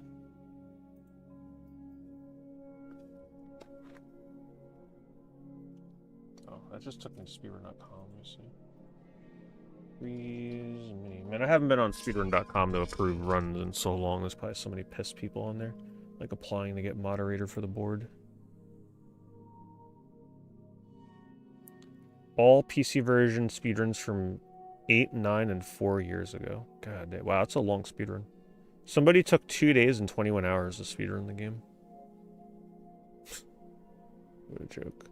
So the record is 44 minutes. 25 cubes. That's pretty long. I don't think this is going to be a very glitchy game. It's probably just one of those, like, play it as optimally as possible kind of games. 64%, 62 reviews. That sounds about right for a game like that. That's exciting, though. Do you guys know how hard it is to find a straight-up 3D platformer like that on PSN? These days, very difficult. Especially a not, like, well-known game. Something like Off the Beaten Path. Very, very hard. You guys know how hard I search for 3D platformers on here. That's literally the first time that's probably been on sale, by the way. Because I don't know how I've missed it all these years.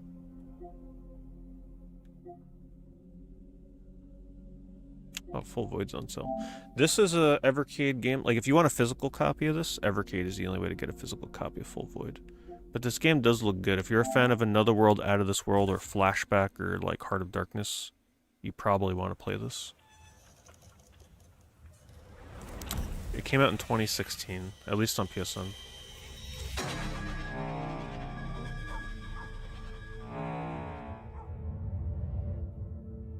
Thank you, Trekkie.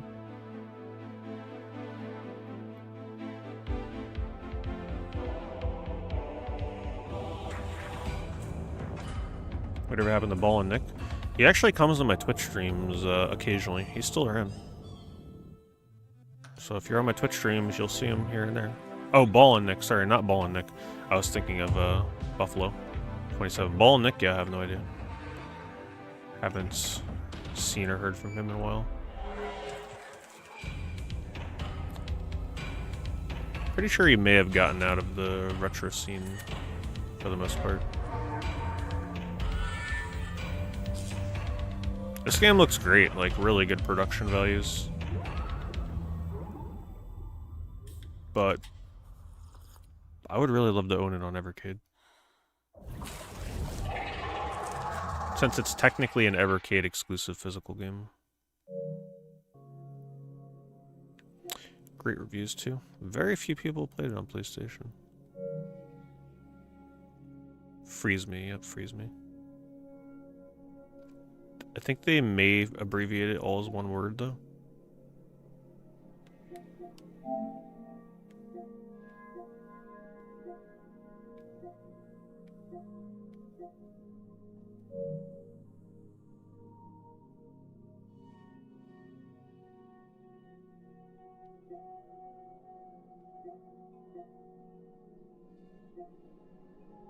So I told you guys this was going to be a good sale. I knew we would find something good. Gimmick 2. Wow, I forgot I bought Gimmick 2. I should really have streamed that. Probably nowhere near as good as you would want it to be, but it's a nice little straightforward platformer.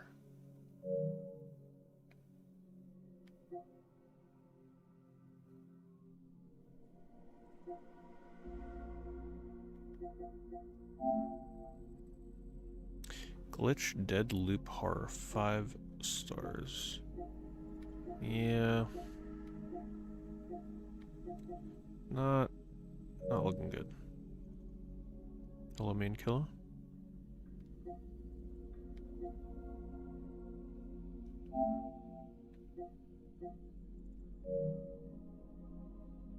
It's not on the European store. Try just searching Freeze or Freeze Space Me. Maybe they don't abbreviate it that way on the PSN shop.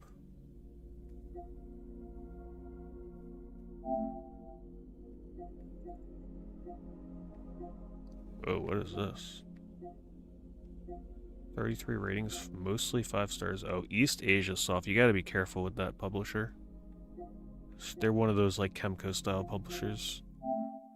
Go, go, jump! Sacrifice your life to the flame gods. Blah, blah, blah. It's not important. Wait, what? Begin!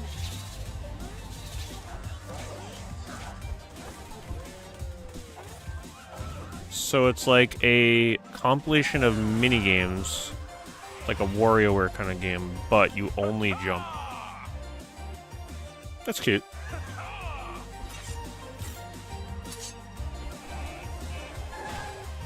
No added blade I ain't the rat. I mean, I'm a rat, but I ain't the rat. There ain't nothing in the 7 depths of purgatory that'll get you in there! I'm here for a jump master badge. Oh, no way. That's cute. Head on through. I bestow upon you, Sir Dylan. David, the badge of the Jump Master.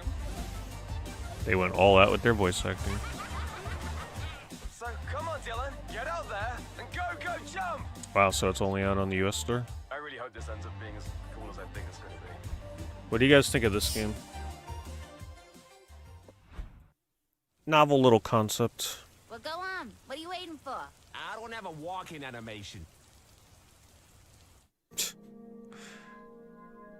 It's got a good sense of humor. I kind of don't mind it. I like the concept. Just jumping. Minigames.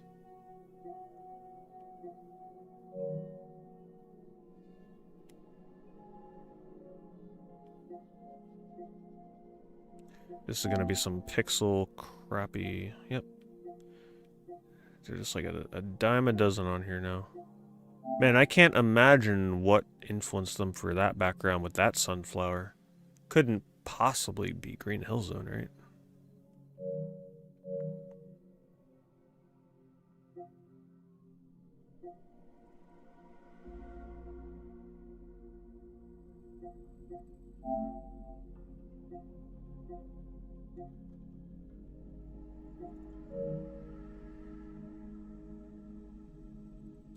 Well, you could create a US account and download it that way.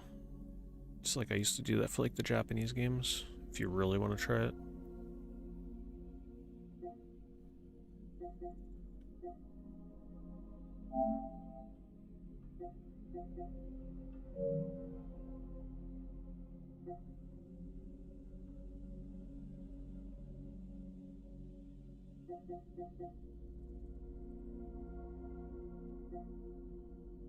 I know this is about to be a Chemco game, but like, sometimes I just like to check in on one of them and see what it's like. Inspire me on things not to do in my RPG Maker game, you know? Oh, these are my favorite kind of Chemco trailers. Nice, subtle piano music, and then all of a sudden, out of nowhere, it's gonna kick in with the rocking guitar soundtrack. Any moment. Wait for it.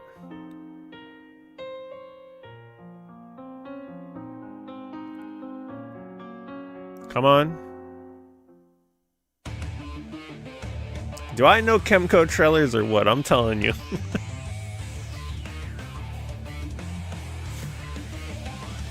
Same shit every time. Even their trailers. To be fair, the battle music is usually typically good.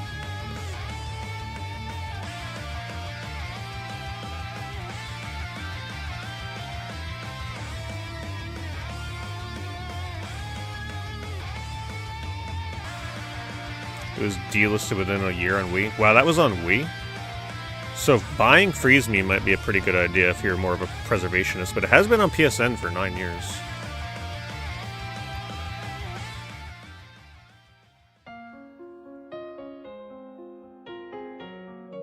We will one day play an RPG Maker game. I mean, not an RPG Maker game, a Chemco RPG.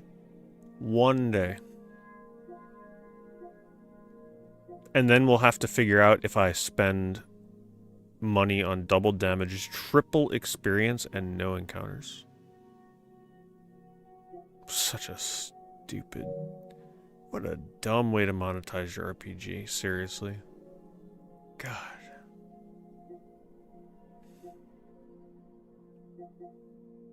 Grey Hill Incident. Finally on sale. There are physicals of this, though, which I would always prefer to get. But it's nice to see that this shitty game is coming down in price. It's always a possibility if the physicals are nice and cheap this year.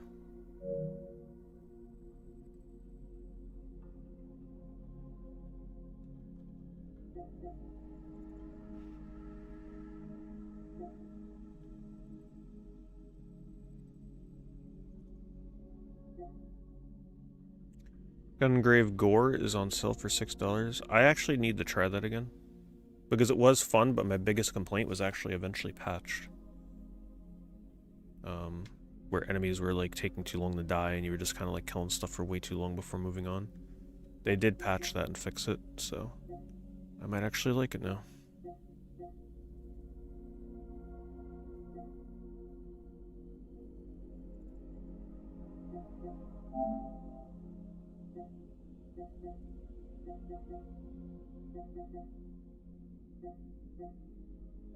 VR.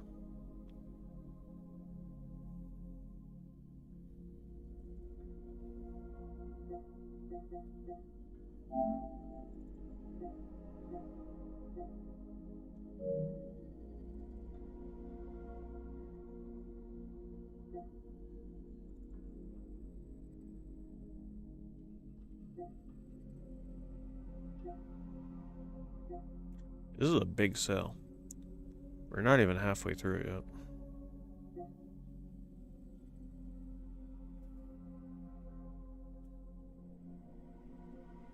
Is my watch dead? Oh damn, my watch is dead. I was wondering why it didn't remind me.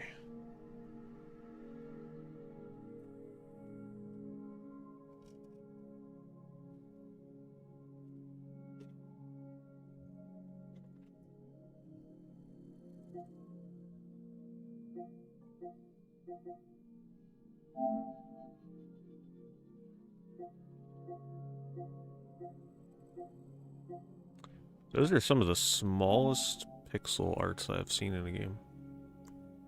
Wow. Look at the top of the screen. Look at how small those icons are. Holy crap.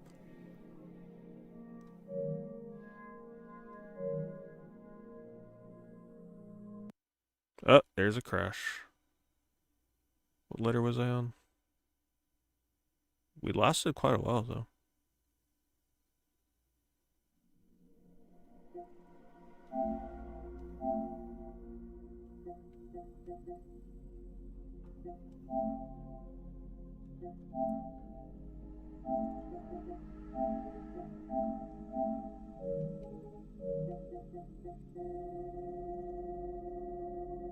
I get them all the time. Do you get the same kind of crash, Matt, when you're going through the sale? It just like randomly crashes? It's been happening to me now for like 2 months.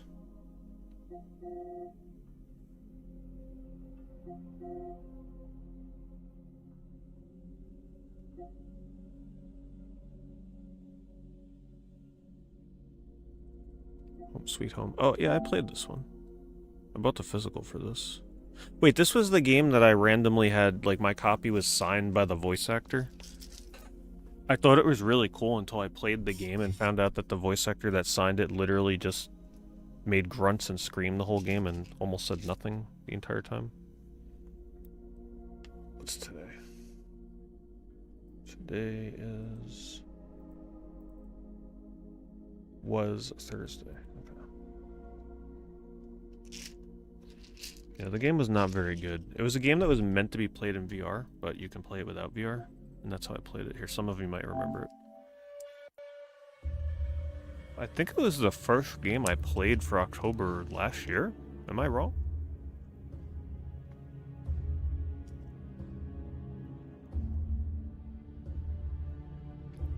I think it may have been.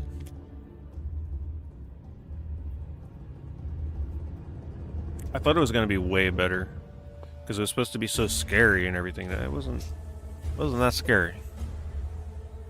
Sometimes VR games that are meant for VR, but you don't play them in VR, are just so bad.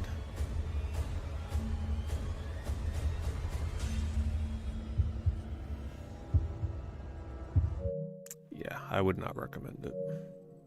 Maybe if you're playing in VR.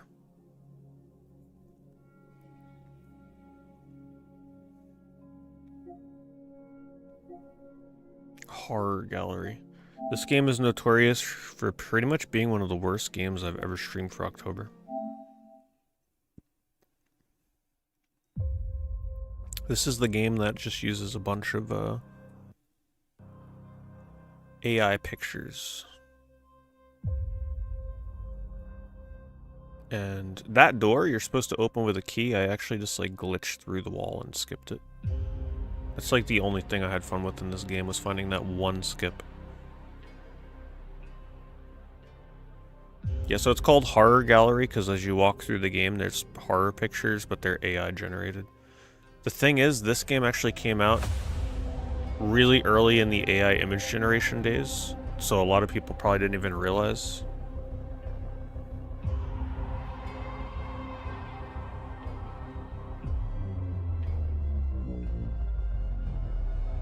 Oh, that's right, I did Alone in the Dark, yeah, and then I think Home Sweet Home was one of the first ones I did afterwards.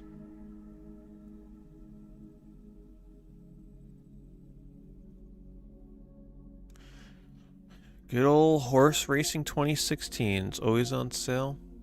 Oh, here's a... What one is this? 2024. Hold up. Who's the developer? Sabic Limited. Please be the same developer. Please. Ah, not even close. Good old Yash Future Tech Solutions Private Limited. Look at that. 1.5 thousand ratings for that. This one pales in comparison. Wait, what?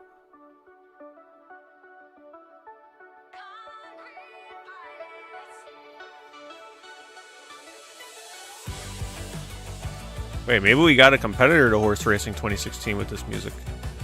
Probably not even in the game. Wait, so you play with your phone and bet? So you don't even race the horses yourself? This is totally gonna mute my freaking YouTube stream in the VOD. If I bother to deal with it. Then that guy's got some bloody knees.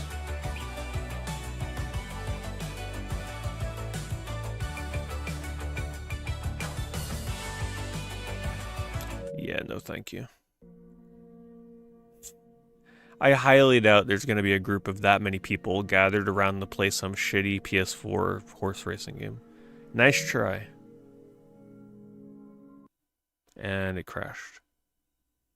Oh god, the crash. All of a sudden we were doing so good. And now the crash is just non-stop.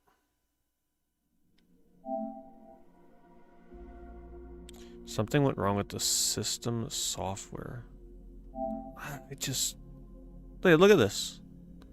Look at how many crashes I get. These are all PSN Store crashes, by the way.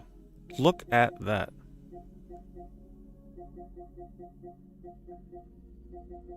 Okay, the CE ones, those are PSN Store crashes. This is how long it's been happening.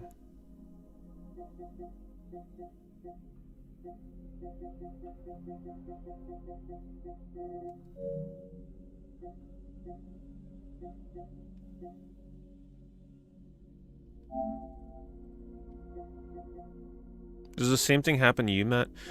Do you just like, does it just constantly crash you when you're looking through the store? It's so annoying. I haven't been able, like, I thought I knew what it might be, but it's definitely not.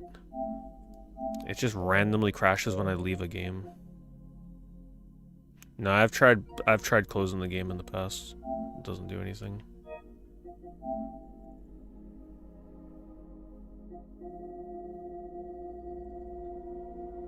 Do you have a ton of games on your wish list, Matt?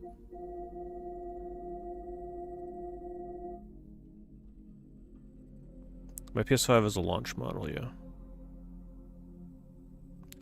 I mean, whenever my PS5 asks for an update, I always update it. So it should be up to date.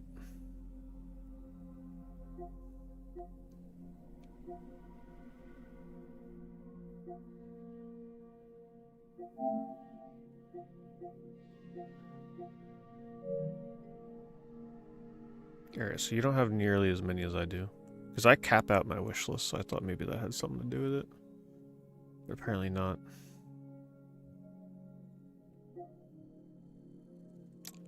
Damn, $10 for Immortals of Avium. That game flopped big time. That was one of the first like $70 games too to really underperform big time.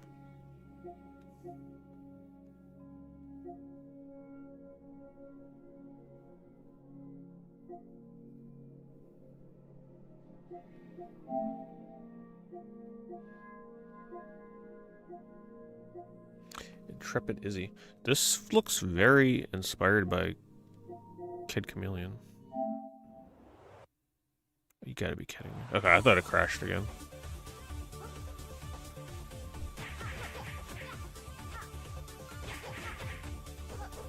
This has to be a Kid Chameleon game. Gotta be inspired by it.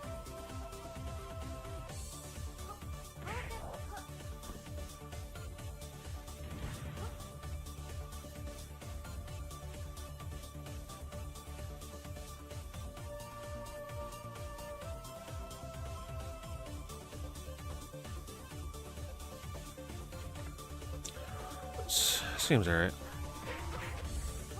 Just a nice, no frills 2D platformer with power-ups.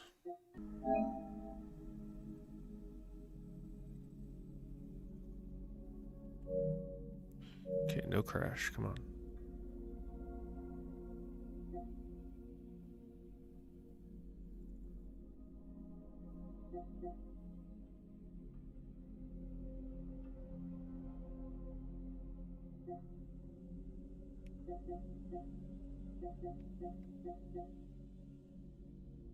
Hey, look, since we were talking about it non-stop tonight, the Journey Collector's Edition with Flower is on sale for 15 bucks.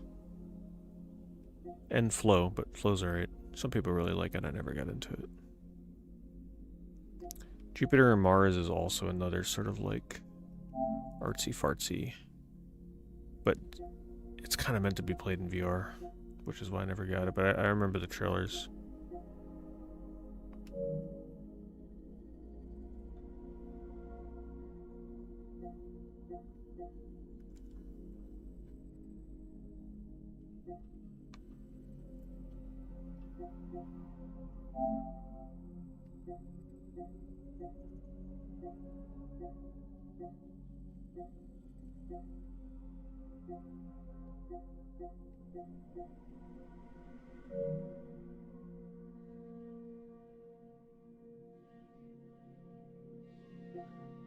Katamari Damacy reroll is $7.50. New one comes out next month. It's gonna be exciting.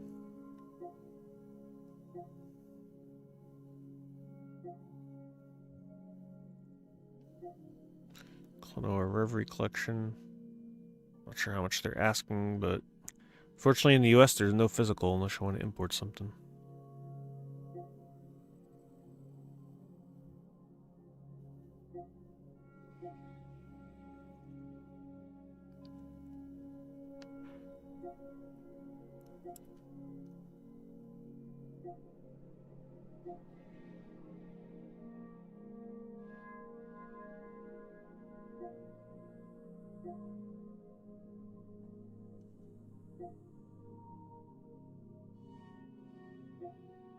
Llama Soft Collection, $15.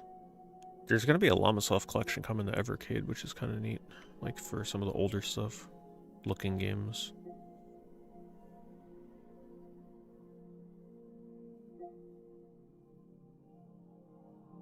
Luck Be a Landlord for 10 bucks. Definitely recommend that. Fun game. Lunacy St. Rhodes. This looks normally 20 bucks. Let's see. Another fake-ass trailer. Hello, Mr. Rhodes. My name is Roy Millard. I work for the Wellsmouth Police Department as a homicide detective. That's one of the games I wishlisted earlier. You're the sole inheritor of the Rhodes Mansion. We've discovered a connection between your house and a previous case I investigated almost 10 years ago. I need you to come to the Wellsmouth Police Station to provide some information and grant authorization to search the building.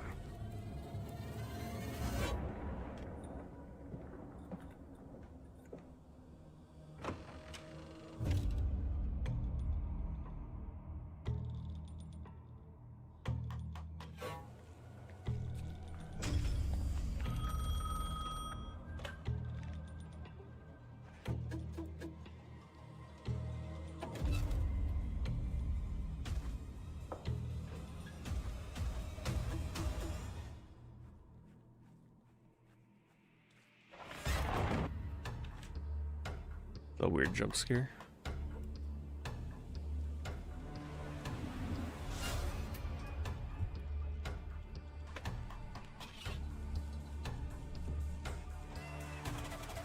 Just seems like one of those walking sims that nothing really happens.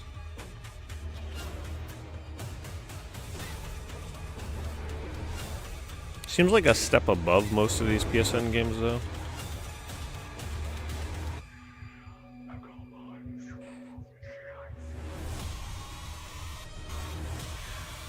Oh, there's the action. There's the pursuers. 3.9.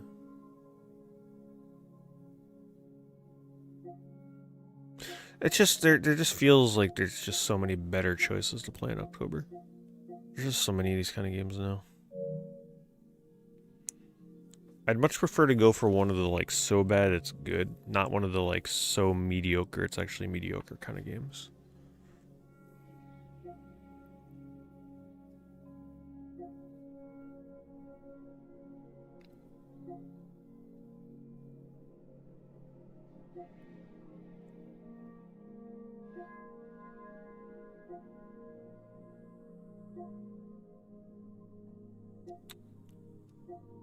This was a good game. Metal Hellslinger. Or Hellsinger. I played just the base version when it came out. It was fun. That was definitely a fun game. It's like rhythm, heavy metal rhythm doom game.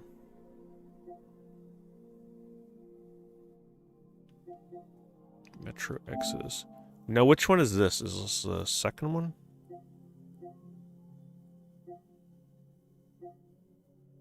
Never played a Metro game. Third? What one would people recommend playing first? Is the third one a bad one to play? As your first Metro?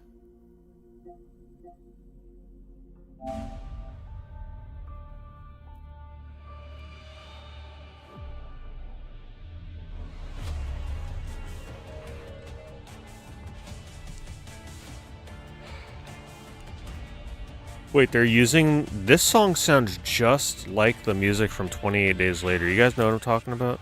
You hear that? I think I've watched this trailer before and commented on that. That is totally the song from 28 Days Later. It is the same. That's so weird.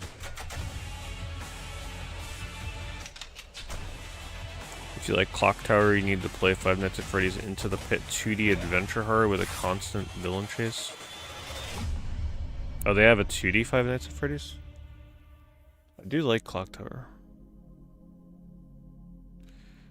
I've heard I like to start with the first game. Sometimes I don't care if they're not connected. I would just go at whatever one people would recommend the most. 121 gigabytes. Damn. I'd have to delete so many games on here.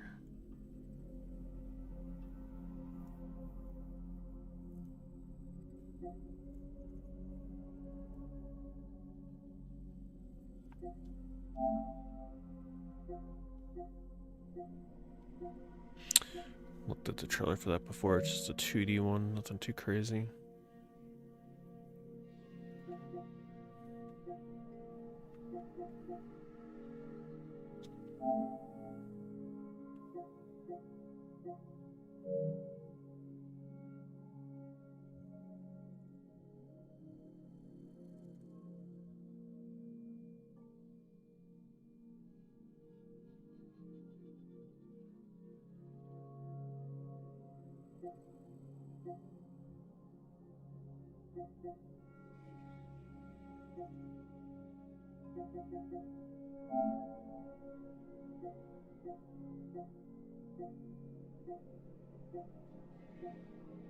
It's gotta be a VR game. Yeah. As soon as you see the giant hands on screen like that.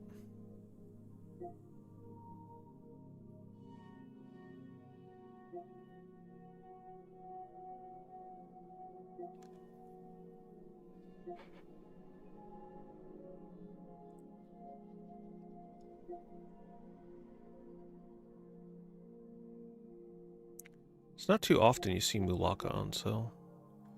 One of my OG speedruns.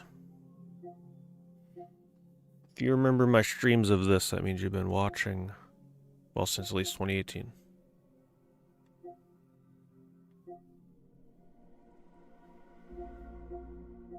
It was a good game.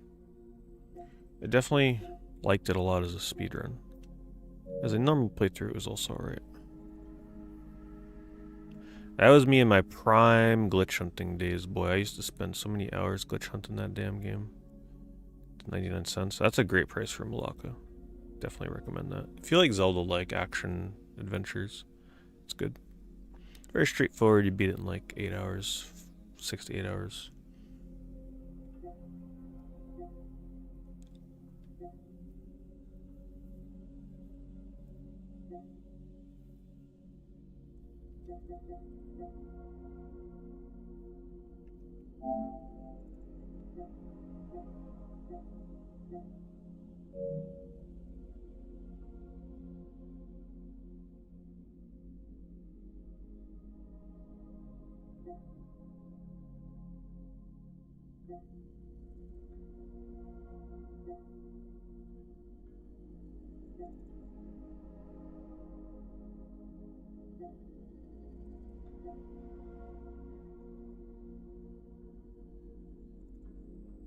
You know, Kuni. Oh, remastered is on sale. Unfortunately, though, they always price this around the price of a physical copy. Physical copies in Ni no Kuni are also like around $10.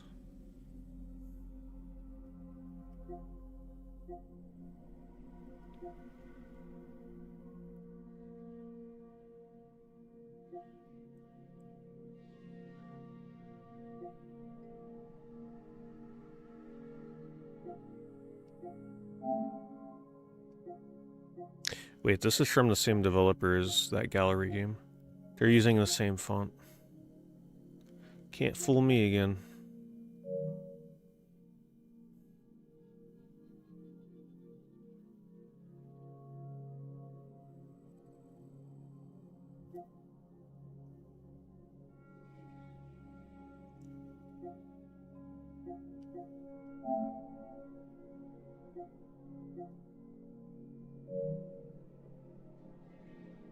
I'm not sure if I would even give the second Ni no Kuni game another chance.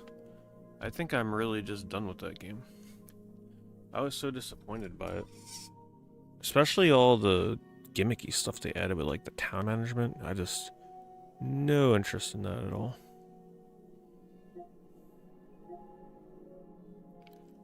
Panzer Dragoon Saga on sale. Oh look! Paperman's on sale. Now this was a fun 3D platformer. Remember, this was the game where I literally, at the start of the game, I said, okay. First of all, I was very excited to see the trailer for this. You can imagine why. I went through this entire game. You guys remember this, it wasn't that long ago. Skipping and sequence breaking the whole time. They had a bunch of doors that you were like supposed to open with switches. I skipped everyone. Pretty much everything they expected me to do, I just skipped it. That was fun. I also found some like really unexpected ones that I didn't think I'd be able to do, but I did. Especially in this desert level. I found a clip into the pyramid. That was fun. It turned a very, very mediocre 3D platformer into something actually a lot of fun. Trying to find all the glitches and skips and everything.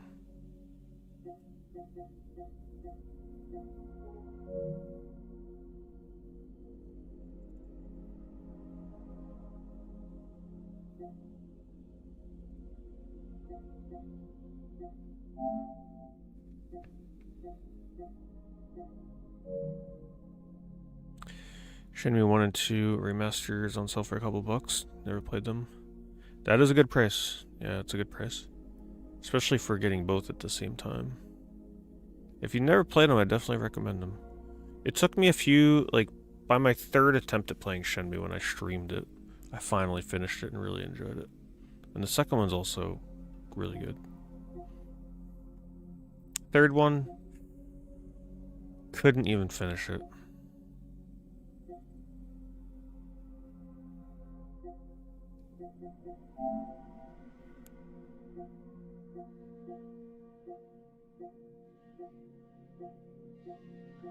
A 2.9, wow. Something's desperately wrong with this one.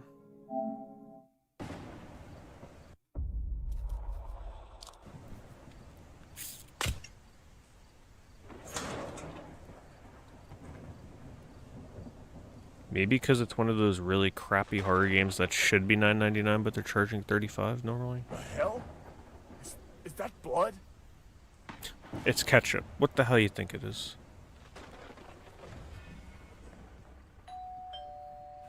He rang the doorbell. Man, I'm actually kind of liking this one. This is so silly.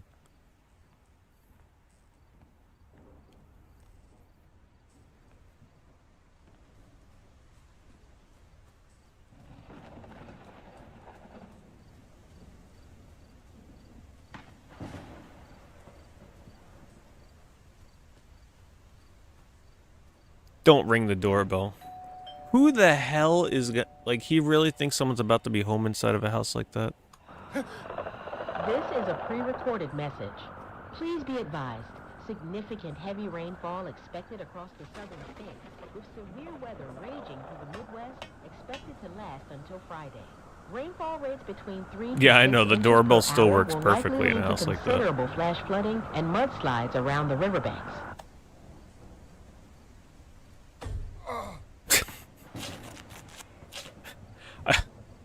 You gotta love horror games. He falls, sprains his ankle, and then wraps his arm. I don't know, this might be one of those so bad it might be good horror games. How long is this? 5 minutes? I thought he was gonna ring another doorbell. New Dragon Ball MOBA that came out today? Oh, did that come out today? I had a friend telling me that it was pretty good. I didn't know it came out today.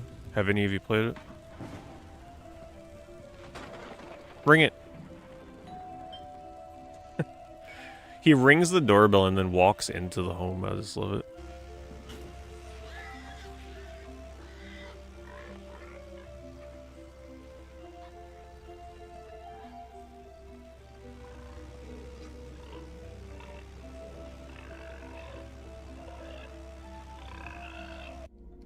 I don't know, this one might have potential.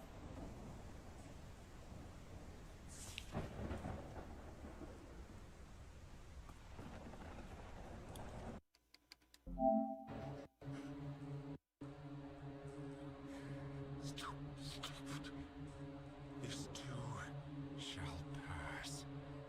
This too shall pass. I almost don't want to spoil it.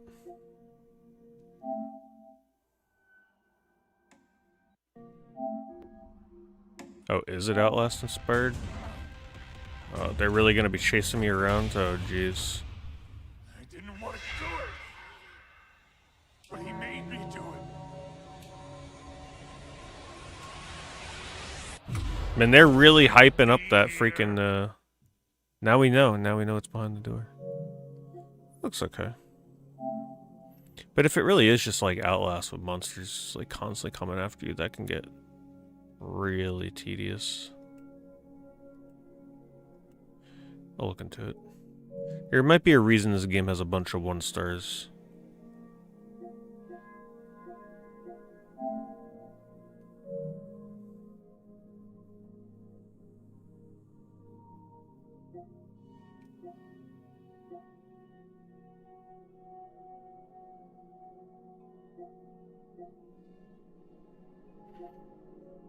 What's the name of the new Dragon Ball MOBA? Is it done in like a top-down kind of like traditional MOBA style, or is it more of a 3D one?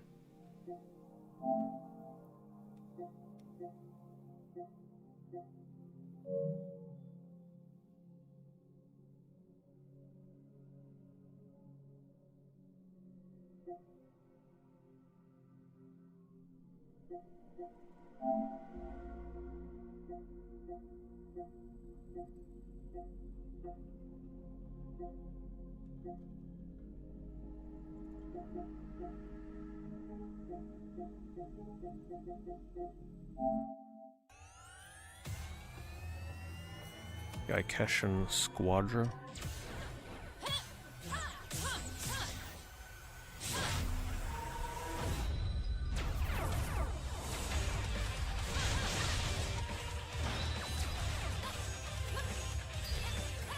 This looks okay.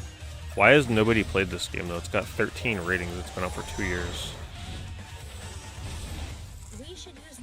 power for good. We can no longer turn a blind eye to the Vipers. That proto-droid has angered many powerful people.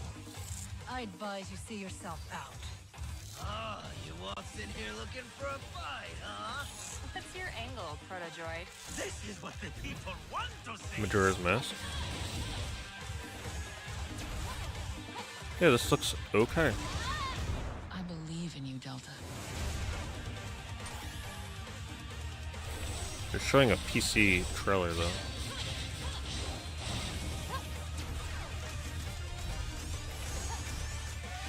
It actually really nails the gameplay of like a Dreamcast game or something.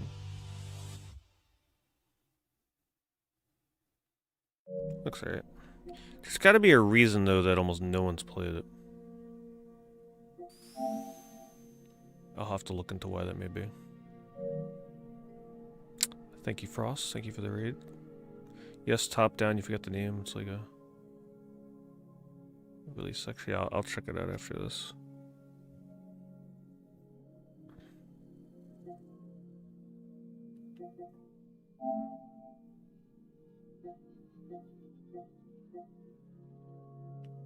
Explore the Monad facility and beyond in stunning 4K, 60 FPS, seamless gameplay.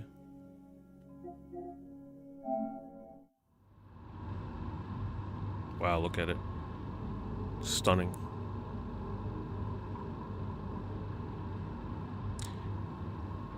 All story-related events have been cut from the following footage to avoid spoilers. I think that's the first time I've ever seen a trailer say that. You know you're in for a good one when the start of the game trailer is literally waiting for an elevator.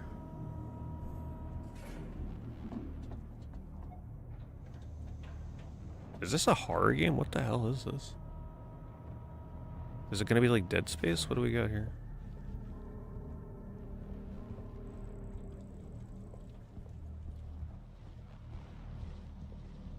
He's got his lung capacity in the bottom left.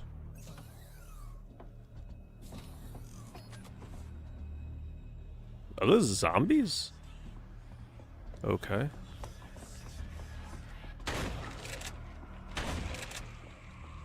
Didn't expect a zombie game. What the hell? They just flew up in the sky like a balloon and exploded in the fire? Alright, this one's got potential. Hey, thank you, Einhander. Thank you for the resub. Hello, Ethical.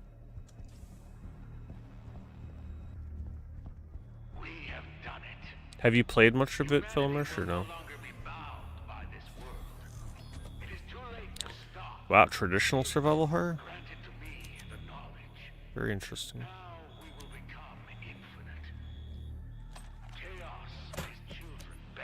Look at that, preserving the ammo. The bottom left UI is really hard to read, by the way. First person. So ambitious. They like move over Resident Evil 7 and 8. What a physical for oh, there is a physical of this? I'll have to look into that. This looks like it could be entertaining though.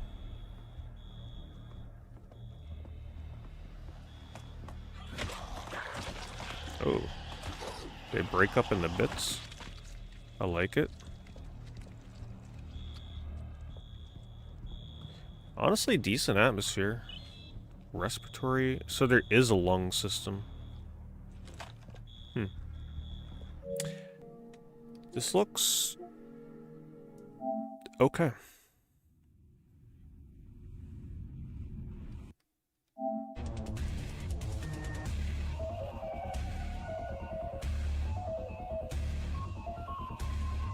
They really like elevators.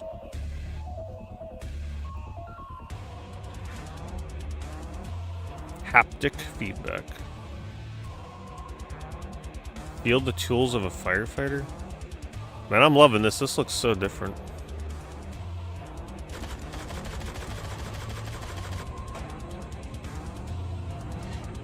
It's a firefighter horror game.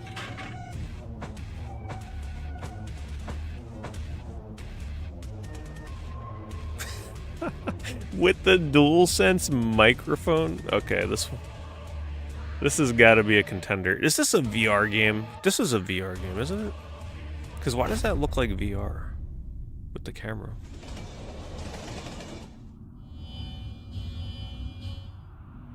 No VR. It looked very jittery. That was interesting.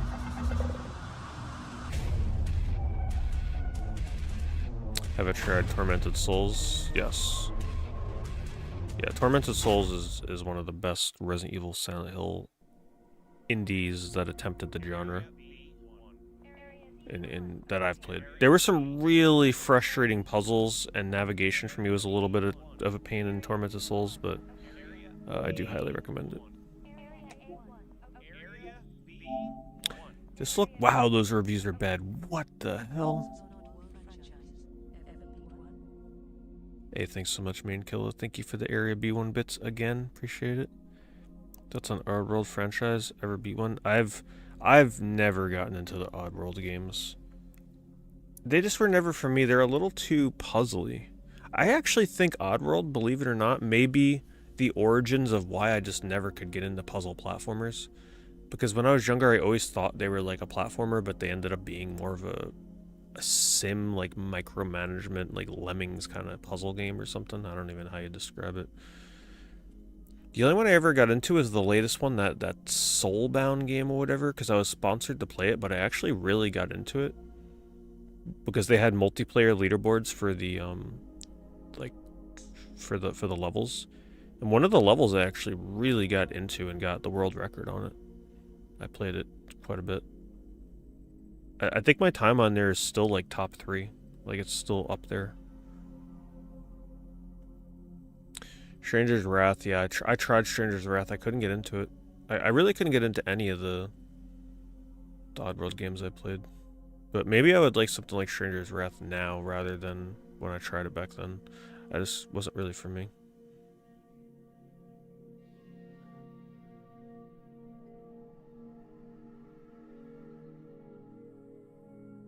Full game completion. Oh, that's cool. That's a very respectable time.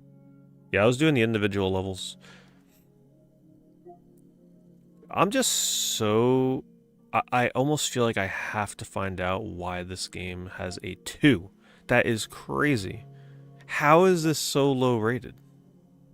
A 2? You know how unusual that is?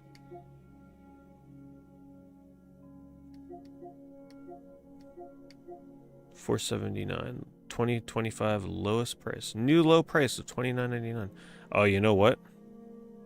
Maybe this was a $60 game originally, and that's why people hated it. Because that doesn't look like it's worth $60 or $50.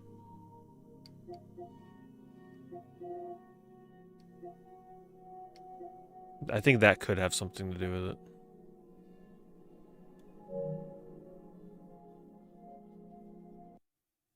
Something to do with the devs. They were in the news a lot. The developer for that game? It's been labeled the worst PS5 exclusive game. Well, damn, don't get me too excited. Jeez.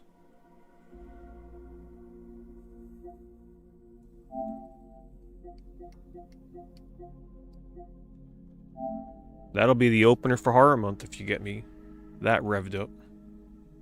Calling it the worst PS5 exclusive game. I mean, come on.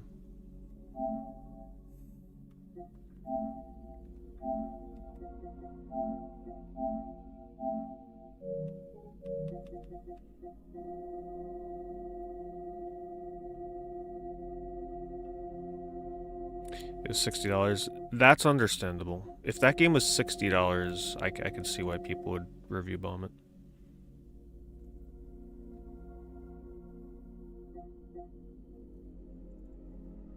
The Xbox version led people to thinking they were paid by Sony to trash talk the Series X. The developers for that game?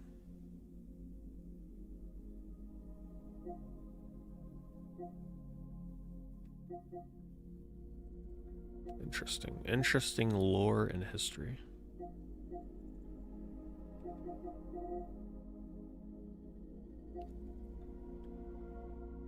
So people said that they think they were paid by Sony to trash talk the Series X? They said they couldn't do an Xbox version without a lot more work to get it working with a slower SSD. Damn. Slamming the Xbox. Yeah, I'll look into it. I need to see why that's so low rated. But it could be a developer thing if they pissed people off. Like the Xbox people could have started just for the hell of it. But then they would have had to have bought it, so... We'll see. Where was I? Oh, right there.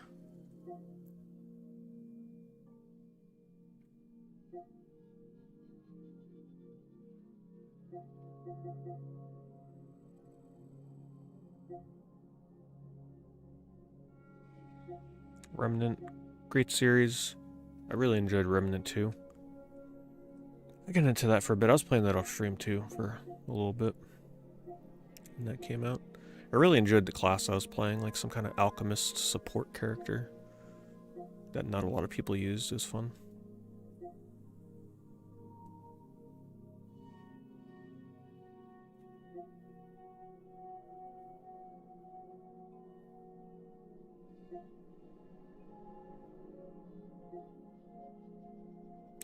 Man, I was never able to really play Sable because it always displayed weird on my TV. Like, I played the Xbox version, but I think it's the same thing on PlayStation. Some kind of like, if you're playing on a certain type of HD TV or something with the resolution, it just comes out like it flashes and the black lines are just like, I couldn't play it.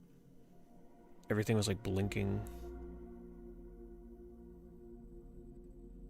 Saga Frontier Remastered included with PlayStation Plus. That's nice. I still think I'd just play the PS1 version.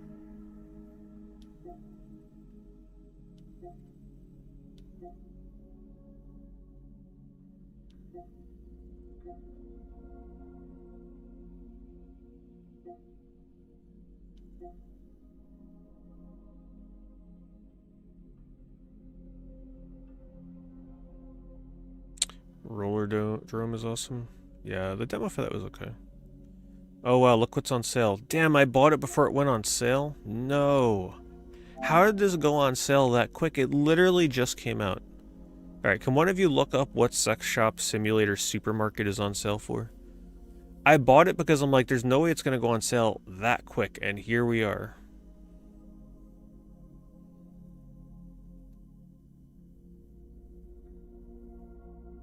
Wait, didn't I buy this on the last sale?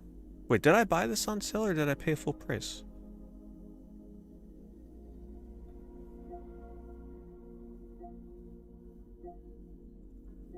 Oh wow, I haven't seen that character. Haven't seen him picking up something when I played. Definitely not a character. Definitely not odd. 10.50. Okay, so I paid 15. Yeah, we still gotta grind out the plot. The problem was I couldn't figure out how to open up another store. They were like, oh, go build another store or something, but I couldn't actually figure out how to do that. You know what the craziest part is? It's actually not that bad of a game. In terms of like a shop simulator, it's actually not bad. It's just a fun little time killer.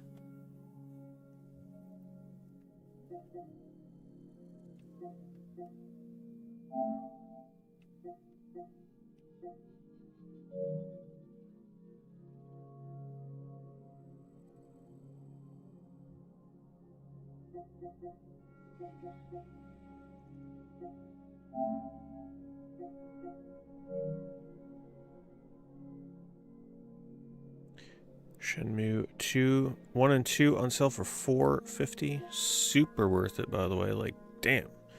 If you haven't played Shenmue 1 and 2 at this point and you have a PlayStation, $2 a game. I mean, come on. Even the physical for this gets pretty cheap, but it doesn't get that cheap.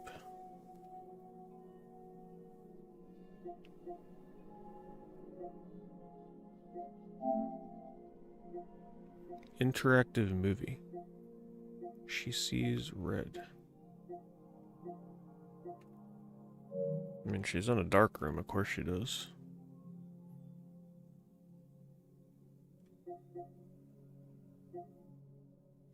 Shredders is on sale. That was very fun. I mean, I enjoyed my time with this game. I wonder how many people are still playing it. Oh, not Shredders. I'm thinking of Sledders. Yeah, I didn't do Shredders. Sledders was fun. That was the snowmobile game where you just like ride around and do whatever. I wonder if they're still updating that.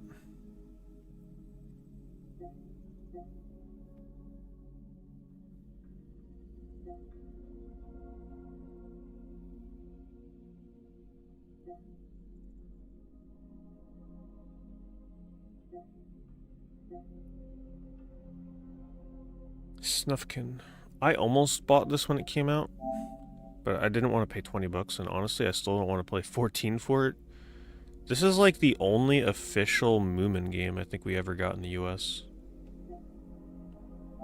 And it actually looks really nice and chill. It's a short little like adventure game. I don't know much about Moomin and the universe of Moomin, but visually it's a really like cool looking game. But I just $14.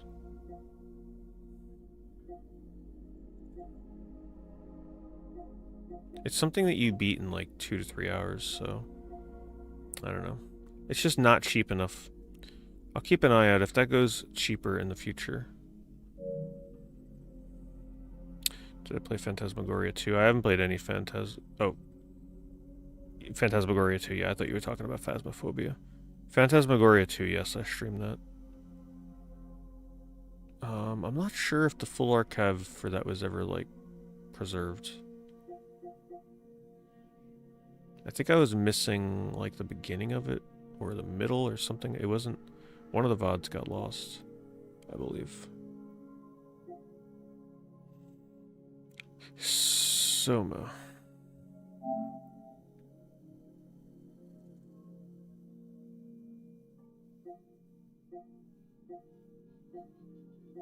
This is like one of the most requested every October. Have you played Soma? Have you played Soma? No, I have not. Honestly, the reason I haven't is because I know a lot of it is story-based. There's a lot of downtime with like story stuff. But there's gotta be a reason it's so highly recommended, right?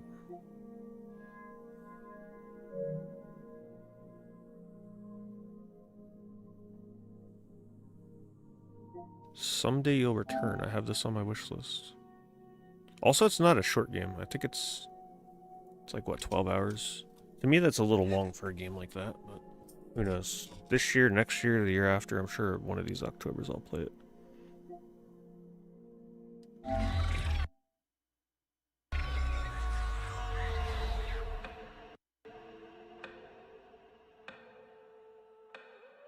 I'm looking for my daughter. What does your daughter look like? Hell if I know. It looks like a daughter. With my head injury, I feel like I'm forgetting everything. Does she look like me? No, Stella's a lot older than you. That's a pretty name. I really do not remember adding this to my wish list.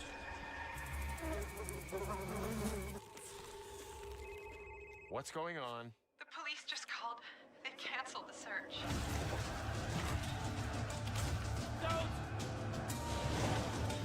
Yeah, she's dead. Oh my god, that's a lot of blood. Okay, I can see why I probably added this one.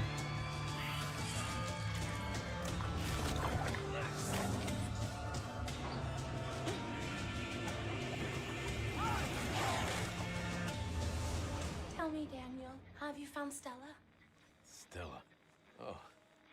Right. My daughter.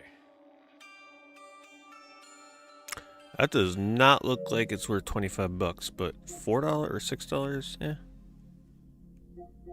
It's got decent ratings, actually. I always try and do a little research on these games, though. I don't trust anything these days with these horror games on here.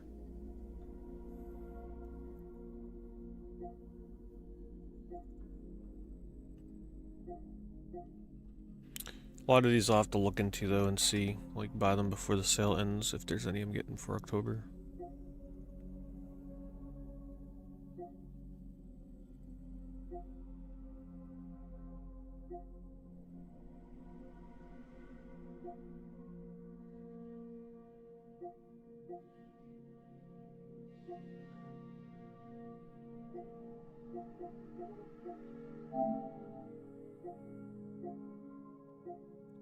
This AI generated image for this one. Whoa. Almost all 1 stars. I don't think I've seen a game yet that's all 1 stars. Probably because there's always people like me that give games 5 stars when they don't deserve it. Anything I'm hoping for in the direct tomorrow? Something with a 3D Mario. That's. I wouldn't even be surprised if they showed a brand new 3D Mario game, like whatever they're cooking up next. I always hope for Wave Race, but at this point, I feel like that's a hopeless cause. Just more 3D platformers. That's all I want to see. Just give me more 3D platformers and turn-based RPGs. See, I'm gonna do my best to stream it. Prime 4. I don't need to see Prime 4 more. Like I already know I'm gonna get it. So I'm gonna do my best to stream it tomorrow. I don't know if it'll be on just YouTube or just Twitch or both or whatever. We'll see. I'm not sure yet.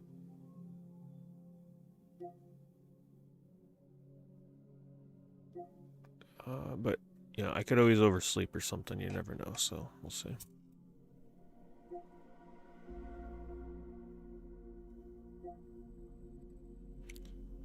Oh my god, would you look at this? This is just... It's just the perfect example of the PSN shop. Look at this crap. Don't let me find out. Let me see here. Okay, no friends have played that. I almost don't want to click into these because it's gonna like crash me. Stroke the cat. Nope. Use X to stroke. Have fun. And it's got 160 ratings. But I told you guys, these games are actually, people rate them. They're called game achievements, is the developer.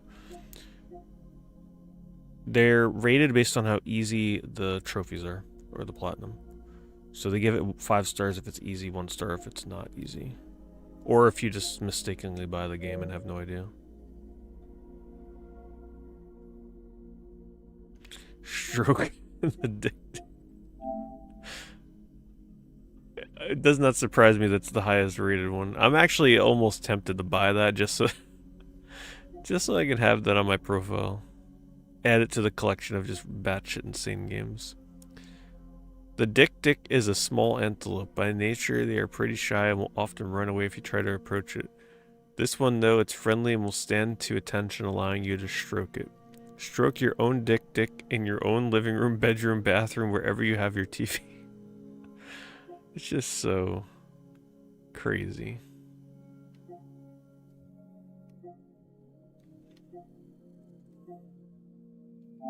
That's the gameplay, by the way. That's the screenshot they use.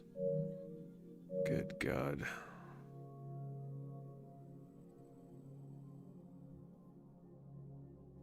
Look how many there are. They're just so ridiculous that they allow that to happen on the PSN store. And then they have multiple versions, by the way. There's a PS4 and a PS5 version for every one of them. This is so... Oh, God, it's just... I don't know how they do it.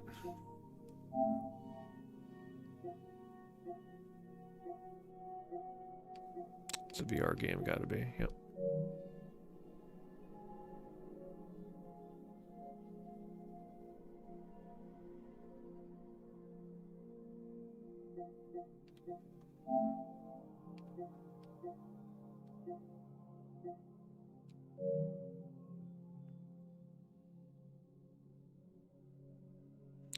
There's a regional PS4, PS5 stack as well for every region. God damn. So you mean you can buy multiple versions for the regions as well? Crazy. But does that stack onto the same profile?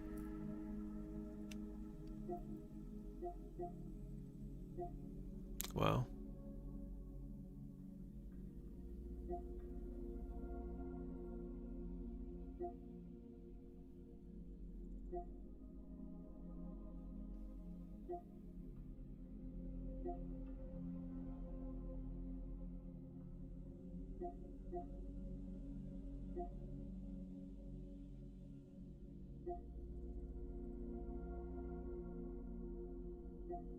Remember, I streamed this one.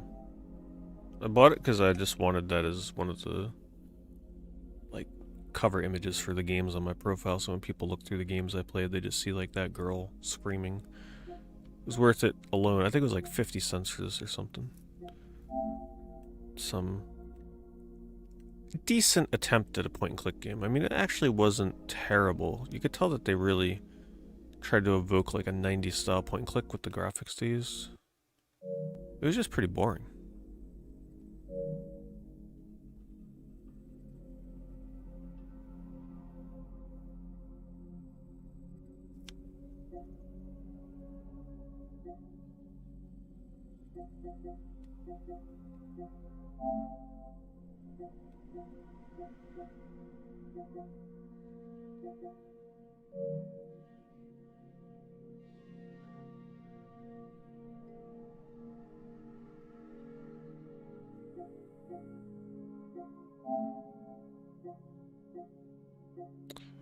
In the mouth through Alex, boring as hell. That's another platinum game.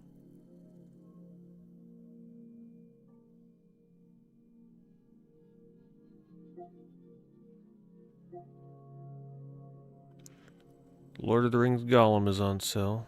Always a highest recommendation. I mean, people think I'm joking, but if you like Lord of the Rings, and you're okay with a game that feels like it should have been on like the PS3, you'll actually have fun with it.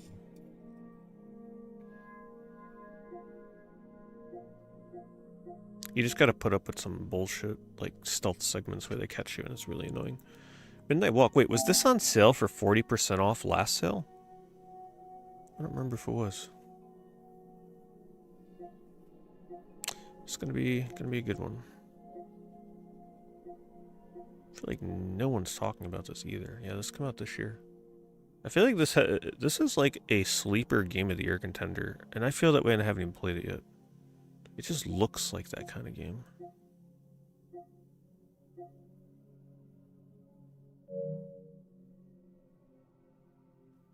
Should put that on my wish list so I don't forget about that.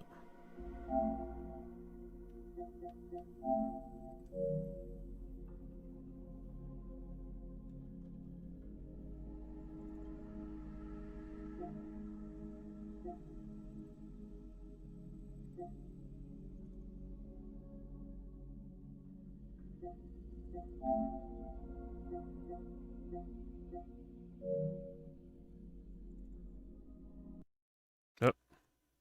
One more crash. Well, now I can sort it by Z to A, so I don't have to scroll all the way down.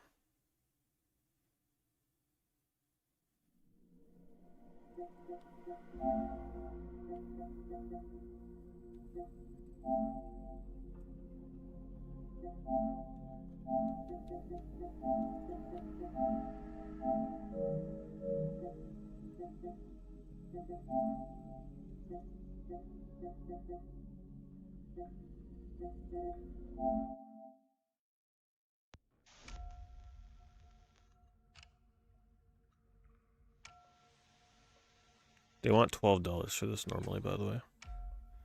$13, whatever it was.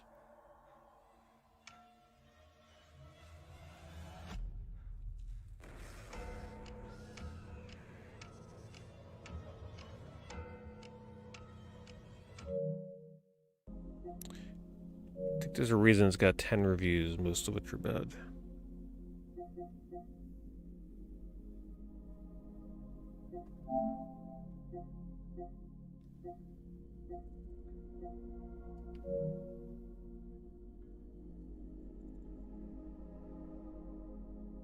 This is on sale again. This is the one that I was really upset that I forgot about the sale last time.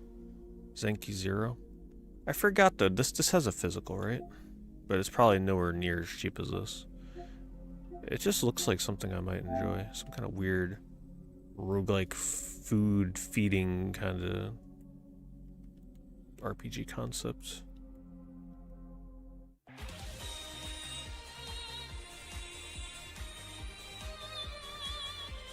Survival RPG, yeah.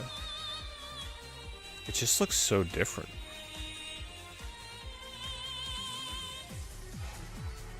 Music's great. It's actually under 20. Oh, alright. I would just pick up the physical then. If I ever remember to. I don't know why they keep showing you fighting a goat. I guess because you're surviving and getting meat.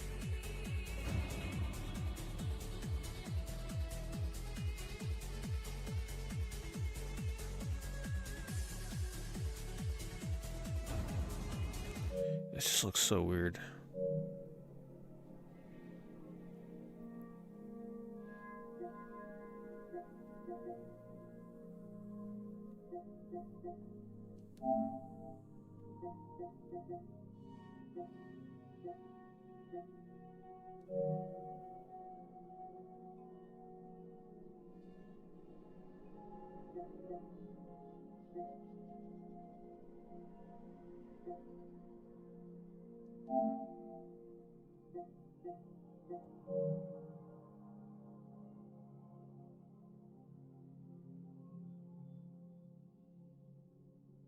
XCOM 2. I never played XCOM 2. I got really into, what was it? The first one was what? Enemy Unknown? And then what was the sequel to that one? I feel like I would play the second, because this is technically the third, right? Because there was Enemy Unknown and Enemy... I can't remember the other subtitle. I remember one of the most rewarding things I ever did was play the first one with Iron mode on, or Iron Man mode. The one where like when your characters die, they're gone for good. That it was so tense.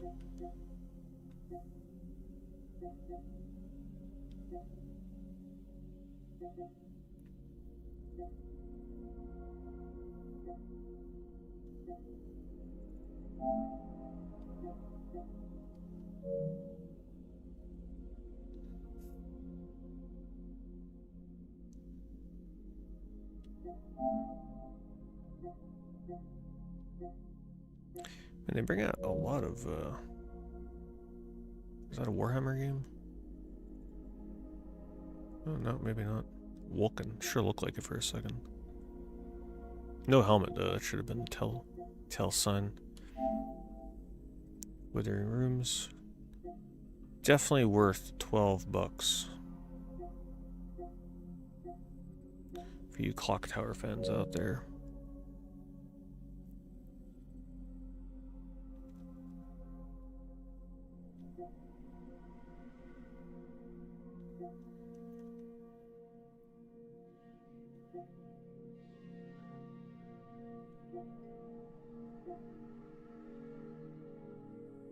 Oh wow. Want the Dead is $5.99. But I feel like I would want the physical for this. I don't think it's too expensive, right? It's another one I still gotta get around to. I know I would like this.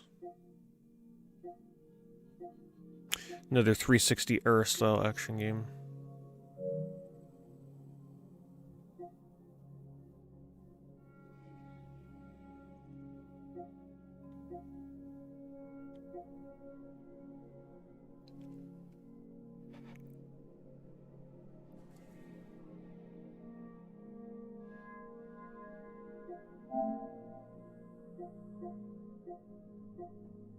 Yeah, it's the kind of thing I'll be on the lookout for during Black Friday. I'm sure it will be on sale somewhere.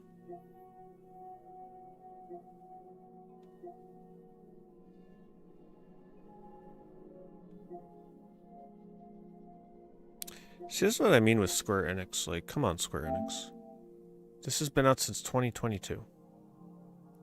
And it's still $24 digitally. People can buy this cheaper physically at this point. They gotta learn to get better at impulse buy prices for sales.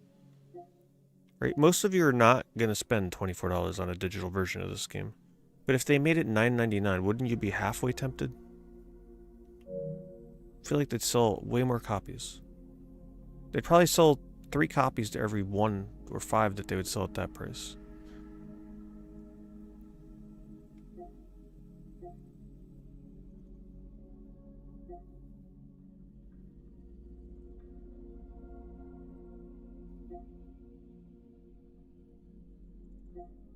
I remember really liking the battle music for this game.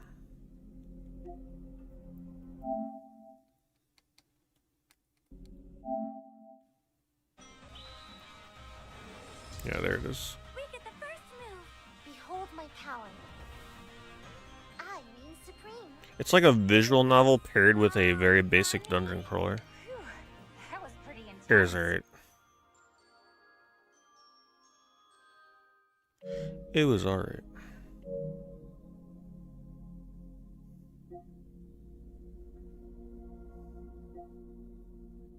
Ultros is on sale. Watch I play this one day and I like it more than Hollow Knight.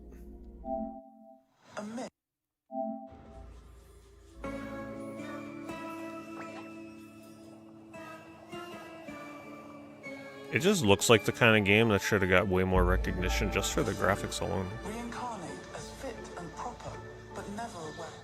Dictated from beyond by blessed ignorance. It feels like the kind of game where the stars just didn't align, and if they did, it would have been like such a huge game. Blessed be she. Life is not given, but received, and her worth lies therein.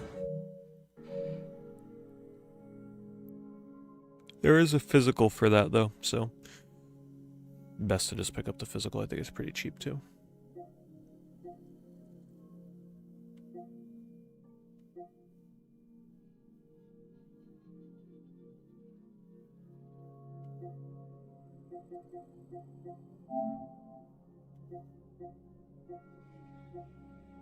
Oh, what is this?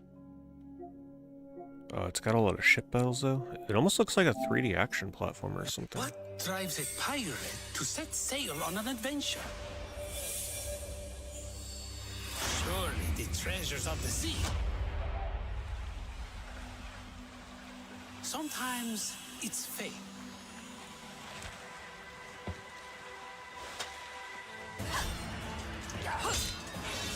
It takes courage, of course.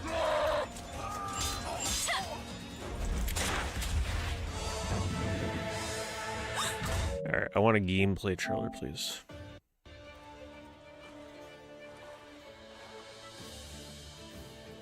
Okay, alright.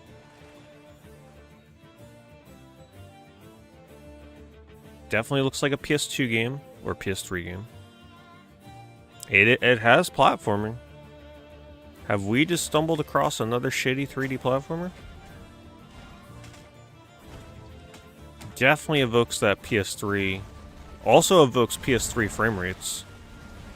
Ship battles. I'm not excited about the ship battles. Yeah, I really don't want to assemble my crew. I just want a platform. It's kind of unfortunate. Forge equipment. Starting to lose me now.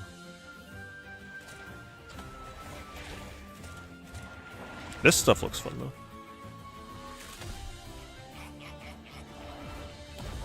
Makes you think of Legend of the Black Cat. Yeah, I was thinking the same thing. Definitely not buying that for $15. Oh no, it's full. No.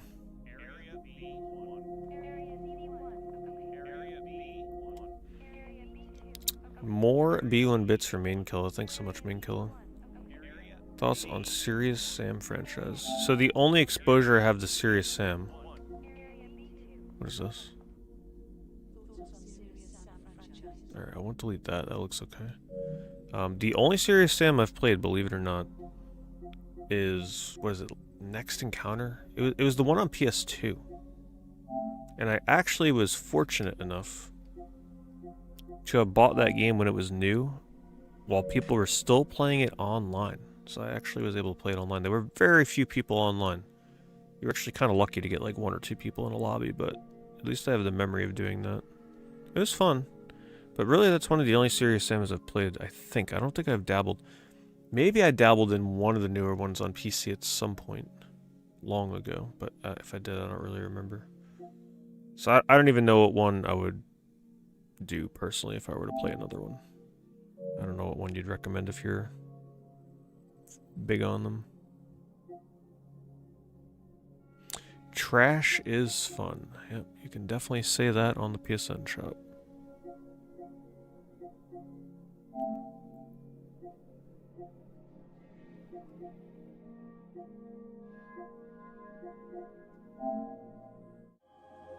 First and second, yeah, those seem to be the most popular.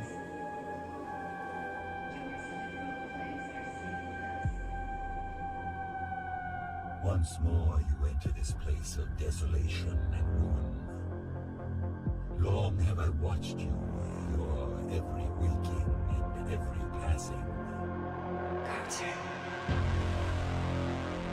Man, this is the third trailer I'm watching from this developer. How do they shit out these games so quick? You cannot comprehend the implications this place has for your kind. If you're reading this message, it means that I have failed you. Only a handful of your kind could reach this point. Who are you people? Listen to me.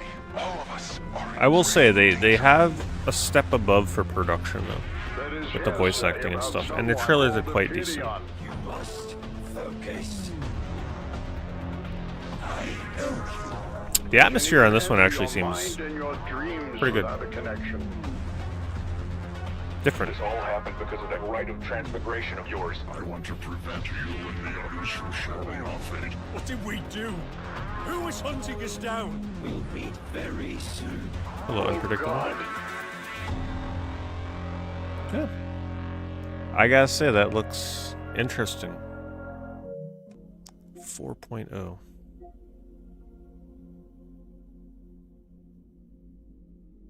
HP Lovecraft meets Cyberpunk.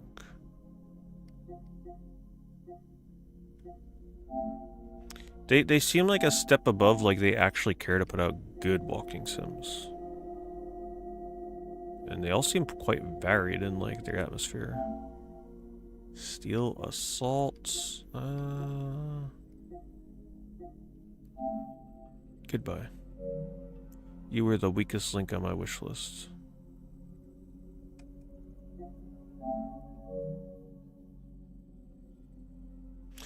Seems like something I'd play if you can beat it in like 2 to 3 hours.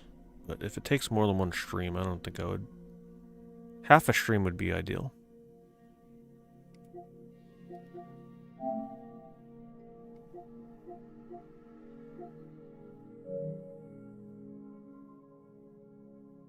Steel Assault, yeah. It was on the wish list. It'll come up again on sale. I don't really need it to be on my wish list. I'll see it again.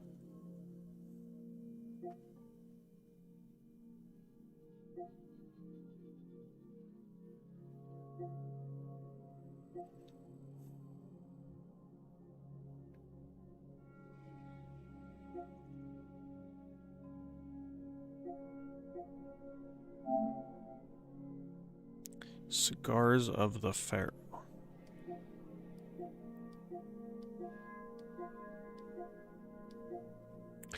Yeah, I don't know much about Tintin, so I'd pass on that.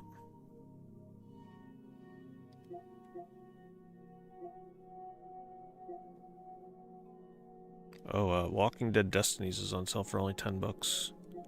I would still recommend that if you're like a hardcore fan of The Walking Dead, because it is pretty hilarious to be able to do things with character, like kill certain characters that you don't kill in the show. See what happens. And it had some good laughs, some good jank. Alright, I think this has come full circle. Alright, yeah. Let me see that new DBZ game.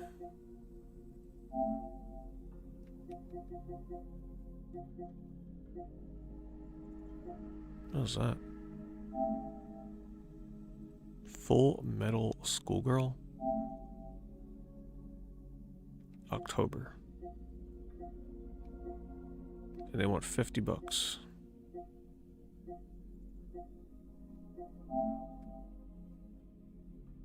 Let's watch the trailer.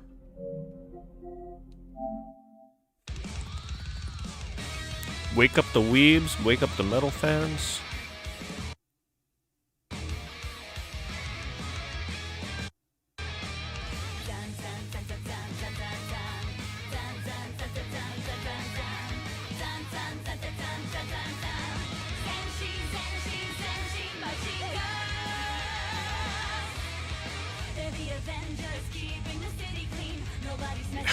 This looks fun.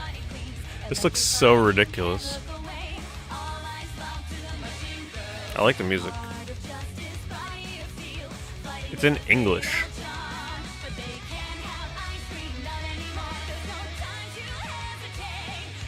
$50 though, like, damn. But as long as it's fun.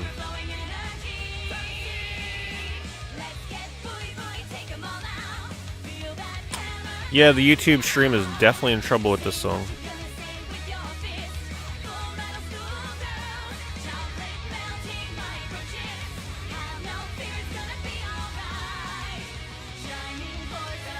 Game of the Year contender.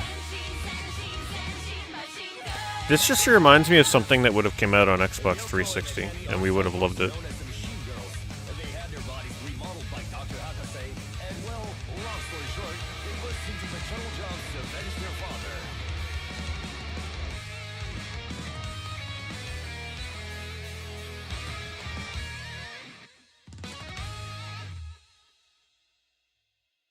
Terrible release date.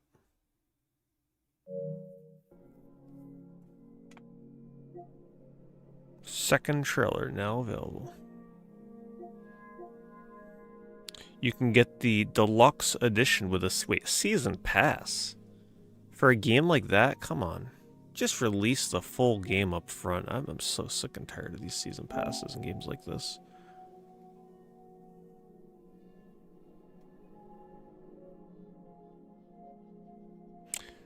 Can one of you see if they're doing a physical on this? They have to be, right? So, ever-changing buildings. So this is a roguelike style, random level design. 100-story skyscraper. Each floor changes its structure every time you enter, and there's also a trap-like security system.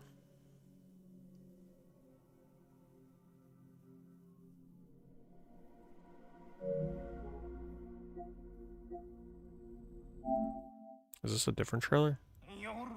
It is.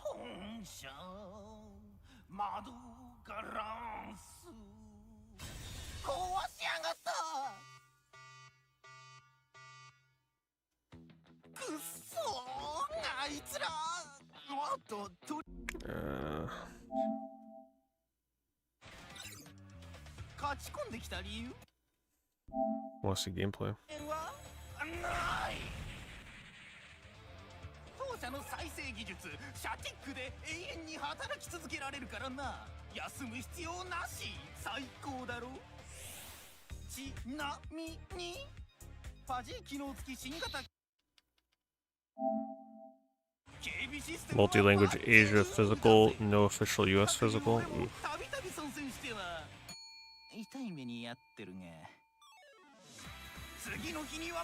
I really don't want to keep seeing this guy talking. I want to see, like, some gameplay.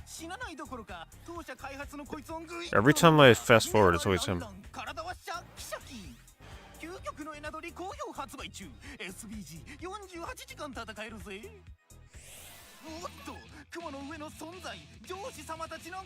It's also on the Switch too. Is it a key card game?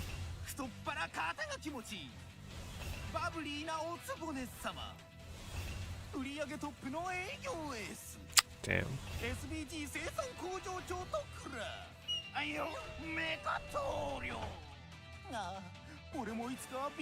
It's a terrible trailer. I'm gonna wishlist this just so I don't forget about it.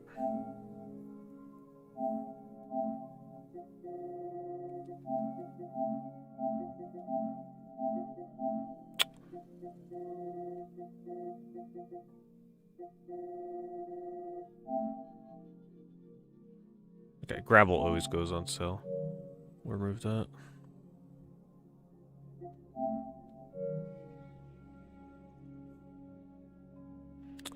Alright.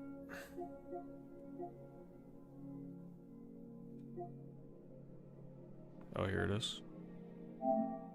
Yeah, I haven't seen any gameplay on this. Wait, they got no trailer? Come on. So how many of you have played this? Is it any good? Is it ported from like a mobile game or anything, or is it really made for the consoles? Terrible screenshots, by the way. Man. They are not doing that any favors.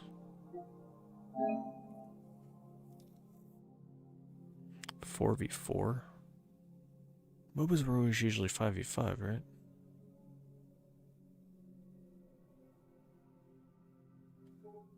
Well, they do have support characters.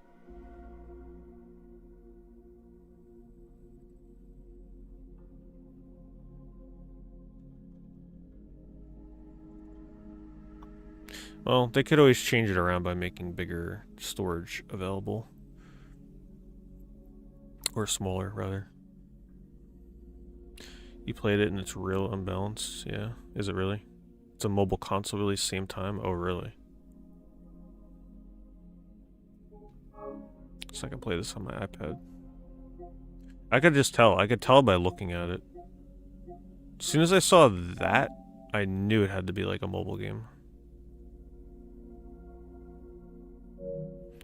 I'm gonna try to stream the direct in the morning. Yeah, I don't know yet if it'll be on just YouTube, just Twitch, or both, or what. But I'll try.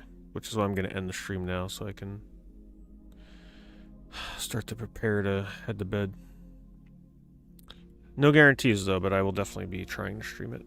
The start time will probably be pretty close to 9 AM Eastern, so just keep that in mind. Set your alarms, and if I'm not streaming it, at least your alarm will be set for the direct, right? Nobody votes to ready up, it quits the matchmaking. Oh wow. Ubisoft let us slip that everyone is using keycards, not because storage, but because the switch to cart read-write speed is only 400 megabytes, which is slower than the bog standard SSD nowadays. So any game developed with an SSD, mine won't run on regular carts. Oh.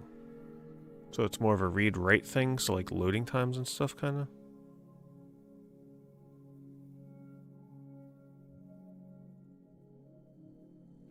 But if they develop it for the ground up for the Switch 2, it would be fine. But if it's something where they're like developing for other consoles or PC, that's an issue, probably. Alright. That was a good sale. It was a good game that we played tonight. Sword in the Ocean, Sword of the Ocean, whatever it was called. It was enjoyable. It was a good 3-hour game. Check out the speedrun, see what it looks like. A couple good things in the store, namely that 3D platformer. We got the direct tomorrow morning. I'm really feeling like it's going to be a big direct. I mean, this is the first direct we're getting for the Switch 2, essentially like post-launch, so like a meaningful one. So it should be worth waking up for, hopefully. Probably gonna wake up, watch it, and then have a ton of regret. Like, damn, that was definitely not worth it, but hopefully not. So I'll see you guys tomorrow morning. Have a good night. I'll see you in 7 hours or so. So get some sleep.